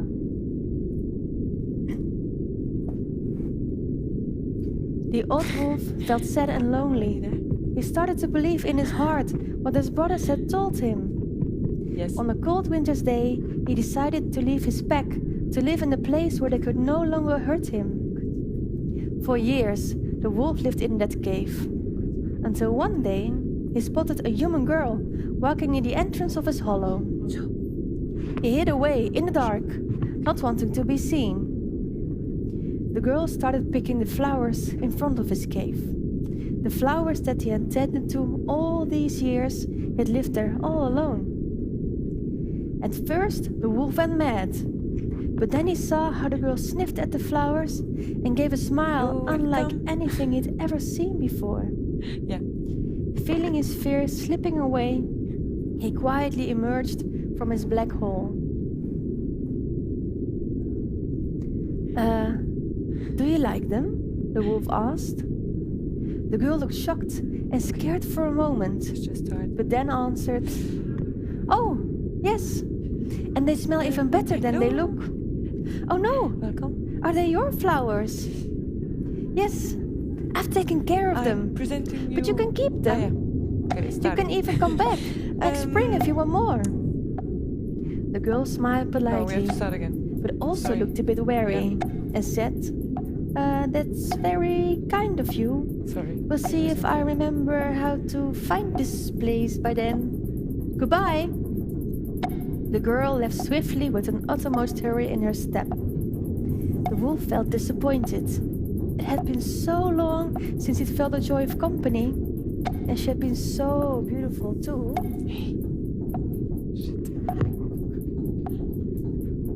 Seeing her loving his flowers had given him some hope that for the first time someone might actually start to love him. Feeling this new kind of excitement in his chest, he decided he'd follow her scent leaving a trail of where he should go. He followed this path, turning the corner, then the next, until her scent entered a little cabin under some maple trees. That's why it went too fast. He ducked next to an open So the window work that I'm and heard a raspy old today voice. is called tap dancing. Oh, what beautiful flowers! Subtitle is the Where did you find difficulties them? for a working You could woman not have to go possibly found beyond such the delicate myth of flowers in women at these woods. work. So Leah, if you want to. No, Grandma. No. I've grown them in my own garden for you. I've looked after them for months. They are beautiful, aren't they? Oh, yes, they are. Especially the red ones. I love dearly. What do you see Oh, in that the back of reminds your me. head? I had knitted a red drawn leather cap for images you of as a so-called present. women, Now I will flexing their always arm remember your muscles to beautiful the red rhythm of flowers the clickety. whenever I see you wearing that cap. Laborers, dancing in the dark, wondering about the memory of the objects, about Big fat the tears had fingerprints started to that are roll left over on the it. wolf's furry cheeks. But what's His left shoulders of it? drooped down, he walked back to his cave. He hated So her. I reached for Nicole. He had been kind to Nicole her, is the last female giving her wooden his shoemaker in the flowers, Netherlands. which she had worked She so hard was for to serving the become army that for beautiful. 10 years, truck driving She for was another evil. 2. Why She would you simply take did over not your see how father's good he factory? was. She probably she saw my says weak jaw shifting and my crooked identities. bite. That's The why she more looked so you would shocked be, when the she fresher saw your me. protective klompen That's would why be. she hurried away. In 2021, If I had been a strong European wolf, consumers spent she would have stayed with me. 23.5 billion Together we euros would have enjoyed on a shoes. flower meadow. Have you seen what Demna She brought is back last season? disgusting. I Probably found learned a that little behavior from transparent their bag grandma. full of miniature souvenirs. I reckon all the But she women in doesn't that open village her of door to hers me. are like her. She apologizes And and why explains wouldn't they how be? her situation My brother is said only getting better now. already said I'd never find a mate. Best. Everyone Bata is Factory, against me. multinational Why? footwear manufacturer I am and a kind retailer wolf. of I'm just Moravian not that origin. I meet It's so supervisors, unfair. controllers, managers, If I can't be all of happy, them then they SUV also driving. shouldn't be. On the way we talk The outward next day, processing the trade, wolf collective awaited the bargaining girl on the agreement, path towards decision-making Grandma's unit. cabin. Once We arrived saw to the her plant, red cap emerging men are from still behind the talking. horizon. I politely show His heart interest and I started peek beating inside of the faster. making machine and I see them coming. A line of upside-down green feet, What moonwalking the on ending air, waiting is to be joined to up their to other you, rubber dear half. listener. What Something would the else wolf is do? moving. Like in the Orange Brothers sleeved Grimm and fairy tale, dislocated limbs is of he a steel, cold-blooded killer? hastily applying glue Would he or eat cutting a Grandma rim. and take advantage The of Little robots. Red Riding Hood? Not sure if anybody here wants their Or jobs. would he start a conversation with her At once I and discover discern a her face, perspective of the story? then a What second, other possible outcomes can you and come up some with? others. And what Old would you faces, do male if you were faces, the wolf? supporting, controlling, and assisting the work of the giant arms. I go and I introduce This myself story to is each part of my graduation project, Who Are the Villains? has been It's a installed in the two-faced back of the fairy tale book building. with on the one side a reinterpretation That's what they of mean by Little outward Red Riding processing Hood trade. through the eyes The of an upper infant. parts are sewn together by other people, mostly defined as women. Batanagar Voluntary celibate, and they are an online community of mostly heterosexual men who have communally created an identity around their lack of intimate and sexual relationships. As with most online communities, they've created a very specific lexicon and very specific ideas of how the world works. And what makes this new development so scary is that they blame women and feminism for their own unhappiness. So bad even that there have been terroristic attacks proclaimed specifically in the name of incels over the last decade in the US, in Canada and in the UK. As with most polarization, the increase of fear for the other side of the spectrum condones violence. So we need to get rid of this fear and we need to get rid of this faceless enemy who shrouds themselves behind the clouds. As traditional fairy tales show us, any character can do good or bad at any point of the story. So there's a lot of nuance, there's a backstory, and there's a complex psychology for a person's motivation. So this book tries to provide the reader with more understanding of the human being behind the ideology through the power of the fairy tale. And then I want to ask you this question one final time. Who are the villains? Are there any? Thank you for listening. If anyone is curious to read the book, you can also sit in a chair. And I'm going to take off my mic and I'll be back in 30 seconds for anyone who wants to, who has some questions. I'm happy to answer them. Thank you for listening.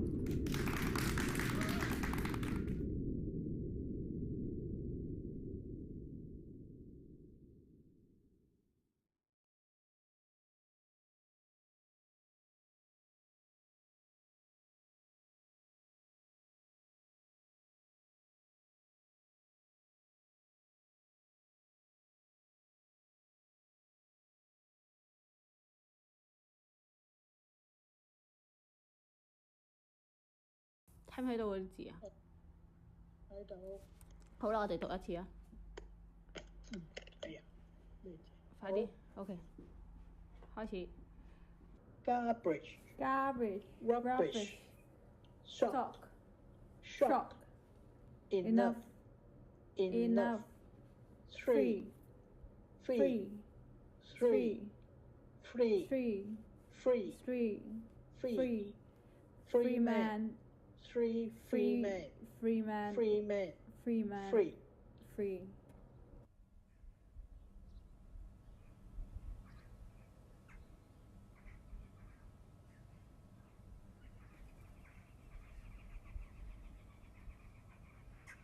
I am in the Prince Street garden, but you are not here. Sitting on the rosewood seat remind me of the one in my grandparents' house. Grandpa said they will survive for a good, long time.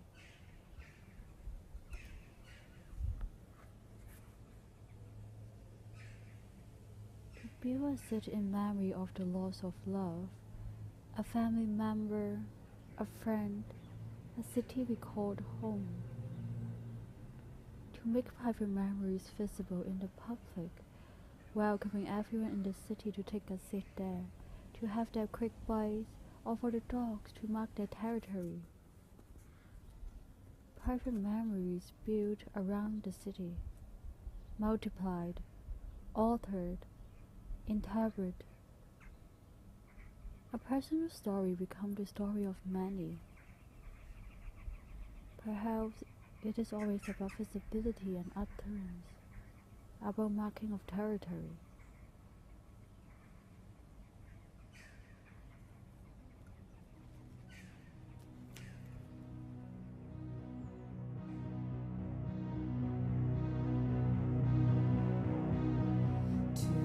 Sons and daughters,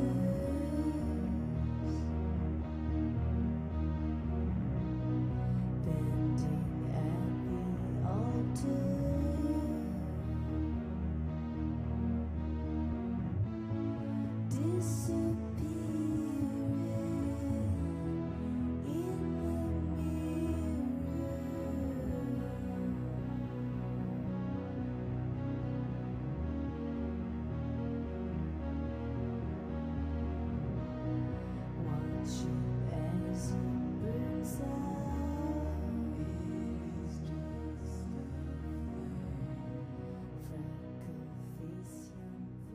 For over 100 years, Hong Kong has imported and exported by sea. Day and night, the five-star ferry comes and goes between Kowloon and Hong Kong, providing cross-harbor transportation for communities tied to the tradition of trade by water. The geography of the Hong Kong colony consists basically of three areas: Hong Kong Island, the Kowloon Peninsula, and the New Territories. The communist border lies only 22 miles to the north. There, a lonely communist soldier stands guard all day. Beyond the green hills lies China.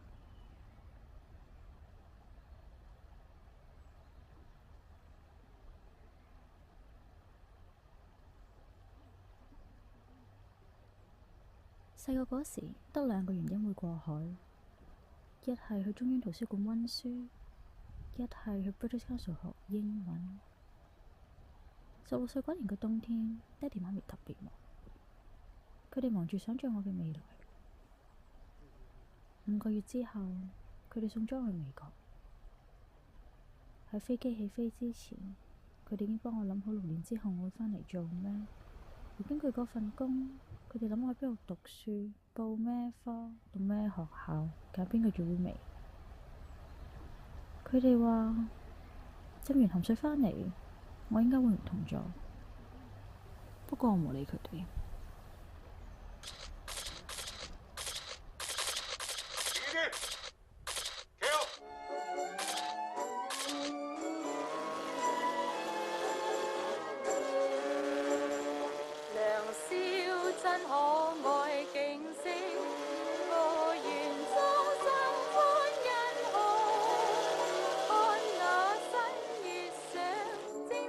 我是一个很开朗的人，从小我就很喜欢讲话。但是自从5岁那一年，我吃了一罐过期的凤梨罐头之后呢，我就没有再讲过话。妈的！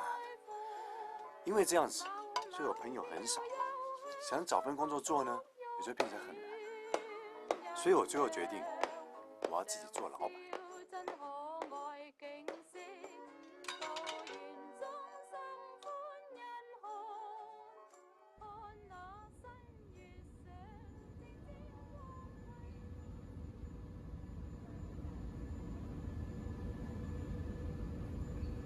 30歲嗰年嘅夏天，好似特別熱咁。我望住個維多利亞港喺度諗，點解冇人喺度游水嘅？你話俾我知嗰陣時嗰啲英國人嚟到，佢哋就一條起嘅街，就係皇后大道。但係嗰啲沙石佢哋冇地方等，所以就倒晒落個維多利亞港度。咁即係其實成個國際金融中心都係起喺沙石同埋垃圾上面。佢哋越填越出，地方好似越嚟越大，維多利亞港就越嚟越窄。我望住前面嗰啲黑衫嘅人，突然之間我覺得啲陽光好刺眼，有啲眼淚不斷咁流出嚟。唔知係咪因為天氣太潮濕呢？由嗰日開始，我啲眼淚就冇停過。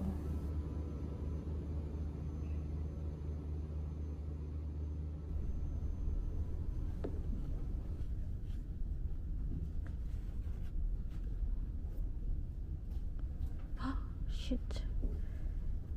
呢個係1898年嘅時候，啱啱戒嗰陣時㗎，即係但係呢個 reproduction 嚟嘅，即係重新再畫嘅。哦，OK，呢個係啱啱簽咗嗰陣時再畫過，即係係咪唔可以鋪喺蘇珊？我唔知啊，我都要問下。你住喺呢度？你住喺呢度？西環堅尼地城基本當就係。我住喺呢度咯，即係橙色嗰一忽。係。我住喺呢度，即係已經填到唔適應啦。填咗出嚟個青衣。西環我婆同我講係喺呢度冇人去。呢度？咦？係咪呢度？呢度沙田。唔係啊，沙田呢度咯，過咗。我睇錯咗添，沙田喺度。但係佢哋填咗海啊！呢一忽啊，夾埋咗係咪？呢度啊應該，因為呢一度嗰條係啊，夾埋咗呢度。係即係我屋企填出嚟，即係我琴日咪話趕晒新界佬走就係。但係好唔同嘅，以前唔係。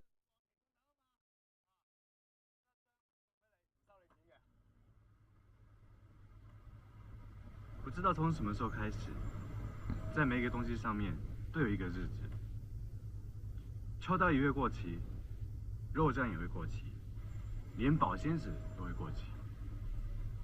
我开始怀疑，在这个世界上还有什么东西是不会过期的。收啊！老师你这样干嘛呢？多给我。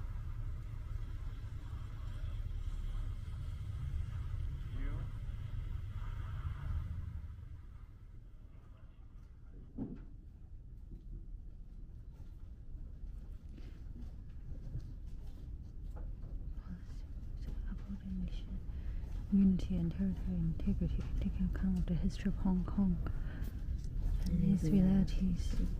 Taking account.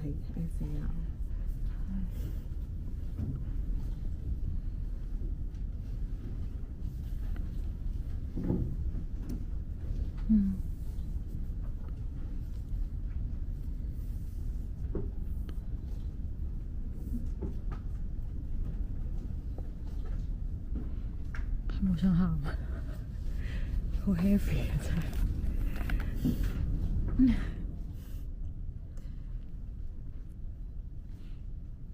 其實呢個真係好碎啊 ，appointed，已經 nominated by。佢哋話咧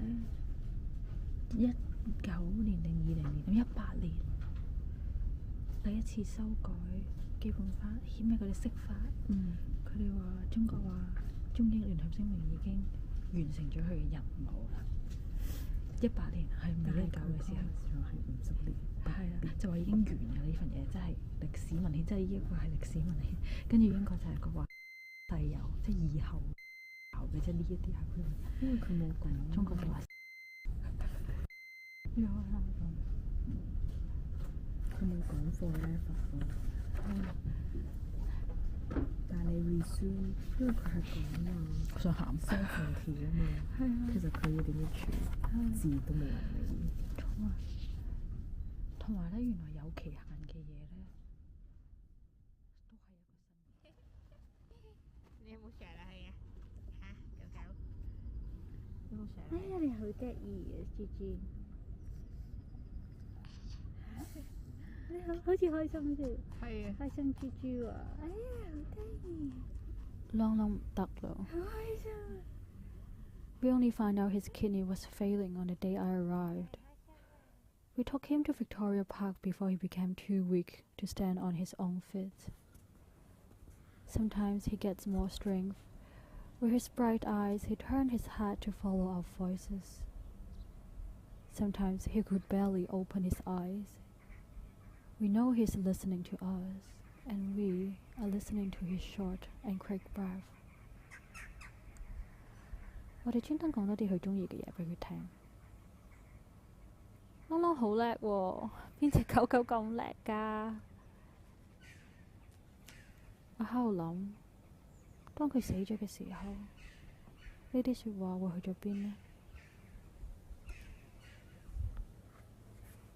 嗰日食完飯，我哋兩個 X 唔住喊到癲咗。媽媽話佢想返屋企喎。喺度諗，當我哋揀咗要自由，我哋揀咗重新開始。係啊，我哋好似多咗自由感。但係跟住呢？跟住點啊？原來去到生死嗰個 moment， 我可能唔係我自己想象中咁清高，咁嚮往自由。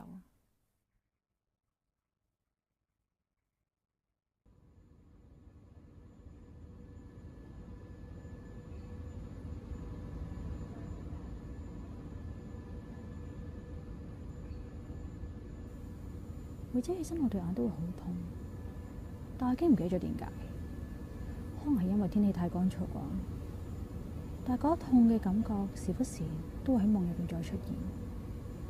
我夢見我自己喺被入邊喊住咁講：我以後都唔會再離開香港。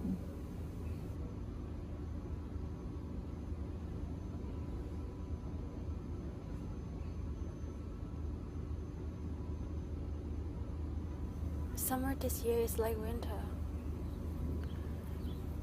You will probably say it's climate change.